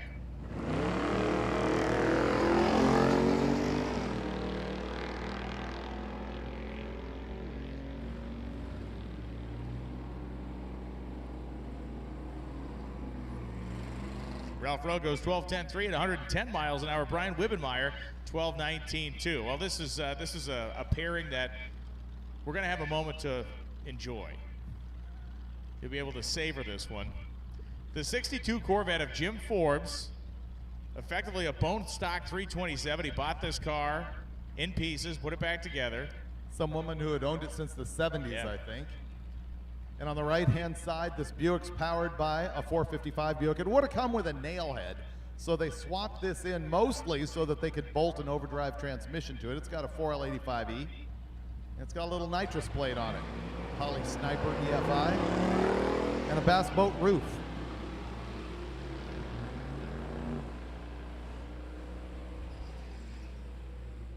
This thing really has more velocity than you would anticipate. 95 miles an hour, 1447 in the right-hand side, and man, the vet actually isn't bad. 1482 at 92 miles an hour. So the naturally aspirated 327 vet, nearly a tie with the nitrous 6,000-pound Buick. Randy Giuliani and John Cazile coming up now. Giuliani, 1968 Dodge Super B, in that nice deep shade of red. Rose his way down to 1168.1 at 113 as Cazile goes 1120 with an 8 at 132.69. To your point, Brian, the same chat feed that is complaining brutally about influencers is asking me where Cletus is roughly every 38 seconds. I speak the truth. I'm like the Lorax of the chat section. I speak for the trees. I speak for the truth. You speak in perpetuity.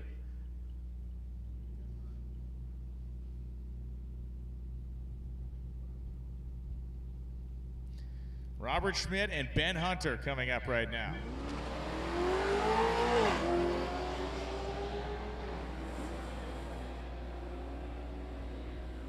Schmidt, the 1996 Impala SS, if it has the factory engine, it's an LT1 style small block in there, 1241 1107.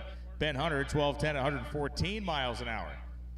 You know what's the biggest fail of all time is when you buy the 9C1 Caprice and you get the 265. Yeah, 4.3 liter V8.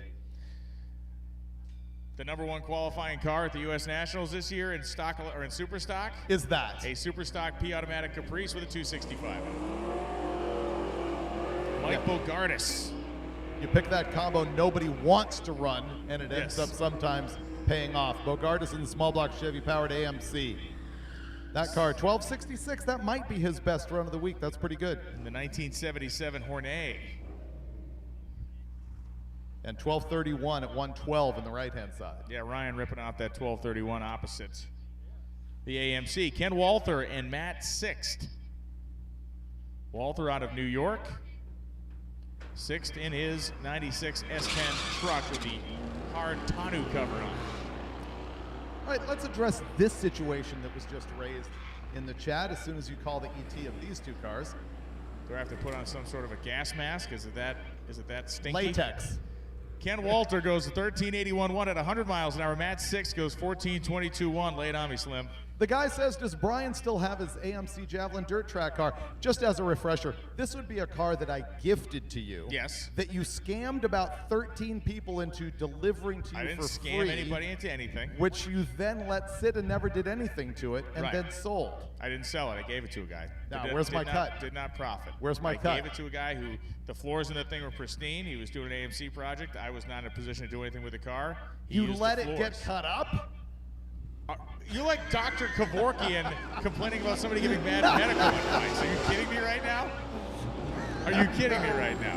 Paul Flory and Frank Porco go down the racetrack. Flory is in that lifted, massive, stick-shifted truck, which runs down normally in the 15-second bracket. It goes 15:33 at 89. Porco goes 13:27.5 at 103. He would be bang shifting the SM465 in that thing, I believe.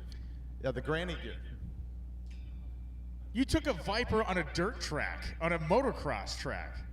Wasn't mine. Neither was that AMC.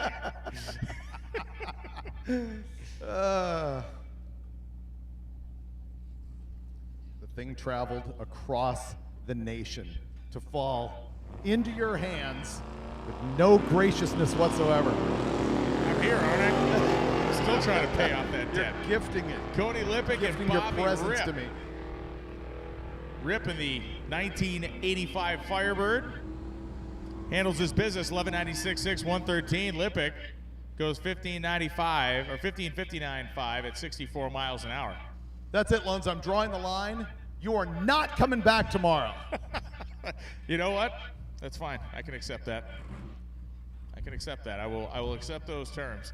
Jody Ames and George Wright.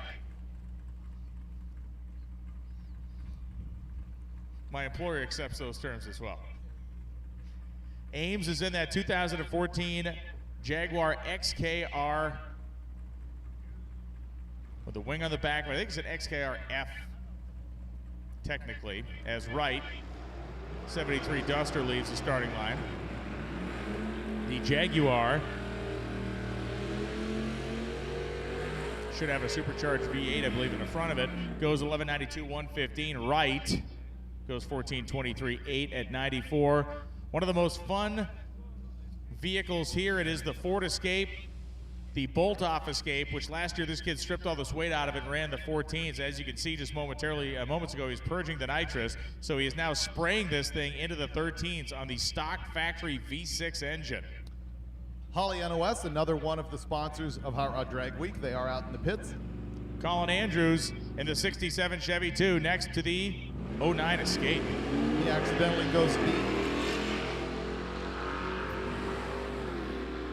Tyrus Cobb in the escape cut a light on Andrews, but Andrews at about the 8th mile finally put a fender on him and is going to keep it that way.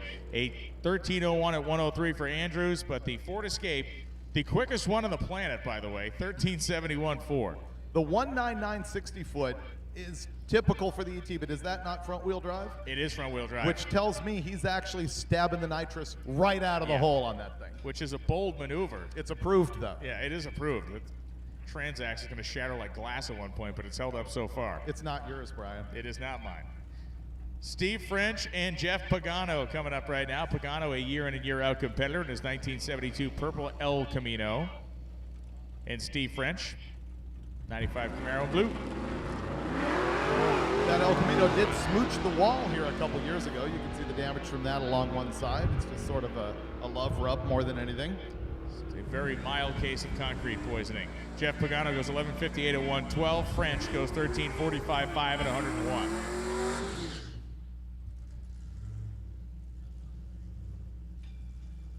All right, riddle me this. James Dressler asks, where the F-bomb is the F-bomb? Under construction. Huh.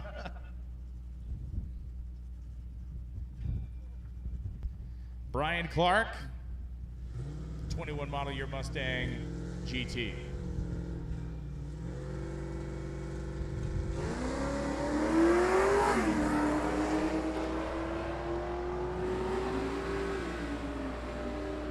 So James Dressler in his 4th gen Camaro, first run of the day, goes 11:73.9 at 114. Brian Clark goes 12:99.2 at 111. A commenter said something that would crush Hot Rod Magazine's KJ Jones in 2 ways.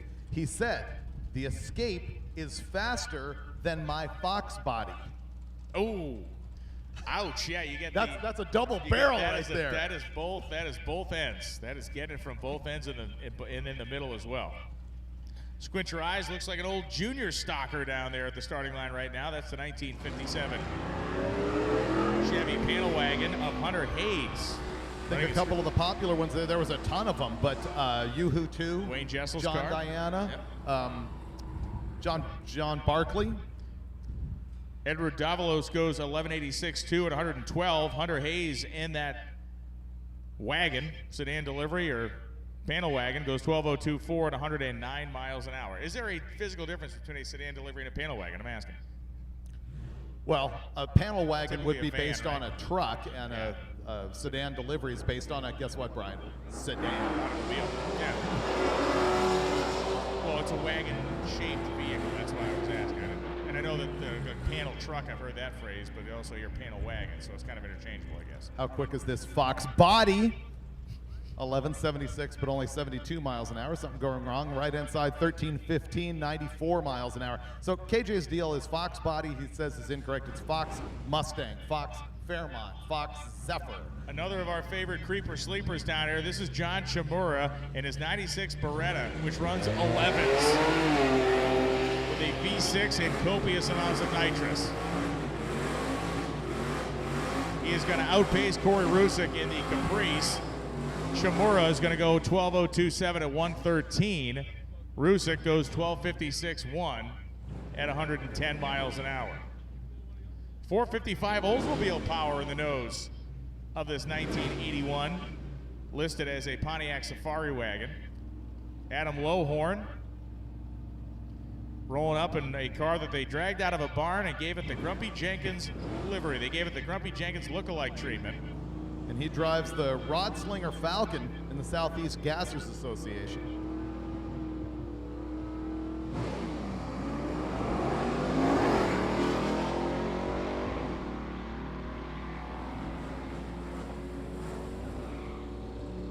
Wheeling and dealing that 4-speed Camaro to the stripe first. He goes 12:04.7 at 112 for Ben Brown in the wagon at 12:29.6 at 103.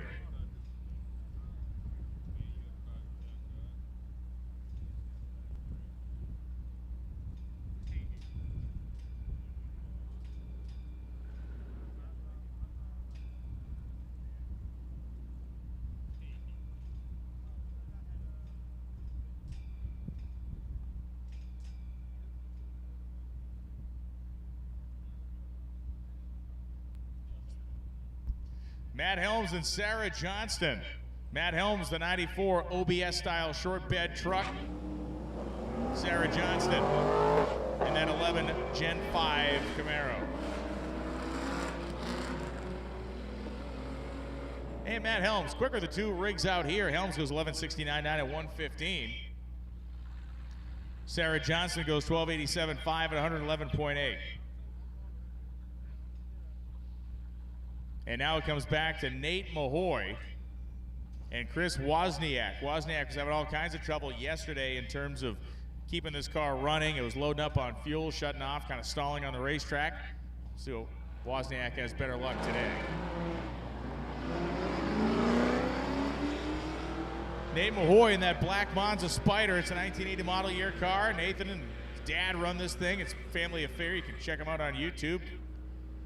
12.97.6, 106 for Mahoy as Wozniak goes 14.96.7 at 91 miles an hour. And we have a 67-72 era truck and a 73-87 era truck lining up side by side. Tilly's in the old 70 Chevrolet, and Brian Decker's in the 83 model year truck. I had an 82 with a 4-speed in it in high school. It was actually a pretty fun truck. That's a good story, Brian. Tell it again. I had an 83 with a 4-speed in it in high school. It was a pretty fun truck, David. 305. Didn't have the same ring to it the second time. No, it's weird when you're staring at me when I say it. 15.64.3 at 83 miles an hour. A 15.83.9 at 83. The other side, a good side-by-side pair of trucks.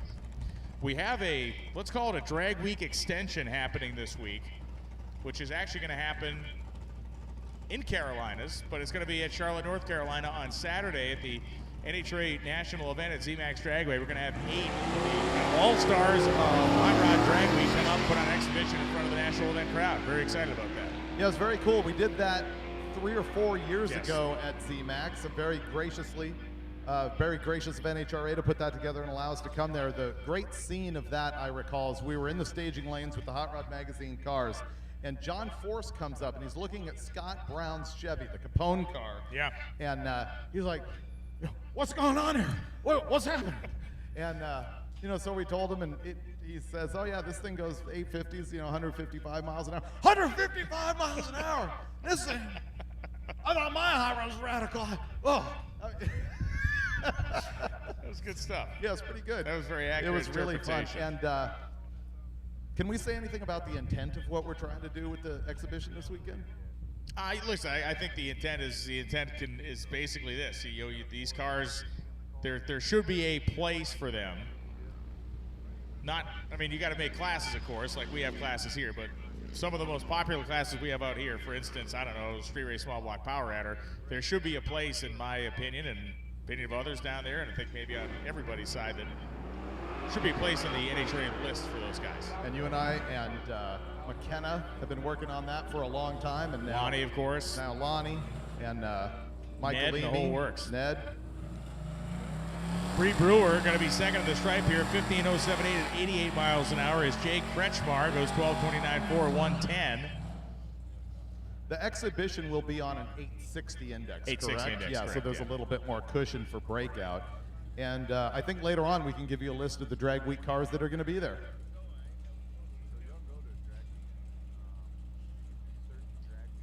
Yeah, the John Force impression was pretty good stuff.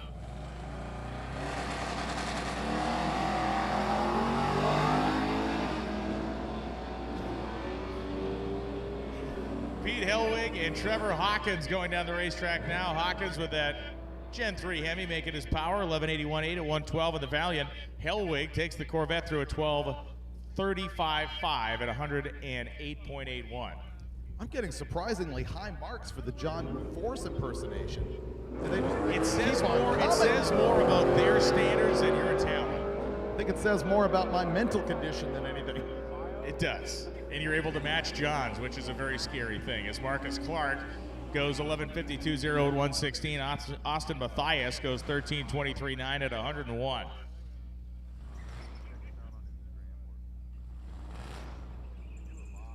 If any of you have missed it, Brian Loans here is the anchor for NHRA on Fox.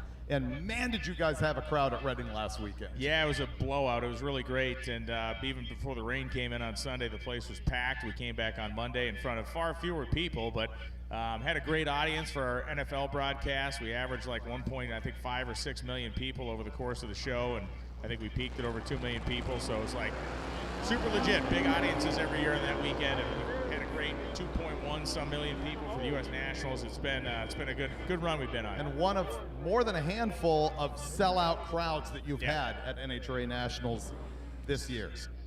Steve Hurlbut, 14 at 17.7 at 91 miles an hour, and Jeff Sixt, 15.66.5 at 85 miles an hour. Yeah, I think we're entering that neat part of the season where the news cycle starts to kick up. We get to start hearing about some new cars and drivers coming for next year, and people start getting excited. Jeff Kurzak, Chris Hosner coming up right now. Hosner, the 1972 Olds Vista Cruiser wagon, and Kurzak, a 19 Dodge Charger. The Mordor goes 14.017 at 99, and Hosner goes 15.27.2. 87.37 miles an hour. Oh yeah, you know what's coming. You know what's about to happen here, folks. Absolutely. I want to start playing Rolling Stones Brown Sugar right now.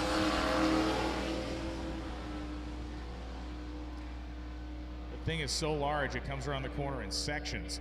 Trevor Slusser and Nick Kurzak go down the racetrack. Kurzak goes 11.56.2 at 110. Slusser goes 11.38.3 at 122. There's a BMW wagon on one side, but who cares? Who cares? The big news is coming right now as the camera swings to the starting line, and yes, there it is, the velour shaker. The velour shaker.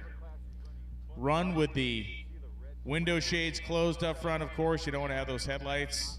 Oh, man. Look at the opera window in that thing. It's almost got like dueling opera windows. Look at the pinstriping, the luxury.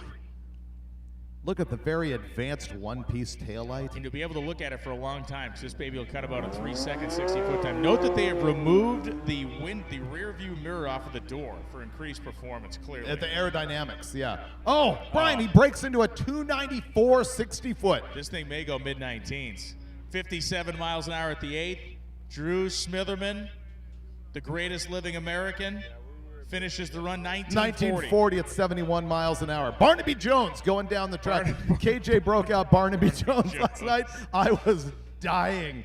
Barnaby Jones, in case you didn't know, old television show. Buddy Ebsen, he was the guy who was actually on Beverly Hillbillies, and he was a PI on that show. And he drove a brown Ford LTD that was only slightly worse than the velour shaker. So the BMW wagon managed a 13.02, by the way. So Darren Keck, we saw him going down the highway. He lost cylinder number 3 in his engine, so he's been running this thing on 7 cylinders the whole time. He's making the drives. He's staging it up. He's going to finish the week, but he is also not going to blow the rods out of it or kill it on the way down the racetrack. So the 7-cylinder LTD. Another day in the books for Drag Week and the Kecks.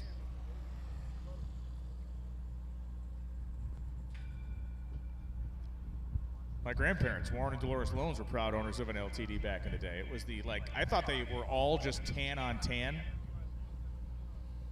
but no. Theirs also was not equipped with the 5-liter engine. Listen, they weren't Thunderbird people. They were New Englanders. They didn't carry themselves that way. They were Yankees. They would never be seen as something as flashy as a Thunderbird. Right. It wasn't them. The Blunderbird. They was not rolling around like the King of Siam down there. Travis Beach, the 1970 Ford F100. Jen Reynolds, the 1981 Camaro.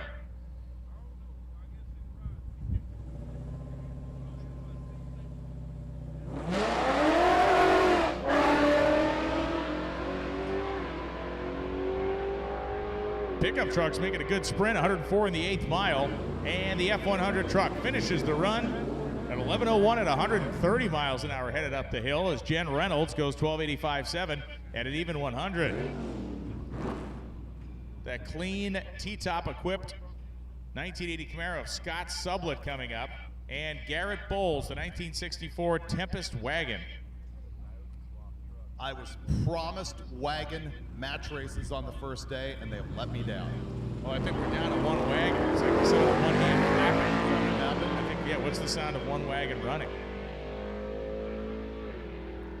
3 on the tree broke and the LS wagon survived? I think this is the 3 on the tree wagon. It's got a Pontiac engine at 1176.7 at 83. Oh, and he just smoked down the track. No, that is the 6-liter one. It's got the hole in the hood. It was the 6-liter one. Now it's roughly a 4.2. No, he locked up the brakes. He locked up the brakes. Went across the finish line and laid down a front wheel burnout of about 300 yards. Yikes. Yeah, look at that. Looks like one of those videos from the old 1970s Road and Track or Road and... MotorTrend. No, it wasn't. It was the other show, the Bud Lindemeyer show. It was a ripoff. But it was called whatever it was called. And they would road test these cars and just beat them to oblivion. Oh, the photos in the MotorTrend archives of the things that they did to press vehicles back in the day. I can picture one in my head, which is a 64, either Cutlass or 442, and they've got this thing a good 3 feet off the ground. And because that's what you do to test a car. I don't know why they don't put them through that kind of, litany of exercise these days. We got to bring that back.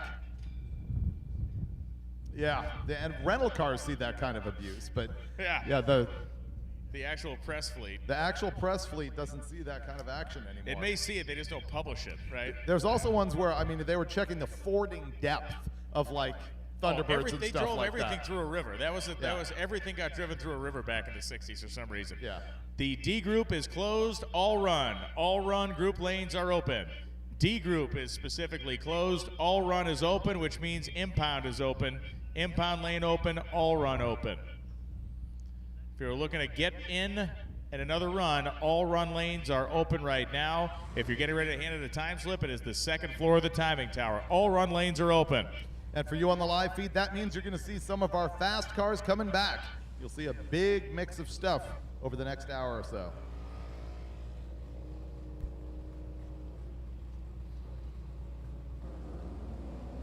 Craig White leaves the starting line in his Silverado pickup truck. Bart Seswick. Bart Seswick in the 98 Pontiac Firebird. Flips on through to 11.75.1 at 114. Craig White goes to the finish line 16.55 at 87 miles an hour as the battle of the East Coast gassermobiles here.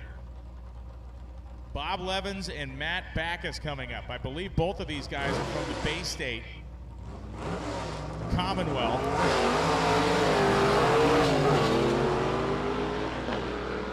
Levins did exactly that to Backus. Levins with a shifter in his hand on the starting line, and it is going to be Levins getting there on a hole shot. 11.85.5 to an 11.79. Levins gets the stripe first because of a much better reaction time. Backus had the quicker car. Commenter Larry Smith advises you that show is called Car and Track. Car and Track. Bud Lindeman, yes.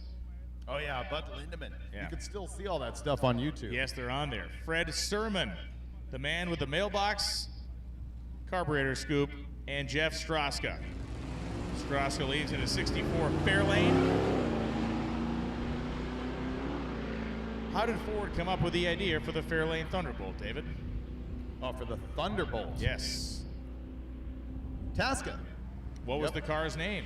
Fred Sermon, 14.11.4 at 97 miles an hour. Straska goes 14.23.9. It's a name that's still painted on the back of Tasca's funny car, isn't it? No, they've dropped it? Yeah, they don't have that anymore. There used to be the Mystery series of cars where all the funny cars. Mystery 7, Mystery 6, whatever. Okay, so that's not what the original Thunderbolt was. What was it? Challenger 1. Oh, really? Yeah. And what year? That was in 63. So the interesting thing about that is, of course, Challenger 1 is the car that Mickey Thompson was the first American to 400 miles an hour with in 1960. And it was just lettered with, shoe polish. Sure. They had their earlier cars were called Zimmy, and then they went to the Challenger name.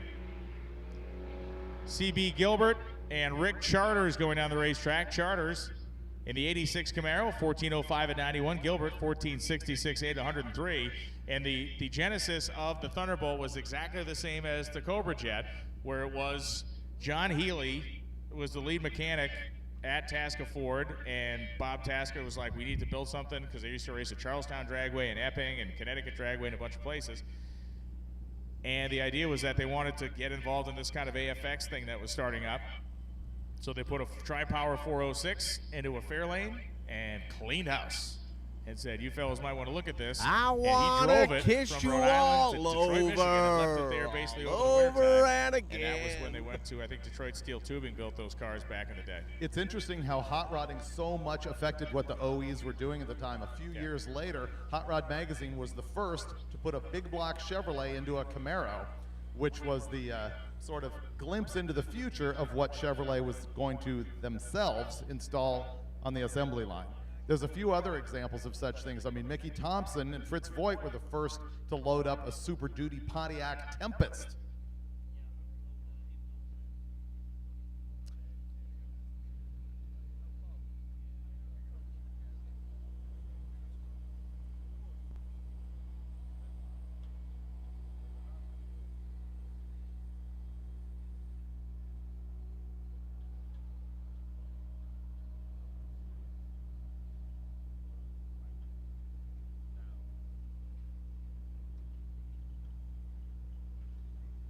And so we are going to take a moment to touch up the racetrack. We have been just pounding the traffic down this thing. We have opened the staging lanes to all classes, all categories. We have gotten word that the Viper has been put back together again and will hit the racetrack again this afternoon. So we have not seen the last of Ned Dunphy and the Viper today, which is great news.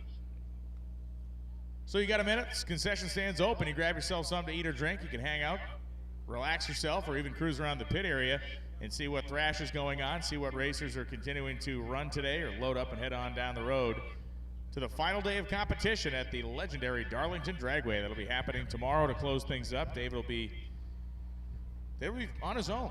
Be on his own for that one. I will be up at ZMAX Dragway, myself and Lonnie Grimm. Be cruising up to Concord, North Carolina this afternoon to re-engage with the NHRA crew.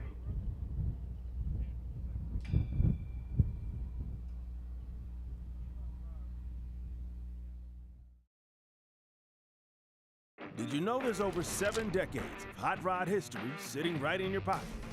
Read over 900 issues of Hot Rod magazine for free, all on MotorTrend Plus. Just open up the app, scroll over to stories, and read the Hot Rod digital archives. The best part? It's all free. Go ahead, discover the Hot Rod archives on MotorTrend Plus. Go to motortrend.com/HotRod75. Celebrate 75 years of Hot Rod magazine.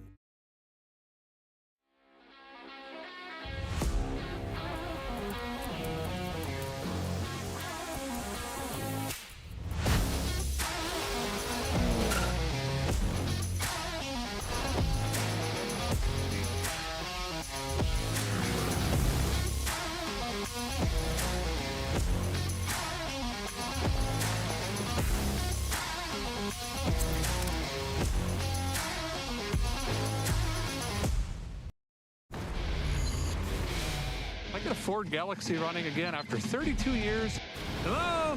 Smells like a wristwatch full of earwax. We got a big blocks, 455. We make loud noises with an Oldsmobile. So we found this 1987 dually. Let's bring her into the here and now.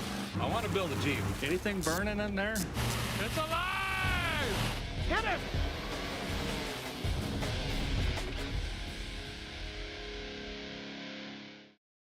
Every Molly Motorsports piston is backed by 95 plus years of racing heritage and technology innovation. Molly employs the most advanced piston design and machining being used today. When it comes to piston purchase, why choose anything but Molly Motorsports?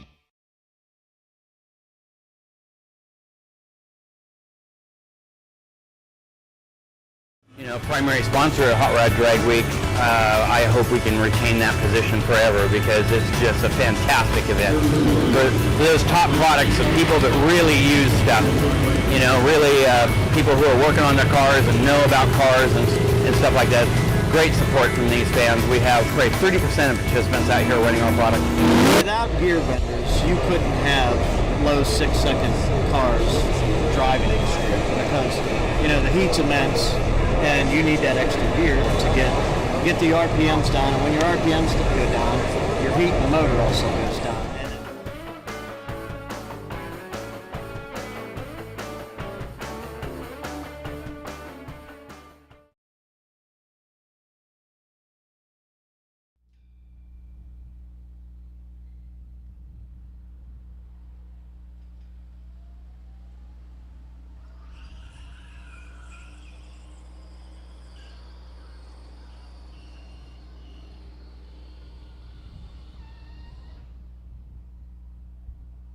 Brian and I were just bench racing, and you heard me say how hot rodders had affected the OEs back in the day, and I had drawn a line from that to Mickey Thompson and his 421 Super Duty Tempest.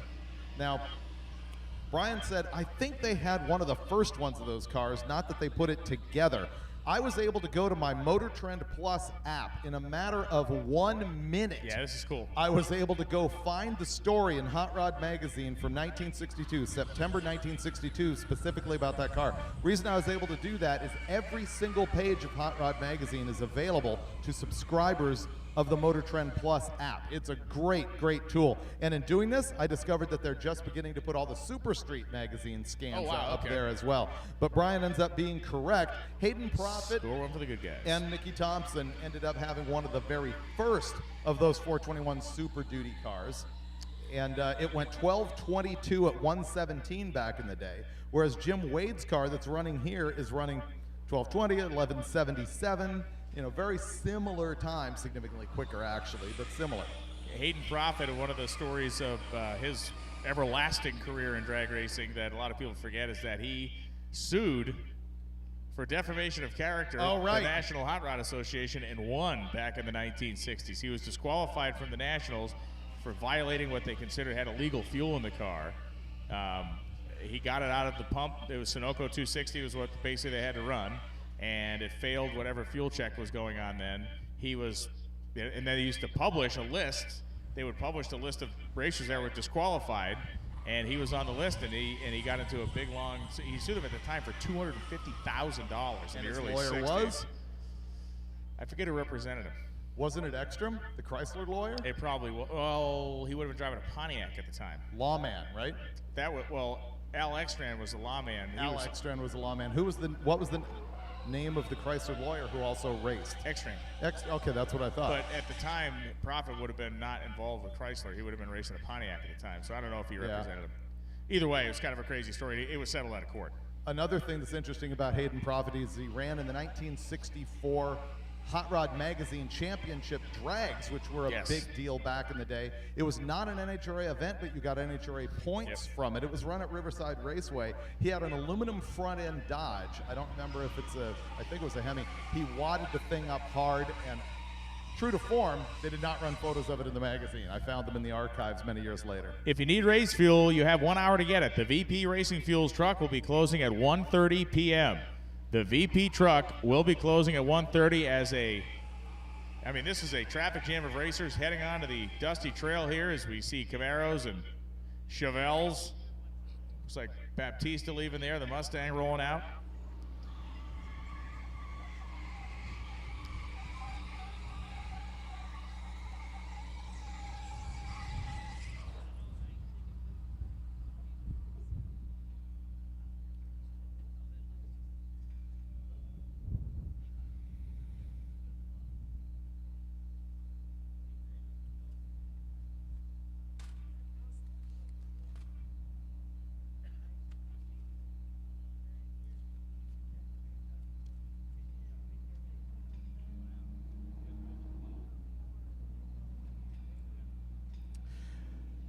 VP Racing develops superior fuels, coolants, and oils for any drag racing application. More race winners worldwide rely on VP Fuel than any other brand to deliver more power and consistent quality. Stay Frosty race-ready coolant is a glycol-free and proven to reduce engine temps to keep your machine running at peak performance. VP engine and gear oils provide exceptional durability and deliver unmatched wear protection under extreme conditions. When results matter, trust VP. VP, of course, the official fuel of Drag Week.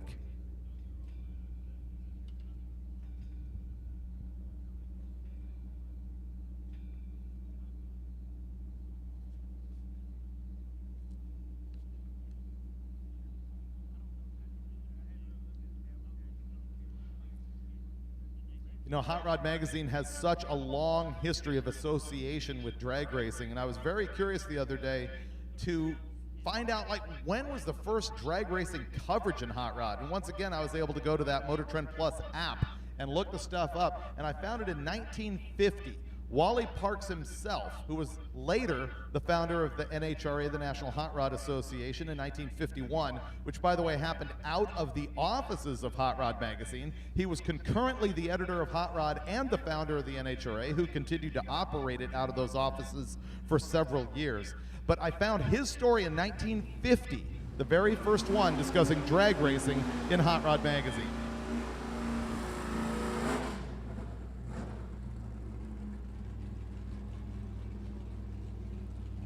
Yesterday we were loving on the bed cap on this S10 on the left-hand side, and on the right-hand side you do have the fuselage Super B with a 446 pack. 1971 was the first and only year that the Mopar muscle car had the Super B on the Charger platform. Previously it had been on the Coronet platform. Now of course they put Super B trim packages on trucks and things later on, but that is considered by many to be the last true Super B. Dallas Shelton in the B goes 1189 at 105. Bedcap S10 1367 at 96 miles an hour.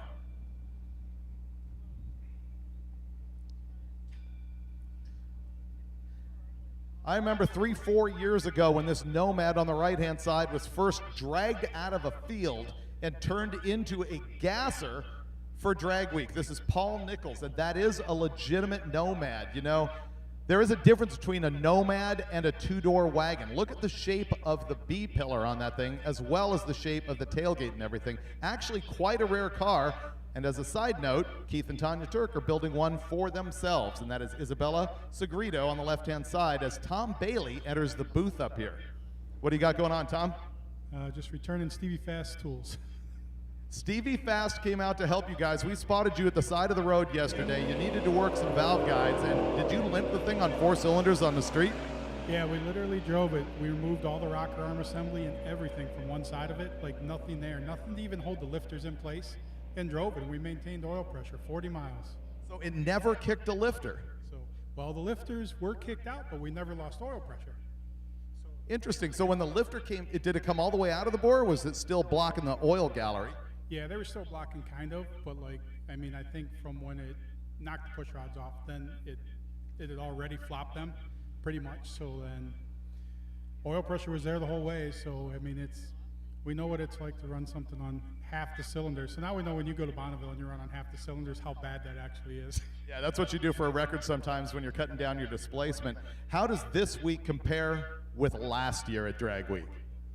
Well, up until last night, it was pretty nice. Like, literally, we were at the hotel every day by, I think it was 11 the first night because we made 3 passes, but then it was, we were there at 5 o'clock in Bristol, and then we were shooting for, it was going to be 6 o'clock last night, and we were 35 miles away, 40 miles away when that happened.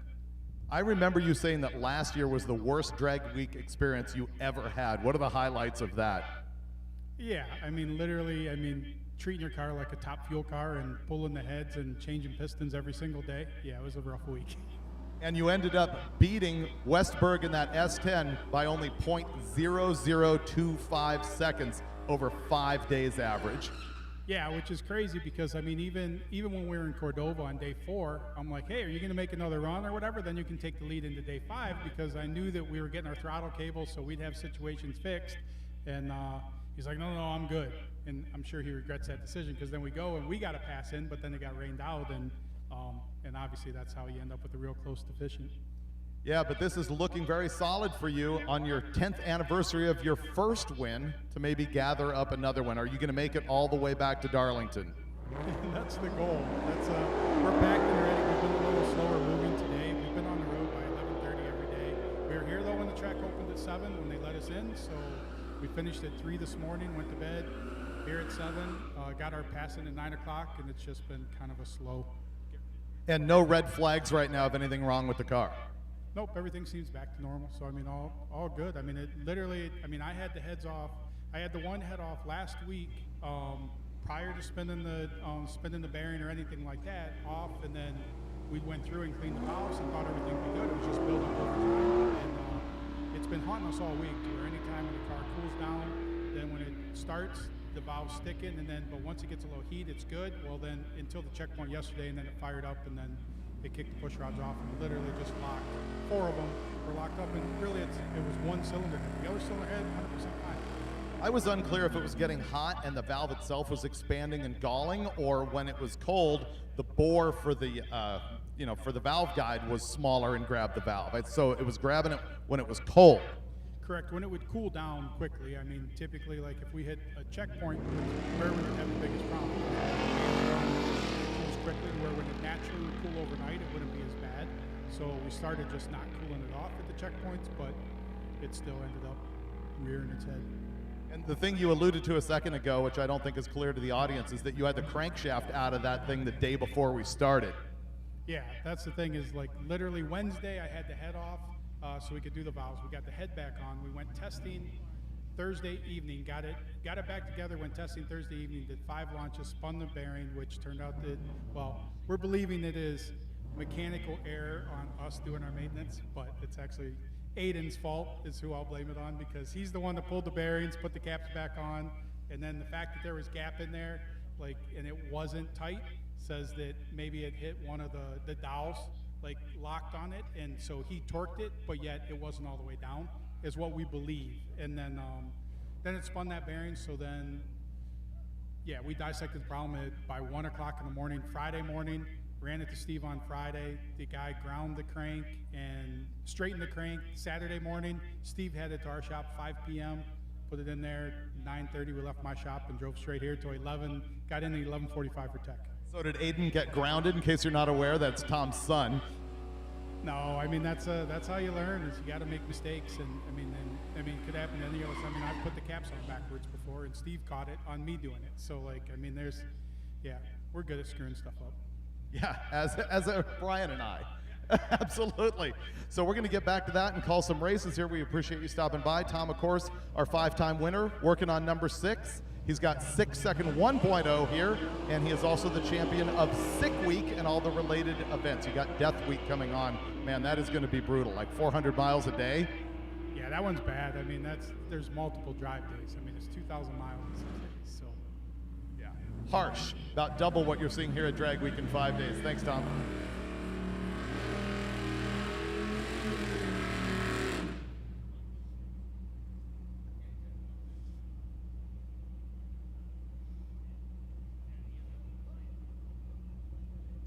Colin Andrews on the left, John Koziel on the right-hand side.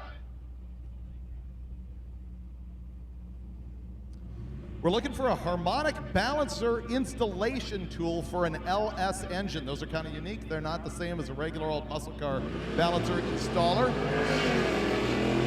So we're looking at that for the car parked next to a diesel pickup truck. It's either a Camaro or Firebird. That's not very specific, but if anybody has that LS balancer tool, we'll help them out if they come to the tower. If you think it looks violent when this truck leaves and the axle tries to come out, he just did a burnout. And I watched what it looks to be the shift handle from an SM465 try to rip itself from one side of the cab to the other. It's got that real long handle and it's got those real long throws. Watch the back end of this truck, which is of course on lift blocks and those big arch leaf springs.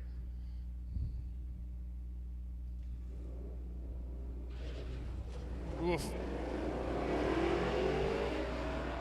15:33 last time. Maybe he's trying to crack the code to run a 14-second elapsed time here in the truck. As Brian Clark runs 13:12 in his car, the pickup goes 15:83 at 84.59 miles an hour. The Thunderbird has been spotted in the wild by Mike Galimi and the HOTROD staff. They are following the Bird along the route. Ben Brown with his 455 Olds-powered wagon, and Ed Davalos coming up right now. Davalos in that very, very clean 68 Camaro.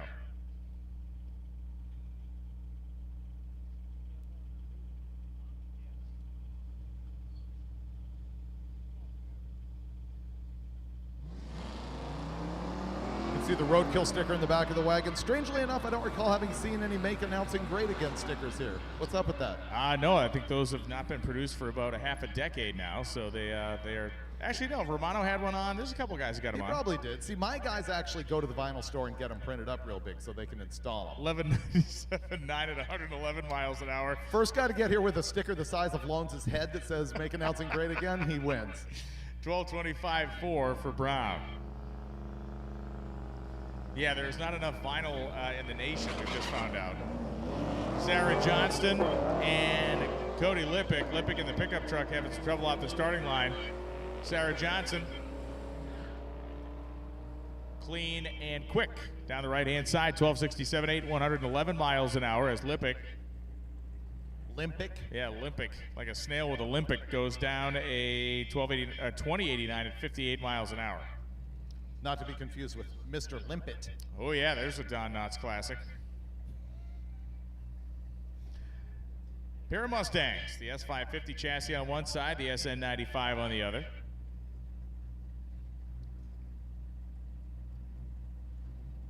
'94 model year car for Kevin Adams. 94 was the year I believe you could get they had both the 4.6 and the 5-liter for that last year, and then it was all overhead cam stuff from that point forward. 95? 95 they had a 5-liter as well. Okay, so 94 and 5 then. 11:59.7 at 117. Bree Brewer goes 15:58.1 at 83 miles an hour. Those 94 and 5-liters get weird. You know, different intake manifold and drive and electronics and stuff. We allowed to call that an SN95 body? I don't know. Ask KJ. He's the police on that one. Neil Jenks, the Gen 3 Hemi-powered 67 Dart, and Trevor Slusser, the 1965 Chevelle 4-door.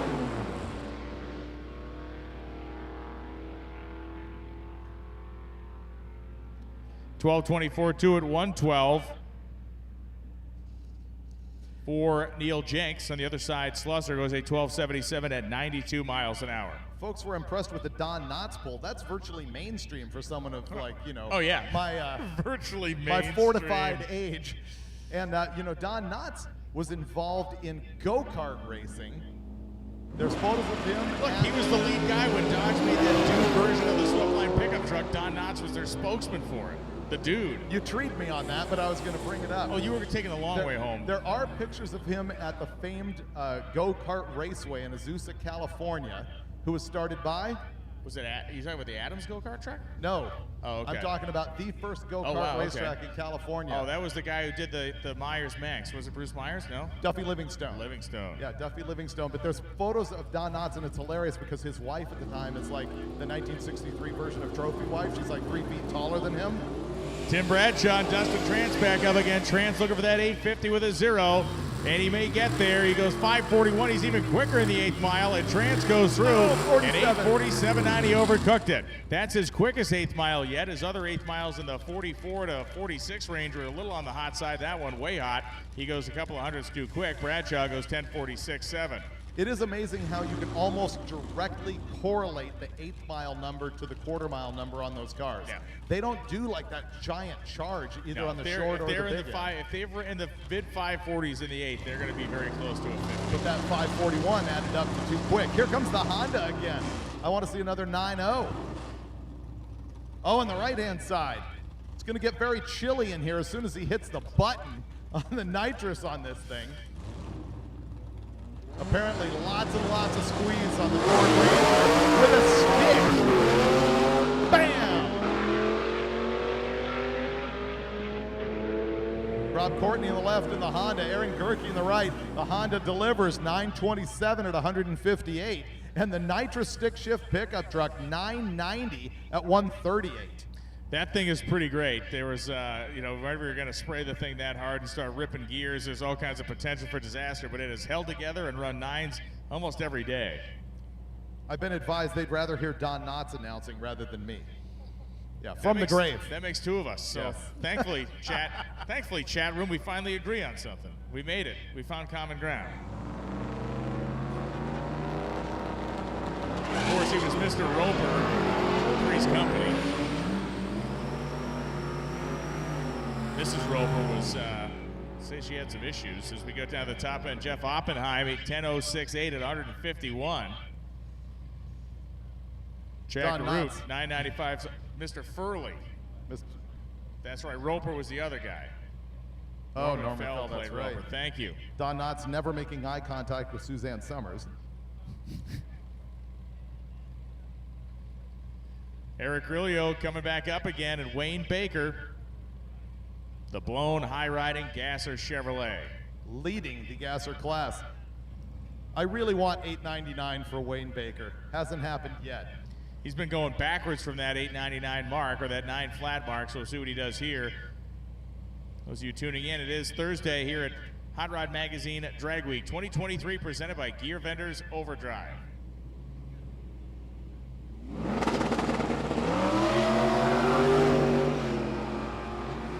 All right, promising in the 60, not so promising in the 8.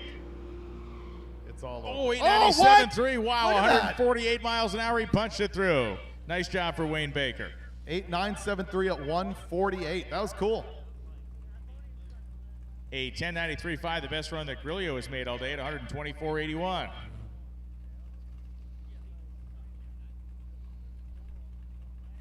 The 9.95 Oldsmobile rolling up here. 455 power on spray.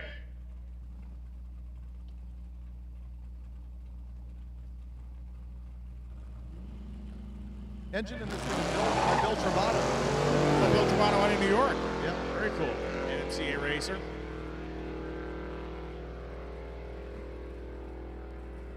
And Rovick goes 10.22.5, 133. Maybe NA there or something. Fall off a couple of tenths. Yeah, he did go 9.95 earlier in the day, his best ever. Nick Kurzak goes 11.75.5 at 108. Opposite Rovick. Dave Armentrout, it appears the issues have not quite been cured yet. The car struggling to come out of the water box here with some tire smokage.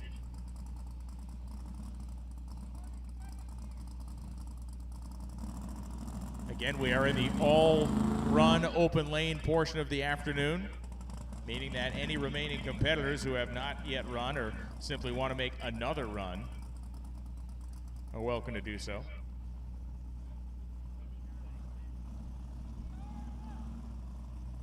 The run group thing began happening, what, 3, 4, 5 years ago or less than that? Because for a very long time it was kind of a free-for-all, or we would call a handful of classes up at once, but the run groups really clarified stuff. That came up last year, and I will say that is an example of turnabout is fair play, because it's the one idea we took from Sick Week.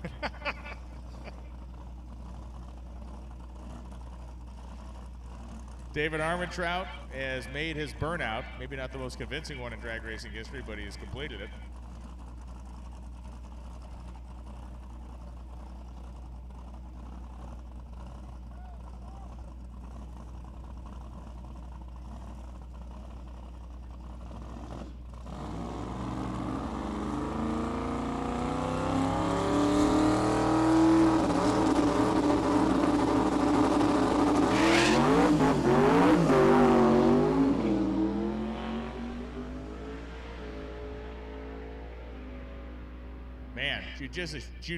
Judicious use of the throttle. I think the hood flew off it or something. These pieces of that thing flying off into the woods.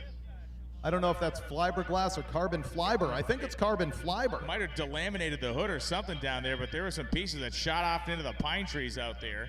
We're going to watch it again as we're watching the live. Oh, yeah, it's the hood. You can see it start to buckle in the center. And then the thing goes Hong Kong Phooey at the top end. It goes flying off into the woods. It doesn't look like that piece was black, though. That might have been a door skin. Oh, it could have been a door skin.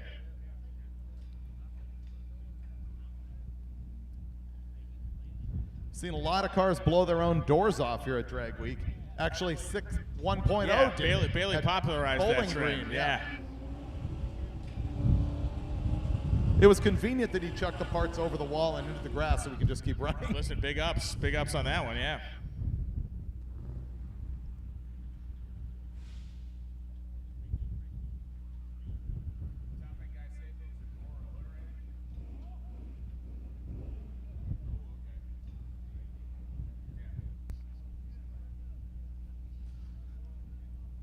Your fender has exited.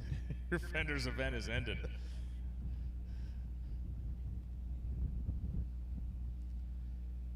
By the way, we do have Goldstone back in the lane. Can't tell if he's not in the car. They're not near the car. Oh, he's down there talking to I Lion. see him,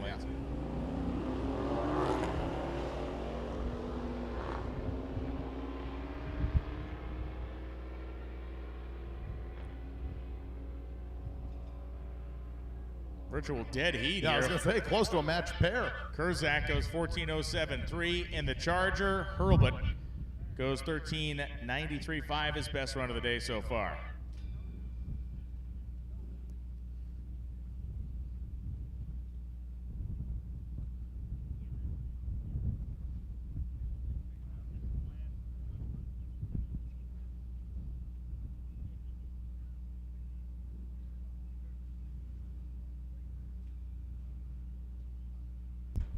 Jason DeSheim and John Chimura coming up. John, of course, in the nitrous-fed Beretta. Which is typically an 11-second clear. He's not quite got there yet. Looks like the back window says Idiot Tech across the back window, which is funny. They're reaching you, Brian. They are. They're speaking directly to me.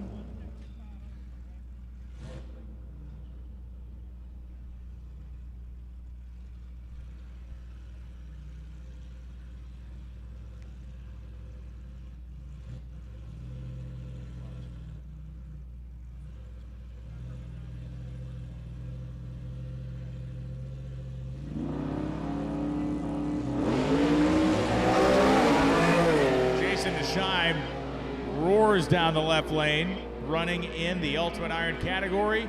He goes a stout 8:53.3 at 1:58, parachutes out. John Chimura goes 11:92.9 at 1:14. Once again, that Beretta on nitrous goes into the 11s.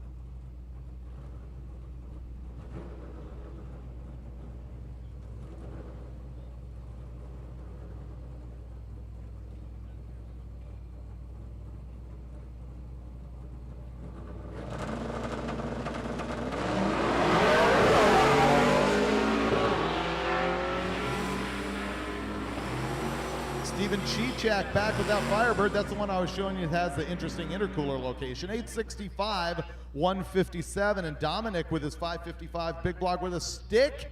1010 at 131. I think that's what he ran before. The Falcon says, dunk it, Laura. Gonna have to explain that one to me. Or maybe not. It's Jody Koyman left-hand side. Jeff Budlin goes out. Beautiful wheel stand. He does a double bouncer on that thing. He's not going to get a time. He left before the tree was activated. But it was entertaining. Left-hand lane, 1069, 122. All right, this Ford truck is back in the left-hand lane. I could have sworn he had a fender off it yesterday. He had an issue where he was looking for a wheel. 1970 model year truck.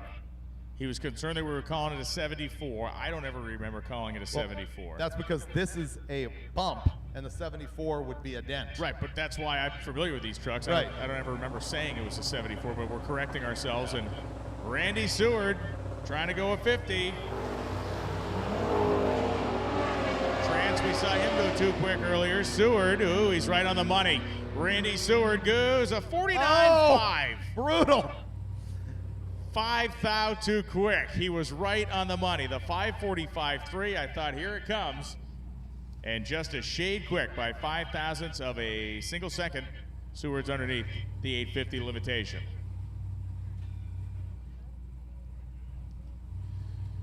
So we continue on down the line. It's Travis Beach, who just went down to the truck. The truck went 1386. 80-mile-an-hour terminal speed for Beach in the pickup truck. Josh Chichak coming up left side, the 87 Buick. And Mike Kalpfeld, 66 Chevelle, right-hand side in blue. Kalbfeld having earlier in the week been low qualifier for Street Machine Eliminator. And he's now number 3. His average, 10-10. So he wants to go 10-0 in the right-hand lane there, Kalbfeld. Oh, it says 21st birthday for Chichak in the left-hand side. How cool is that? Chichak's Grand National, taking him into drinking age.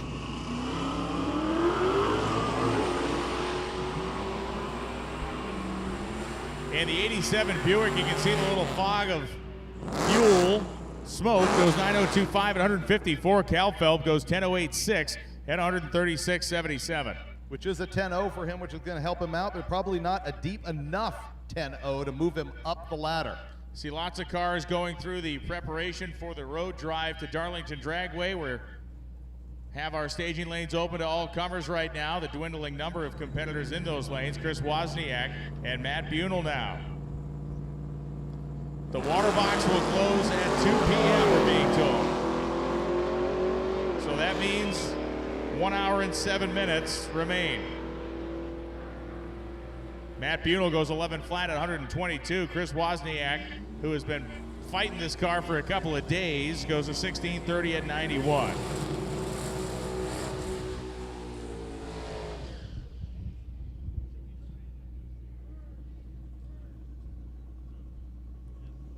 Chris Murray and Craig White. White in the pickup truck, Murray in that 1994 Mustang. Was scrapping yesterday to make runs. He was basically the last guy down the racetrack yesterday. He came in number 4 in Street Race Small Block Power Adder. He's going to move up to number 3 if Steinke can't get a transmission back in his car and make a pass before the 2 o'clock cutoff. The boys in the Falcon are in the back of the lanes. We know their great story. Hammering gears in that thing and making their way each and every stop down the line.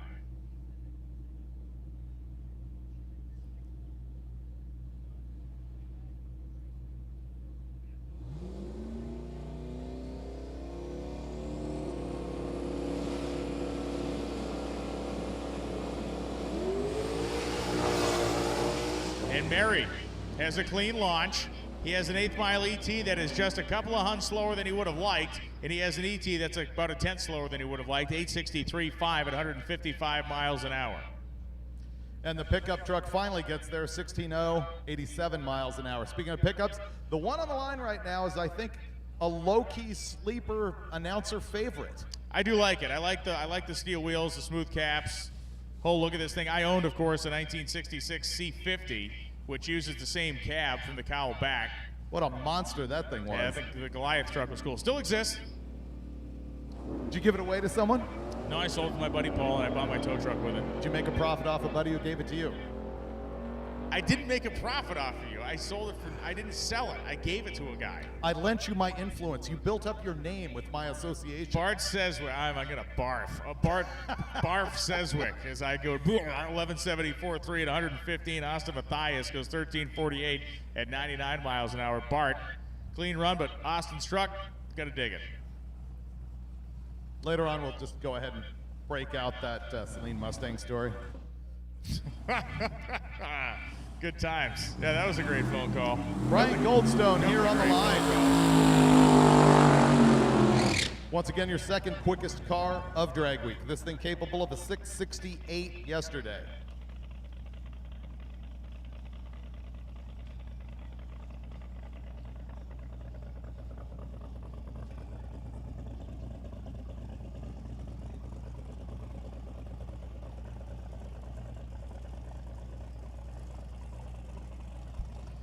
So a turbocharged, twin turbocharged, big block Chevrolet for Goldstone.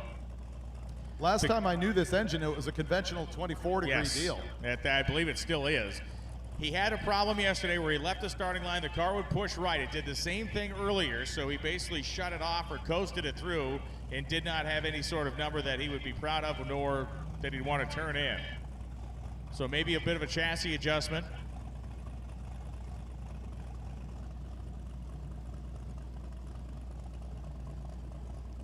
For Goldstone now as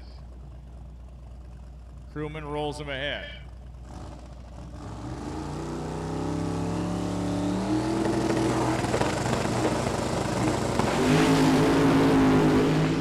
pulled a lot of power out. They start putting it back in. Some smoke out of the back of Goldstone's car. He clicks it early at about 1,000 feet. Goes 687, 174 miles an hour. The speed down. You saw that car emitting some smoke down the racetrack, and then at like 1,000 feet, you could tell he pulled his foot out of it. He still runs in the 6-second bracket. He still makes a great run, and the speed is many, many numbers off what it typically is. Still, that's going to be a pack it up and go. I would believe so. Who knows? I mean, you know, you can. He's got an hour.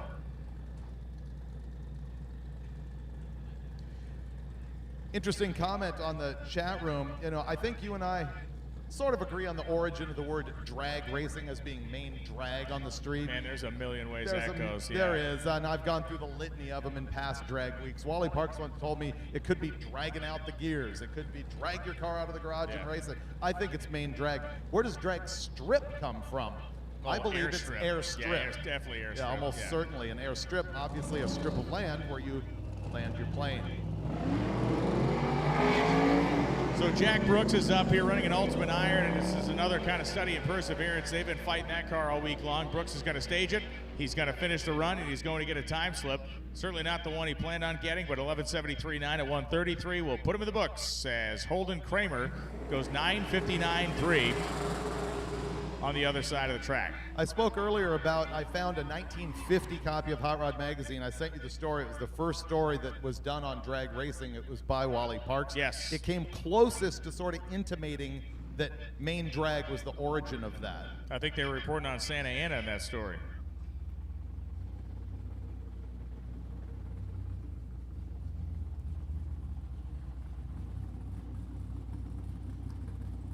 Santa Ana that would later be blackballed from the pages of Hot Rod Magazine. Well, they decided to start running nitro again. Yeah, like everybody else in Southern California did. I think before that. I think 1953 is roughly the time when they started ignoring that. Oh, look at the beautiful. Dave Deal's car has not left Worth in salt this week, but it sure did there. 777.2 at 173 miles an hour for Dave Deal. The big wheel stand. I started to call it a beautiful wheel stand, but I thought that it was going to get ugly there on the landing. Turned out well. 127, 60 foot on the back tire. Here comes Bob Ruppel, the Winter Mint Nova, celebrating his 22nd wedding anniversary, and Jeff Dugopolsky rolling up here in his 66 Chevelle. Dugopolsky, a former winner of Street Machine Eliminator here at Drag Week. -10 on the tree. He's one of the few in the crowd that comes up here and actually tries to cut a light every time. 964, 137 for Ruppel. Dugopolsky goes 1026.9. Well, that's going to be a pretty good number for Ruppel, but maybe not enough to move back David Burke in Street Race Big Block Power Adder. All right, here comes the fantastic story of the Little Falcon. These guys threw this thing together out of the junkyard in, I can't remember, they told me 7 weeks or 7 months. Either way, it was with alacrity. And this, man, they've been struggling so hard. The guy's never been drag racing before. He left before activating the tree like 3 times in a row at Bristol. They've been suffering on the road hardcore, but they're still making it out here, and I think he's about to run not his best number. He went in the 13th yesterday. That's 14:31 at 96 miles an hour. George Hill on the left-hand side goes 13:40 at 106. Paul Nichols, Rovic. Yeah, I mentioned to you that Rovic's car over here is an engine built by Bill Travato. I think he was around. I know he's an NMCA racer. I know he's an Oldsmobile guy. I think he did the first couple drag weeks, or the second and third drag week, something like that. Yeah, I think he was an early guy in there. I think it was the 68 red Cutlass that he was running. Ooh, trouble out there. Whoopsie. So Paul Nichols in the Nomad, 73 in the 8th mile, and a finisher of 14:32.8 at 89. And Rovic's car has not regained fire out there at 100 or so feet down the racetrack. That's it. He's got it in reverse. Yeah, I see backup lights.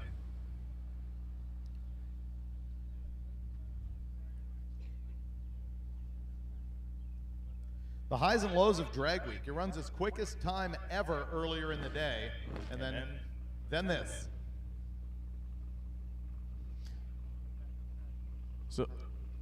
So once again, the water box will close at 2 p.m. Which is different than the lanes will close at 2 Correct. p.m. It means that the last pass down this track will be made at 2 p.m. or 1:59 and 59 seconds. I did just get a text from Steinke. Honka parts fall off. He says, I might have it. Going to try again. All right.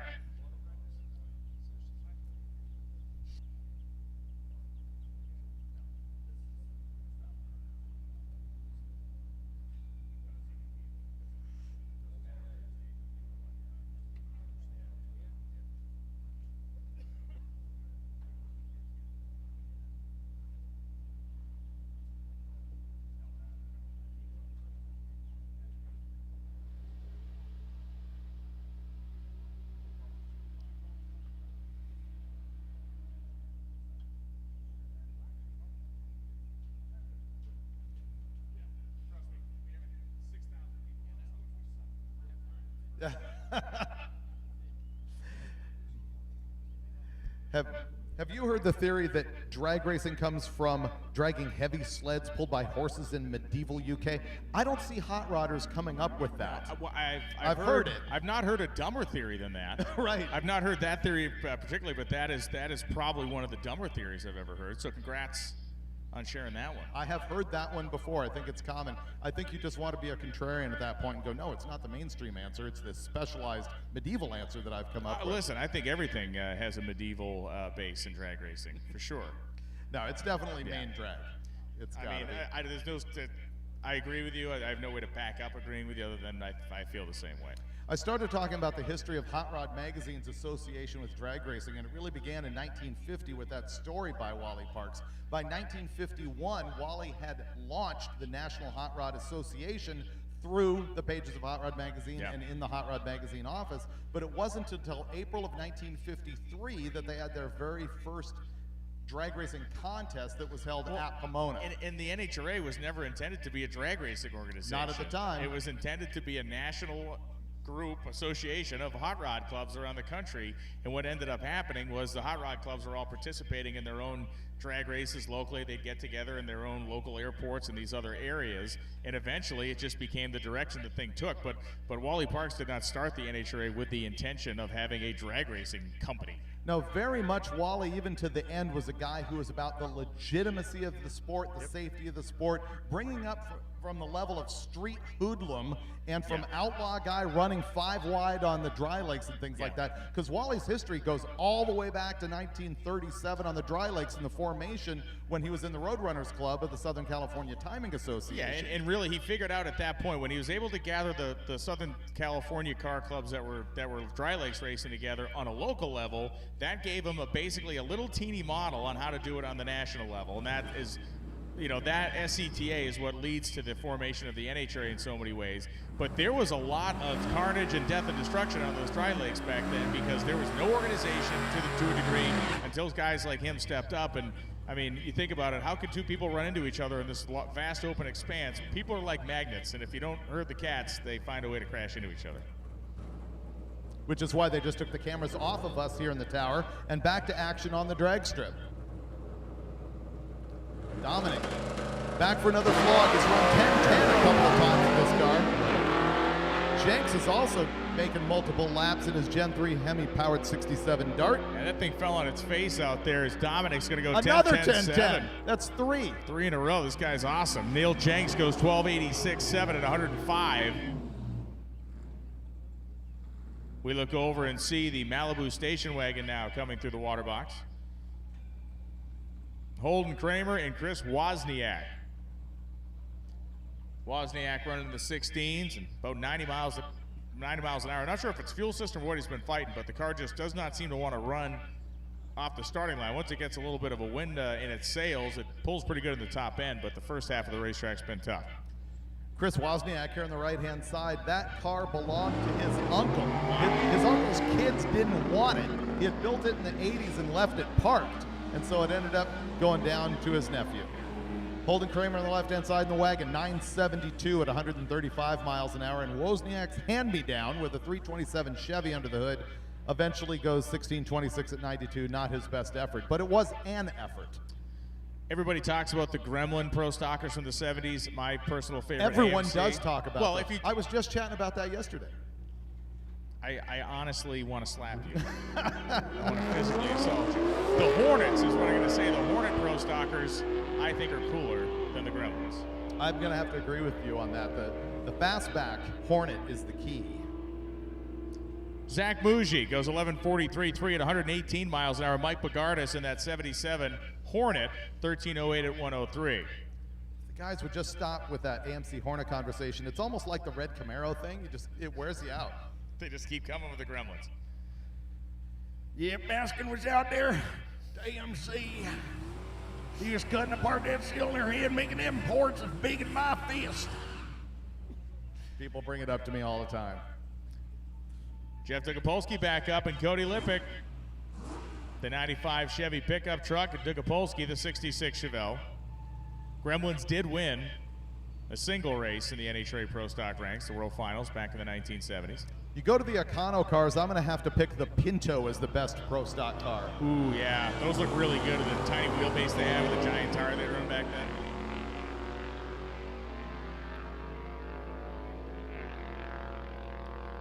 Dugopolsky, 10:31.9 at 130 miles an hour. Cody Lippick, 11:78.7, 112. You had the Scribner brothers out in California had that Mercury Cougar, the 80s Cougar. When everybody else was running a Thunderbird, they actually had a Mercury Cougar. That was kind of cool. They won a single race, but not with a Mercury. They won with a Ford. They won Sonoma. Shades of the Velour Shaker. Oh, yeah. Inspiration. There was a Lincoln Continental funny car built in Oh, the man, 1970s. was there. There Yes. was also a Cadillac Eldorado. Yeah, and the Snoopy car, which is a giant Ford LTD funny car built in the 60s. That guy had a crazy name. What was that guy's name that had the Snoopy car? He had a very cool... Charlie Brown, something along those lines? No. I know. It was... Didn't the body of the thing weigh like 1,800 pounds on its own? They pulled it off. I mean, it was a 1-to-1 scale. They pulled it off a real Ford LTD. As Kevin Adams goes, 11:26, 119. It wasn't like they took one and then scaled it down 3/4. It was full size. Yep.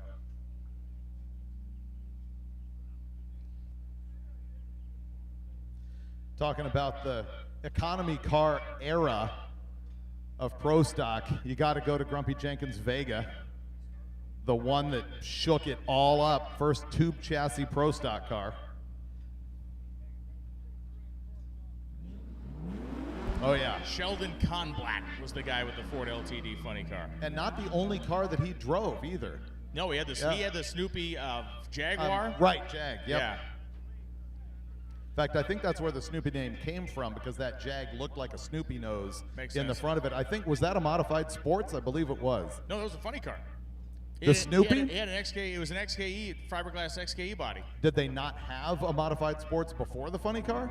No, because No? they had the LTD and then they had the Jag. Okay, it wasn't that old. I mean, somebody was definitely running a Jaguar and X in modified sports Of production course. back then, but I don't think it was him.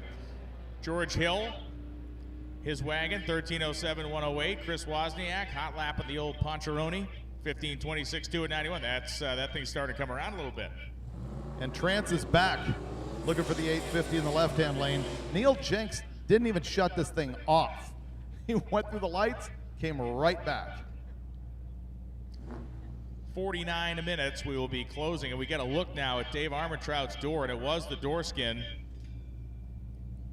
Well, the door came apart. I'm not sure it's the skin that flew into the grass. The glass sure did. Is that skin actually separate? It's a carbon fiber door. The so whole door came off. Yeah. All right, Dustin Trance, show me a mid 540. How about a 542? He's still a little hot down there as he goes to the stripe. He goes There dead it on is. 850 with an 8, 158 miles an hour for Dustin Trance. 009 reaction time to boot. So Trance did exactly what he was looking to do, and they are finally going to get out of here and head to Darlington Dragway.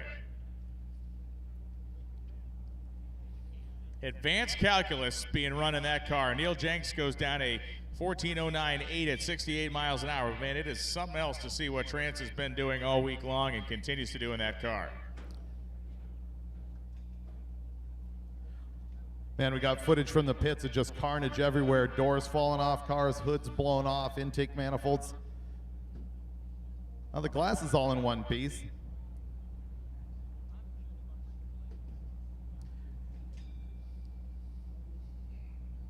We have been told that the Viper guys are going to try to make a run this afternoon. The meter is running time-wise, but the motor is together. Once again, Waterbox closing at 2. That doesn't mean lanes at 2. That means Waterbox, as in nobody else is going down the track after 2.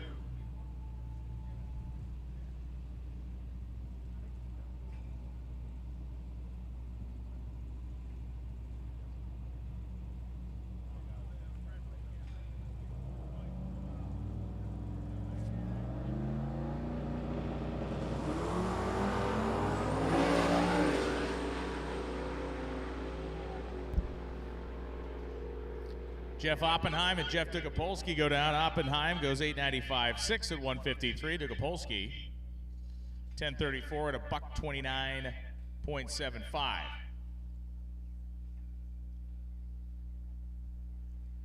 I like it when KJ wears the beacon bucket hat. You can't miss him from the tower. You can't miss him. It's good. Yeah, good bright bucket hat.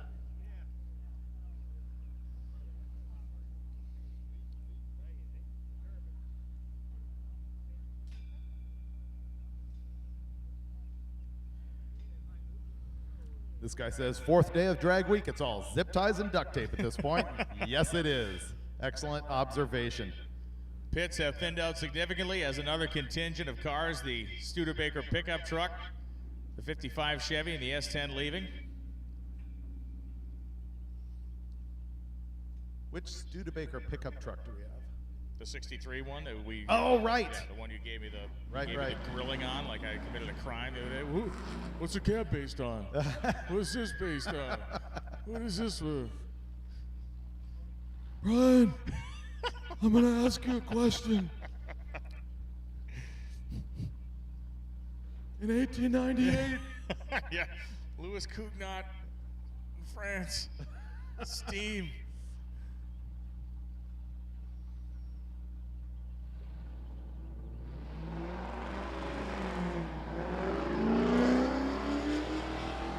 That's not Brian's clutch. So you don't care what happens to it. Yeah. I mean, there wasn't smoke coming out of the bottom yet, so it can't be that bad. Right. 1484.9 at 94. I mean, he has shaved more than 2 seconds off of that since we first saw it today. But added more than 2 seconds to it, or about a second to it from his best. 45 minutes remaining in the day here at Carolina Dragway.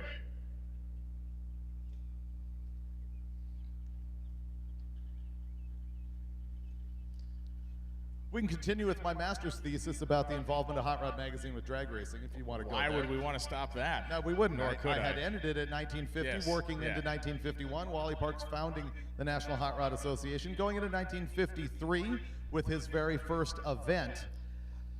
California State Championships. And then, of course, there was the drag safari that happened after that, where Wally Parks sent a team of guys out to participate with those clubs that had already been drag racing. And Wally's plan was to sort of unify the safety and the rules and the operations of all those tracks.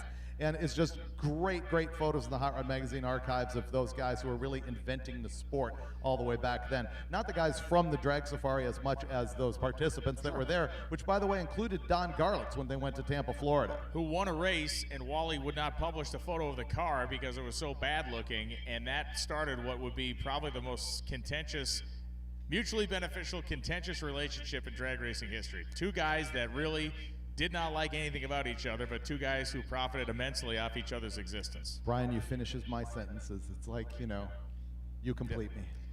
Well, this has gone on one day too long. And so then there was the drag safari, but what would be the next key element? I guess it would be the development of the Hot Rod Magazine Championship. The next key element had nothing to do with NHRA. The next key element had everything to do with the 1954 World Series of Drag Racing put on by the ATAA. I'm talking about the collection of what was happening at Hot Rod Magazine and Hot Rod's involvement in drag racing. Oh, I think, well, at that point, it was, I would almost give you the same answer. Because they went and covered that race, and it was like, and it was almost like, whoa, like we're a lap behind here. Somebody else is gonna lap up on us. Not to trim sort of the branches of your conversation here, but I'm looking at like how Hot Rod was involved directly. Like, for example, the Hot Rod Magazine Championship drags, leading up into the fastest streetcar shootout, leading into pump gas drags, leading into this. And I think the next step, if you go from Wally and from the drag safari, is probably the Hot Rod Championship drag racing. I can't think of an event that was hosted by Hot Rod. Yeah, I mean, it was really less of an event and more of being able to use that magazine as a giant amplifier, like noise amplifier, right? It was able to highlight cars and highlight safety items, and they do it in this kind of subtle third-party way. Look at how advanced drag racing is getting, and that, again, that sets the stage for all the rest of the stuff. But you know, I think it was very much propaganda at the time. Well, honestly. it was definitely. It was a way to move the sport forward and certainly educate a lot of people about how to do stuff. But yeah, in terms of specific like waypoint events along the way, the Hot Rod Magazine Championships were just, you know, not to discount it, but it was another. I know you got NHRA points, but it was just another match race. Oh, it sure was, and there was a lot of them, yeah.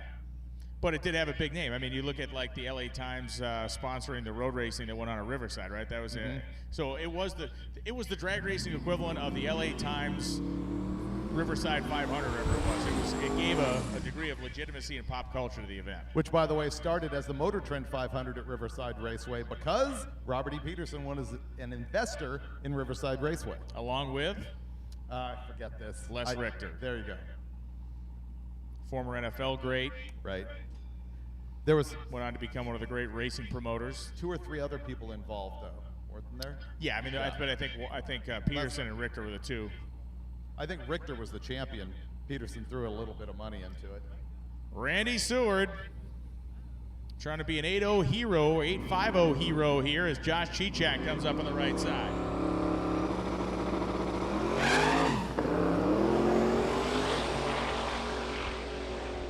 Seward, 547, he's right there again, and he goes 851.6, 161. I really like the guy in the chat who noted that you've got a little bit of Ackerman in your eyes. Ackerman. I do. I have some Ackerman in my eyes. Yeah, it's good. It's my gift. It's called sleeping like 4 hours in 3 days.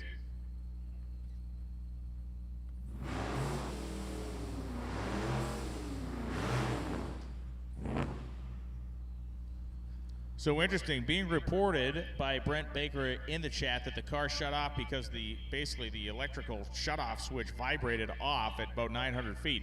We could tell that the car was not under power past that point, but that would explain why it shut off.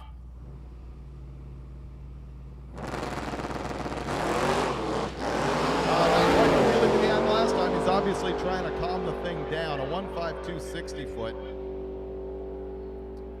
While you were off taking care of yourself, this thing did a nice wheelie off the line. This time 904, 157 miles an hour.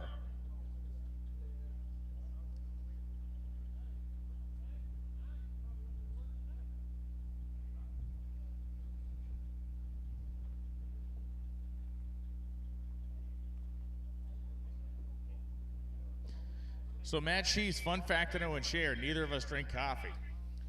No, it's one of the few things we agree on in life, is that neither of us like coffee. Nah, not good. I don't do hot drinks. You can get the Red Bull down much faster. No chance of burning your throat. Here comes Honk. He promised me he'd be back, and he delivers. Doesn't let me down like you, Loans. Well, listen, I'm consistently good at that. Landing just below the expectation. I lift you up, you let me down. Too much. Absolutely too much.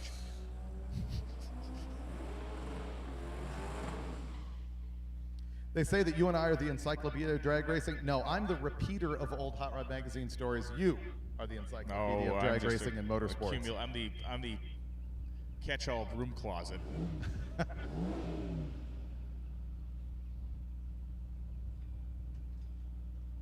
I always have a vague notion of what's going on that I could Google really quickly, and you've always, boom, got the names and dates and everything right there. Or at least you give the illusion. When you speak with complete authority, it works. Just like I always say this at Drag Week, you own the pronunciation of people's last names, no matter how wrong they are. Number one rule of drag race announcing. You can often be wrong, but never lack confidence. And for Rick Steinke, it sounded like it tried to spool and he bumped through, so that might have been just a bit of a staging miscue as opposed to any sort of greater problem. Let's see what he can do here. I don't know if they actually did the transmission R&R if they found something else wrong. We talk about Riverside, and we brought Riverside up. They ran, what, half-mile drags at Riverside Raceway in California? Yes, they did, which was mostly an SCTA thing in the winter season to help land speed racers get a longer run rather than just a quarter mile.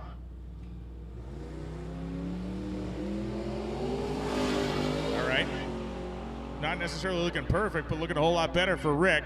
He's about a 10th off where he needs to be at the 8th mile, 8:63.2, 1:61. That is eons closer than he was before, and I would suspect in the next 37 minutes we will see him try to make another attempt. Riverside Raceway, home of some of the most gnarly NASCAR crashes of all time. A.J. Foyt broke his back there. You can find I think it was in 65 or 66. He went hurtling off the track at full throttle, had no brakes. The car launches off this big hill and flies. It flies like that Caprice wagon they jumped at LS Fest, and he landed and broke his back. It set him back a while. And who's the one that went and pulled him out of the car? No, well, you're thinking of different story. You're thinking of Tiny Lund at the Daytona 500. No, there was an accident that happened at Riverside that was similar to that as well. I think it was Parnelli Jones was involved in it. Whoever pulled Foyt out probably didn't do him any favors and jacked his back up worse than it already was.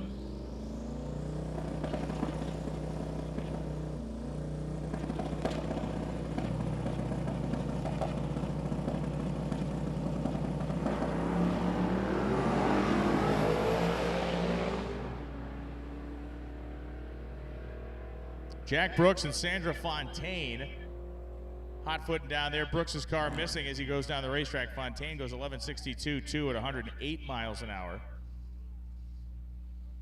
The story with Tiny Lund and Marvin Ponch at the Daytona was Ponch was driving a Maserati sports car at one of the pre-events before the Daytona 500. I think it was in '63, and had a Ford V8 in it. They had an FE big block in this thing.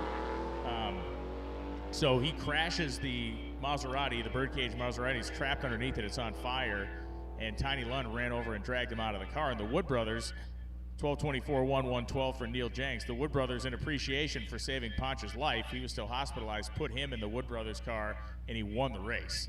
It was really, he won a lot of short track races, but for Tiny Lund, it was like his, that was the biggest moment he ever really had as far as a high-level NASCAR win.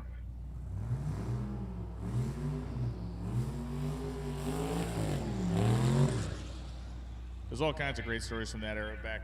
They got the big lake in the middle of the Daytona International Speedway, and Tom Pistone, Tiger was his nickname, but he used to, honest to God, he used to keep a oxygen bottle in a fitting because he couldn't swim, but he was totally afraid because you could get into the lake at that point. They didn't have the thing walled off in any way. Never had to employ those tools. Kimball Hodge and Charlie Krause coming up. One of my favorite old NASCAR stories, old, is Jocko Flocka. It's just the best. Riding with Tim Flock. His pet monkey would ride with him in the race car. And I just bring mine to co-announce with me on Dragway. Yeah, I ride in the Wagoneer. He might have smelled better. Charlie Krause, his near 40-year span of ownership on this Monte Carlo carries him to a 10:44.6 at 127. Kimball Hodge, 11:11.9, 124.67. So Chris Barker on the chat is supporting my story. At the Riverside crash, Parnelli Jones ran to the A.J. Foyt wreck. That's what I thought. There you go. Joe Weatherly lost his life at Riverside actually out there one of those years. Dan Gurney used to destroy out there. They would bring Gurney in as like a ringer, and he won that thing multiple times. Oh yeah, he was the king of Riverside. Yeah. All right, I have to tell my Parnelli Jones story. I'm at the 40th anniversary of the Baja 1000, and there's like a parade going down of the historic cars that had raced in the early years of Baja, beginning at the Mexican 1000 in 1967, which later became the Nora 1000 and so on. And I'm riding with Walker Evans, of course. Walker Evans, yeah. Legendary off-road race guy. Is that Class 8 Dodge trucks he used to drive? He did, but I was in that really early yellow square body that had the sunken fiberglass hood and all that. So I'm riding with Walker, and we are around this corner here in Mexico. We're like south of Tijuana, north of Ensenada. And we round this corner, and Big Ole is sitting at the side of the road, the Big Ole Bronco that was such a major game changer back then. And Parnelli Jones is standing with the thing. Just hanging out. And so Walker is like, you know, PJ's got something wrong. So we pull over, and I get out, and they're staring at the Holley carburetor on this thing, and it's gushing gas out of the fuel vent. And so here's Parnelli Jones, right? And he's looking at this carburetor, and he walks over, gets a rock, picks up a rock, and smashes the needle and seat with the thing and fixes it. Yeah. And we throw the air cleaner back on and hit the road. That is cool. Yeah, it was completely cool to stand there with those two legends, like stand back and just be like, I can't believe this is happening right now. You mentioned, we were talking about A.J. Foyt and his Riverside crash, but in 1955, the NHRA Drag Safari put on a race at an airstrip outside of Houston, Texas, and there we have the photos, and the photos are in the Peterson archive. A.J. Foyt drag raced at that race. He drove a many people did. It was a Lakester, basically a belly tanker kind of land speed car, but had a flathead V8 in it. But the photos, which I sent these photos to Tony Stewart because he idolizes A.J. Foyt, and he was kind of blown away. So it's like I said, dude, you may think you're cool that you're this NASCAR guy that goes drag racing. I said, but some dude like 70 years ago beat you to the punch. Well, Dan Gurney did a spec of El Mirage racing and a spec of drag racing as well in his, you know, probably teen years. Jalopies too, right? He was a jalopy dirt track guy, mascot in other places. I like the old photos of Craig Breedlove on the dry legs with his 33 or 4 Ford. Yeah, those are awesome. Maybe it was a 32. With that kind of wild hair and everything. Exactly. There's a video that everybody watching must see that's on YouTube. That's a documentary about Craig Breedlove driving into the lake at the big end of Bonneville. He's making laps and laps. He's not going to go 10-10 this time. I know he's making laps trying to go 9-something.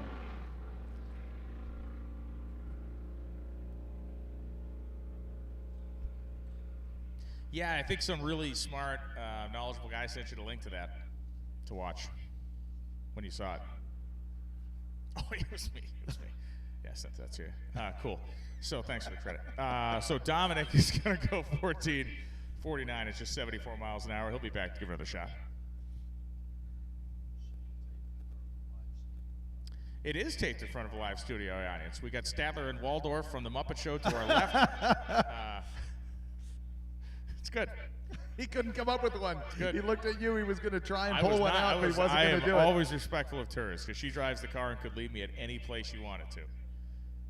One of my ill-gotten morning breakfast. Yes, yeah. I could be, you know, tying myself in knots back there. She'd just keep on blazing on. She might bring us to the bad convenience store that doesn't have the right Danishes. Oh, yeah, there you go. Only have the baby size. Blueberry cheese this morning, man. Congratulations. First off, congratulations. It's drag week. You got to lower your standards. Yeah. Blueberry cheese. Yep. Well, and what did you go for this morning? I had a little slice of lemon cake. Lemon cake, yeah. It was nice. Was it moist? Yeah. Yeah? It's moist? I mean, it was probably made just after the surrender of Japan in 1945 and placed in a plastic bag with God only knows what it's made out of. Did it have a little bit of that smell of the Missouri on it? You know, yeah, they had a little bit of that. You know, the warship smell, the black powder. Like, yeah. Served to the emperor, then packaged. Neil Jenks, the emperor of the right lane right now.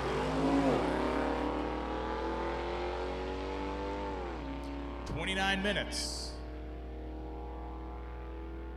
The meter's running as Neil Jenks goes 12.202, 112.34 miles an hour.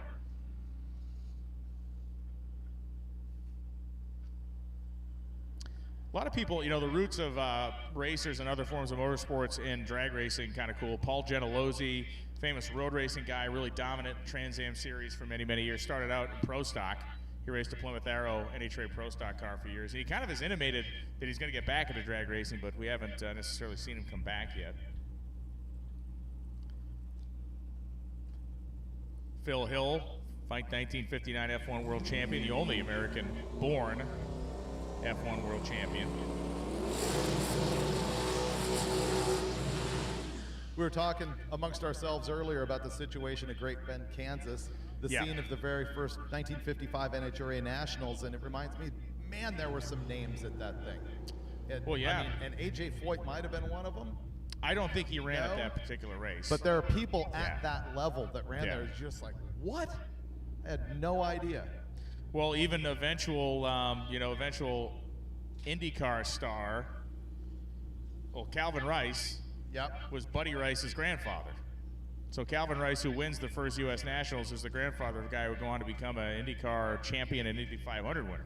And I did school you earlier in the week that the runner-up at that race was Fritz Voigt. Yeah, he's rolling his eyes. He didn't have the answer to the question. Fritz Voigt, who later became the right-hand man of Mickey Thompson, was the runner-up at the very first NHRA. David facilitates on a day-to-day basis whether he should change his name to Fritz Voigt or Mickey Thompson. So there's nothing he doesn't know. Chris Mary knows he can go 866 with a 6 at 155 as he continues to flirt with the low 860s in his Mustang. All right, so the word is coming from Lonnie Grimm. We have news here. Waterbox is still going to close at 2, but for Friday at Darlington, the Street Machine Eliminator Delta Group will be the first turn at the time slip, first to turn in their time slip so we can get the ladder built for the 32-car bracket race. Following the Delta Group will be A and B and then C. So the Delta Group will be out first, then A, B, and C. The Stick Shift Shootout is an all-run category. There will be a sign-up sheet with Tanya. The Street Machine Eliminator Race and Stick Shift Shootout will be called independently to the lanes later in the day for those eliminations.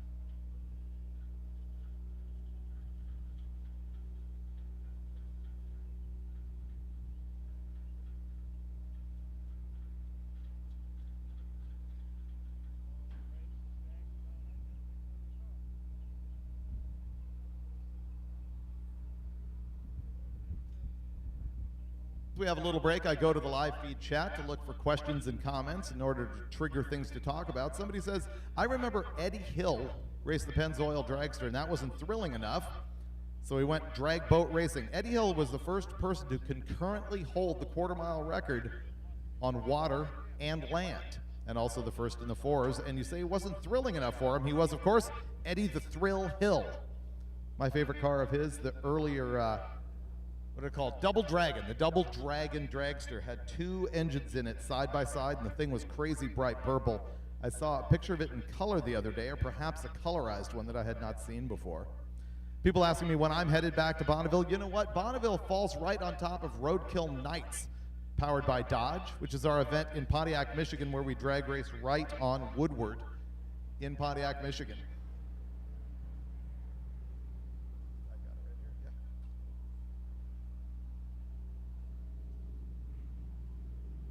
And KJ Jones reminds me also that that car of Eddie Hill was the Nuclear Banana. I have confirmed that on Friday, tomorrow, it will be gates open at 8:30 a.m., so later than we've been doing throughout the week. Gates tomorrow at Darlington open at 8:30 a.m., and racing will be from 10 a.m. to 6 p.m. And don't forget what Brian was just mentioning, which is that the run order is going to be a little bit different tomorrow. We need Street Machine Eliminator Delta Group to run first so that you can hand in your time slips and so that we can make the 32-car ladder and carry on with that race in the afternoon. So Delta Group will run first tomorrow morning. Following that will be A, B, then C. Then we do the Stick Shift Shootout, which is an all-run category. There'll be a sign-up sheet with Tanya to do the Stick Shift Shootout. So once again, tomorrow, gates at 8:30 at Darlington and racing from 10 a.m. to 6 p.m. Following that, we've got the big gear vendors party where we give out all of the trophies and plaques and prizes that have been earned throughout the week. Those of you on the live feed, you want to make sure to check in tomorrow because that's when everything gets all hanging out. A lot of these cars that have been conservative throughout the week will step up their boost or their nitrous or their timing or whatever it takes to go as quick as they've been all week. You'll see them make a safety pass just to complete their week and make sure that they're not blown up. Then they will come out and run really, really hard for you. You'll see big wheel stands and the quickest times of the week, typically.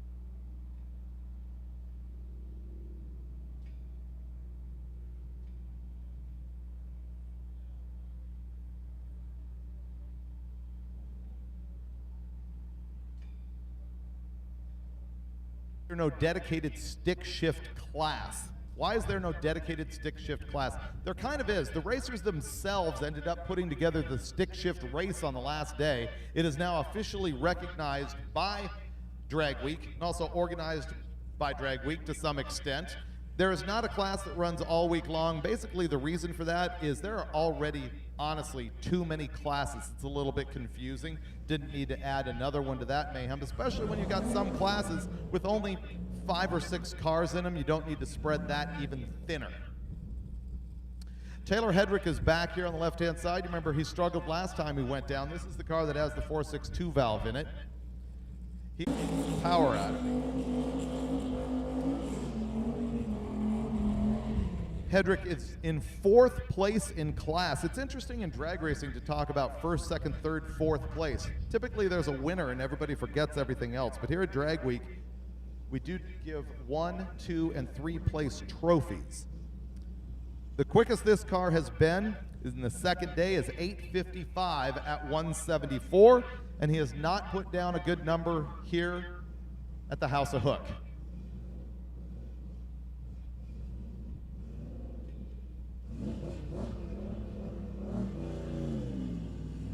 And that trend will continue.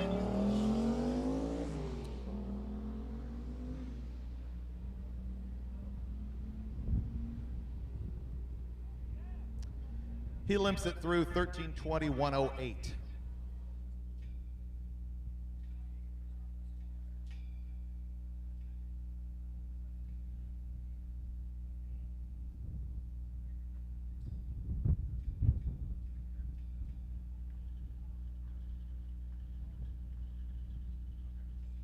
And to clarify, as Warren has a look of panic on his face, in case there is any expectation that we would actually be live streaming the party, that is not happening. So we will end the live stream at the conclusion of racing tomorrow. The downside of that is that we cannot watch you have physical flop sweats in front of a crowd of people. That's the only downside of that news. Yeah, right. Well, with a real live audience, it's almost a medical condition this guy has. It's a soaking, uncomfortable thing to watch. I'm shy. Yeah. Yeah, I'm uncomfortable in front of the camera, in front of live audiences. Yeah, it just doesn't shake down. I got a fantastic note from Keith Turk, which is, we said that we were going to run the D run group tomorrow morning, but in fact what we need to do is run all the Street Machine Eliminator cars, and there are Street Machine Eliminator cars that run in the C group. So if I can clarify, we need to get Street Machine Eliminator down track so that we can get time slips handed in, so that we can ladder that up. And that bracket race will be operated under the dulcet tones of Warren from Drag Racer TV. Yes. Who understands and can compute on the bracket racing level, of which... That's correct. Let's be honest. Yeah, my mind scramble at that point does not allow for that kind of math on the fly. The competence has ended.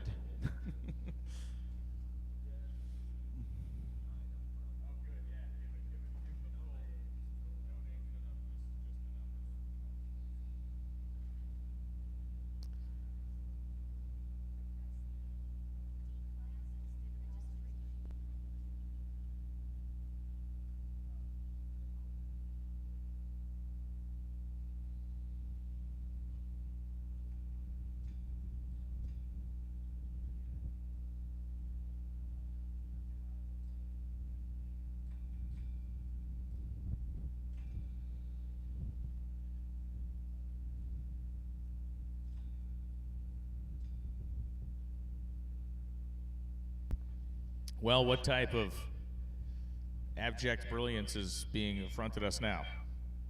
Well, you turn your mic back on, so there's that. Well played. People are asking if we will.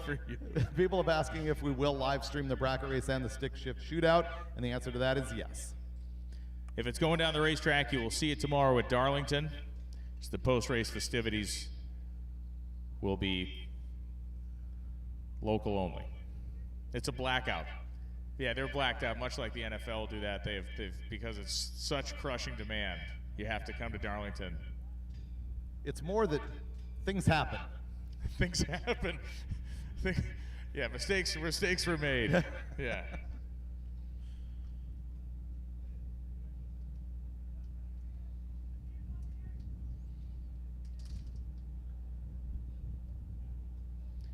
Okay, so David's chip of the day, thank you for asking, Small Time 94 GT, was from the Great Lakes Potato Chip Company. These are the kettle-cooked original potato chips with the skin on. My chip of the day is the one on my shoulder. Made out of paper mache.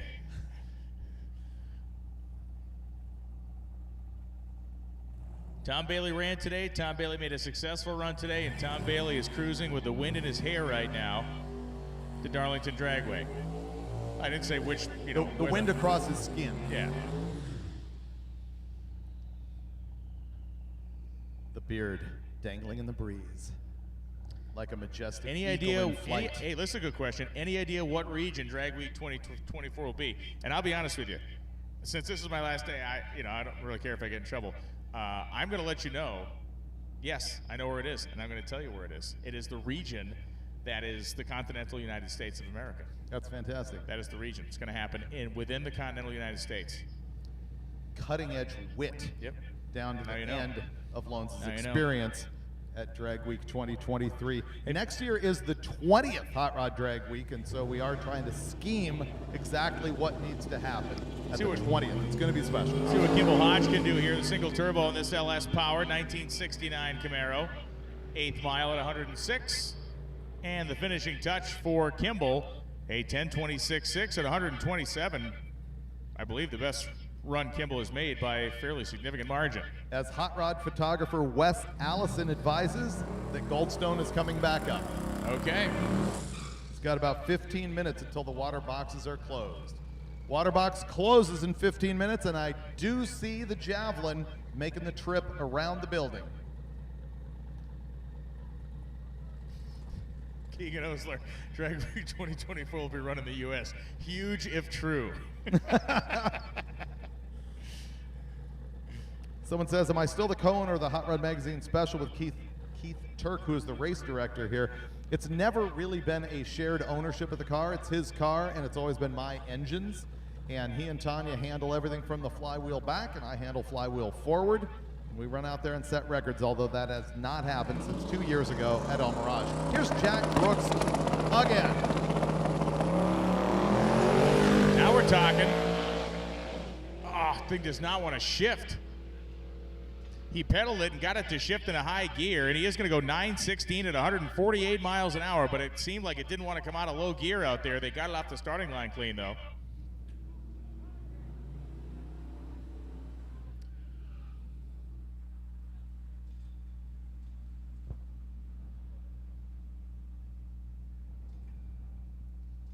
Apparently our camera guys have had enough of Neil Jenks' dart. I mean, and it comes back. Spoke too soon. Familiarity breeds contempt. Yeah, don't I know it?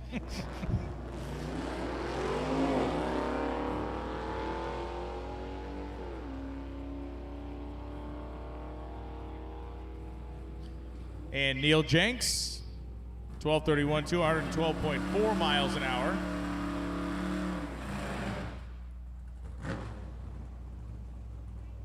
The B-Gas Champ 2022, Dominic Zvacek coming up right now, and he is continuing to test the strength of the U-joints in this thing and the well-being of the third member in the back of this car. He's been hammering on it loads today.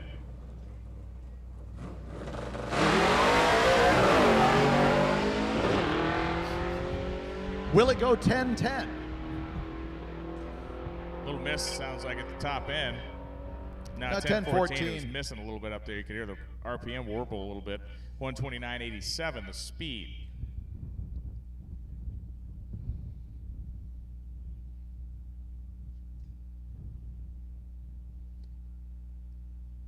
As we are kind of getting down to the backside here of this last day, about 13 minutes before the track will be locked down. Oh my God, man, come on, grow up. Wanted to say thank you to Carolina Dragway for the prep of the racetrack. We saw so many week bests right now. I mean, over the course of this day, so many racers have made their quickest runs of the entire week at this track. Gates are open when we wanted to get in here. Timing system's on point, data's on point. Thank you to Jimmy Owen and the entire crew here at Carolina Dragway for welcoming us and doing so in such a great fashion. I really was super impressed by it. We spend most of our time up in the tower, but we did get to sort of cruise the facility and look at the place and use the restroom. And look, anytime we get to come to a legacy racetrack, like this place has been open again since '57, it's like it's a something that you should pretty much cherish because you know, the way that everything's going, we're fighting for all these places, and this is a very well-maintained, well-operated facility. They'll be open tonight with their test and tune, and just it makes you smile when you come to a place like this that's been open since, what, Eisenhower was in office, and continues to be a strong venue for some of the fastest cars in the world today.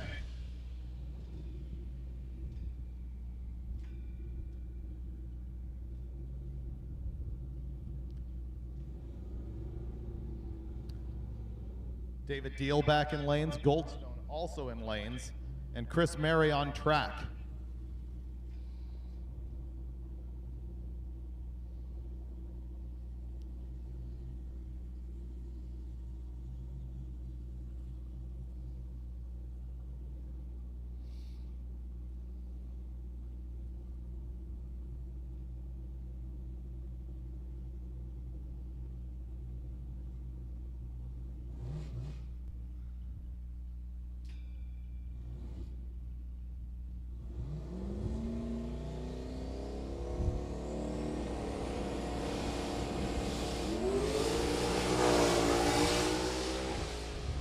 Okay, good. Better, he's a 548. He could be right there, and he needs it. 8:57.1, 157 miles an hour for Chris Mary.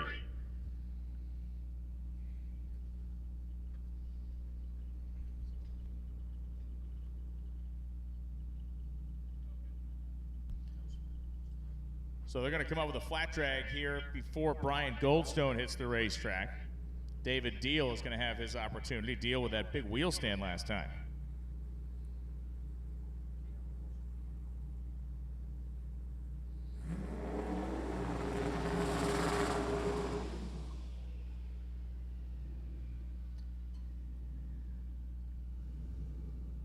See that Racecraft sticker on the side of the spill plate of the rear wing of this car. Racecraft has built some really, really beautiful stuff. A lot of very, very fast, small tire, door cars, stock body style stuff. So it's cool that they had a hand in this build here.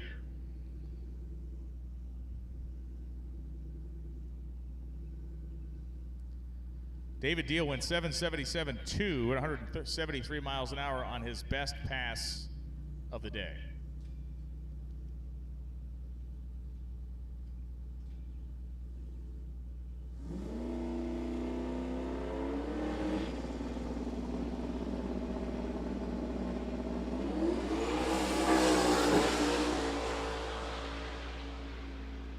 Wheel stand was a much lower flyer there, and he goes down a 7:59.5 at 170 miles an hour for David Deal.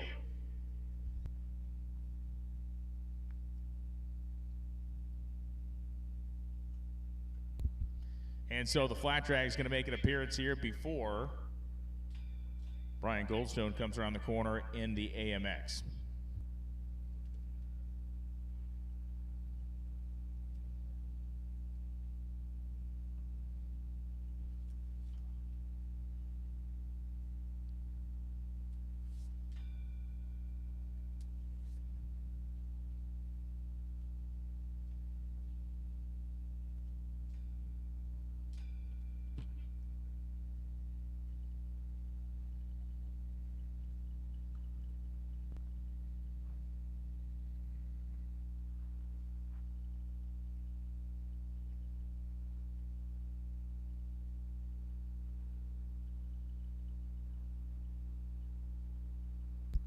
T-minus 8 minutes until the water boxes are locked off.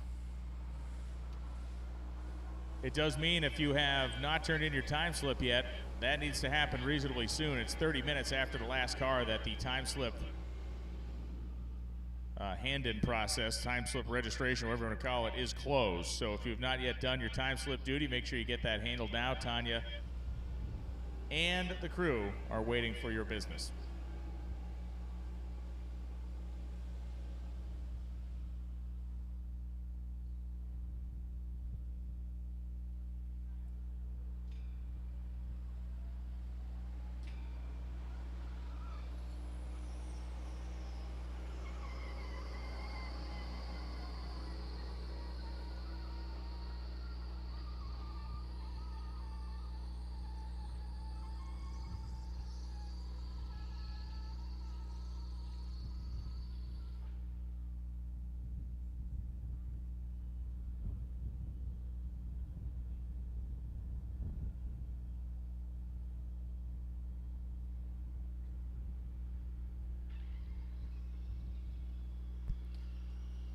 You know, we talk about 1957 in drag racing. We just had the U.S. Nationals in Indianapolis. Been there since 1961, but in 1957, the Nationals would have been in 1957? Yep.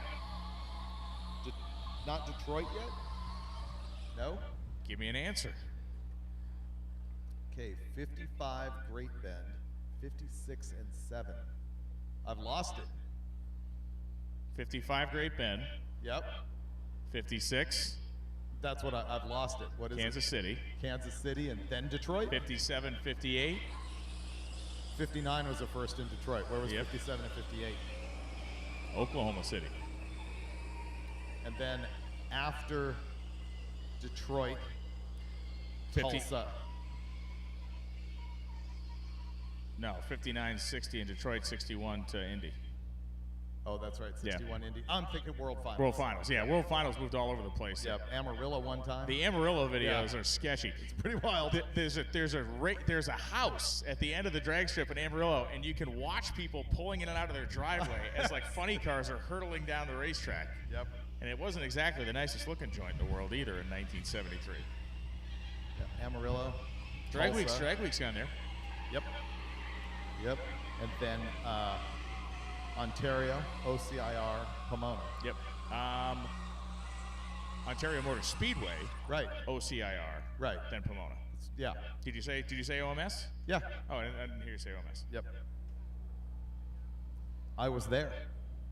That's pretty cool. Witnessed it. Yep, I was there for all three places. I remember it moved around SoCal there.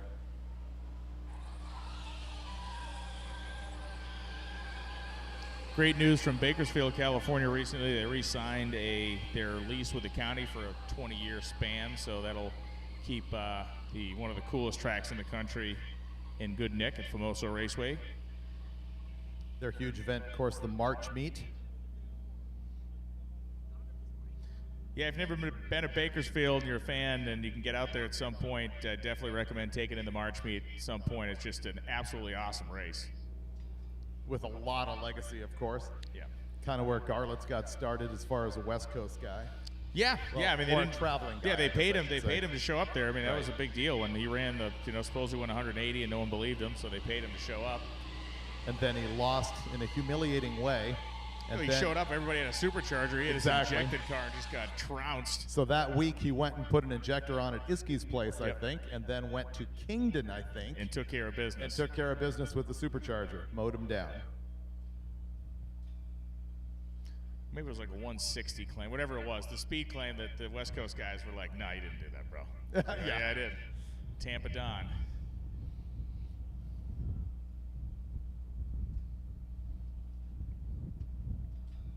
Yeah, it's funny because even in this style of drag racing, back in the day when this thing first got going, there's a lot of stuff that would pop up. Oh, this guy went this quick here. This guy did that here. It's like it's one of the great traditions in this sport where nobody believes anybody. Yeah.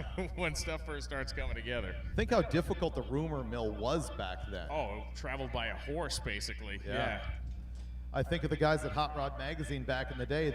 Let's just talk about the Drag Safari, 1954. They'd go out there and shoot all these pictures, write captions from memory, and send them back in with a film. Or they would send the film in, they would make 2 sets of proof sheets, they would send the proof sheets back to the writer who was out in the field, he would select the photos and write the captions, mail it back to the office. And that's why every month there was a corrections column that said, "We accidentally identified this person." Yeah, whereas you and I can... we can incorrect ourselves immediately on the mic on the live feed. So here comes Bryant Goldstone. Chevy Love, how about making a division just for newcomers? Well, the idea here is you're not actually racing anybody head-to-head. So there are people at Drag Week this year that have never drag raced before that are making their first competitive laps in any sort of drag racing event. Yep.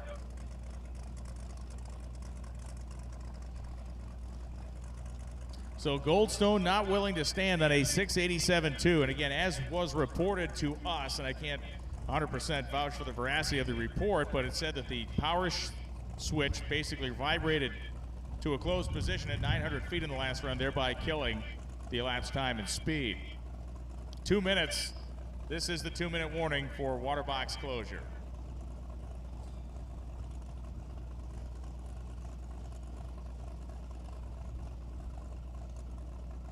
Rovic heard you, and he's pulling forward, trying to get in the box before it's too late.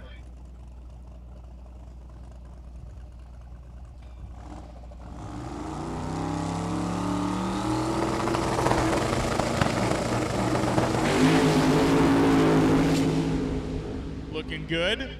108 short time, and Brian Goldstone goes 662.7 at 217 miles an hour.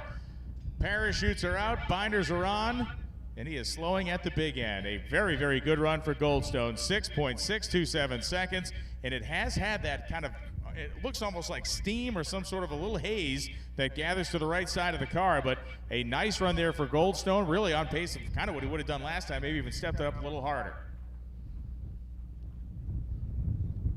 Looks like Rovic's Oldsmobile is going to be the last car of the day here as the water box closes in 1 minute. Jay Hollinger, astutely, low ET and top speed of the day. Outrunning the Mustang by a short amount. Very cool stuff. Congrats to Brian Goldstone for sticking it out to the end here.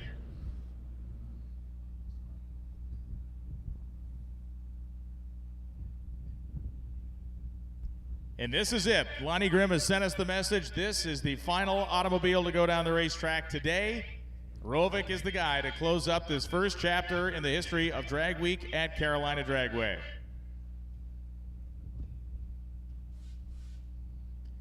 A nitrous-fed 455 that shut off on the racetrack last time. Let's hope he can get a clean one in here and make a clean drive to finish the week at Darlington. Nope. It's exactly what it did last time. And so the day will end with a whimper. That looked a lot like your final moments of exposure to the Drag Week audience for 2023. Falling on my face publicly? Exactly. Oh. Well, let's do it. Hello. We're back here in the broadcast booth. First off, thanks to everybody at Carolina Dragway for being such gracious, prepared, and awesome hosts here today. The racetrack was on point. We saw those great runs made really in all classes and categories. Averages improving here at Carolina Dragway. Yeah, so many people doing the best runs, and often at Drag Week, the best runs of their career, and I think we saw some of that here. Definitely we saw it with Rovic, who's on the track right now. He's backing up, going to be gone, but superhero earlier in the day. Absolutely, and thanks to all the fans. We had a great group of fans come out here and hang out with us today at Carolina Dragway. So as David has intimated, this is a ride, get off the train. Me and Lonnie Grimm are going to hop in the rental car together and drive up to ZMAX Dragway in North Carolina to go drag racing tomorrow. So it's not the worst thing in the world, but I am going to miss everybody here. You will be at the NHRA Nationals there, where you will also see that exhibition of a number of Hot Rod Drag Week cars. They'll be running on an 860 index exhibition there, so you'll see a lot more of the same that we've been talking about so much on Drag Week with our street race small block power adder cars. I think they've invited other cars in the 850 bracket. Yes, yeah, it's going to be great. Not just in that class. It's really going to be fantastic. We hope that inroad into NHRA ends up with a bigger scene for those cars as we move forward. So I wish good luck to all the competitors that are leaving this afternoon, those that have already left and maybe still be watching the live stream. Have a safe ride at Darlington. Enjoy the moment when you get there, because you have finally made it back to where you started. It is a great accomplishment. For those of you that have done it the first time, I don't think there's probably a better feeling in the world. And for those that continue to do it, I know there isn't, because that's why you keep coming back. 8 a.m. tomorrow, actually 10 a.m. tomorrow morning. Correct. Is when the live stream will start from Darlington Dragway. We will have the conclusion of qualifying for the bracket race effectively, and then we'll go into the other groups.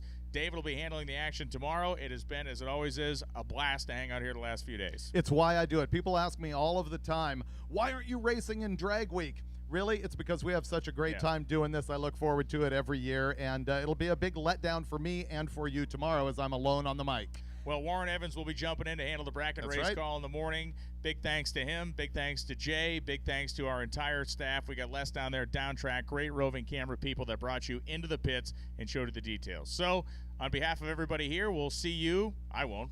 I'll be watching him, unfortunately for me, like you, tomorrow morning at 10 a.m. from Darlington Dragway for the conclusion of Hot Rod Magazine Drag Week 2023, presented by Gear Vendors and brought to you by a host of great sponsors. I'm Brian Loans. He's Freiberger. Hasta la vista. See you tomorrow.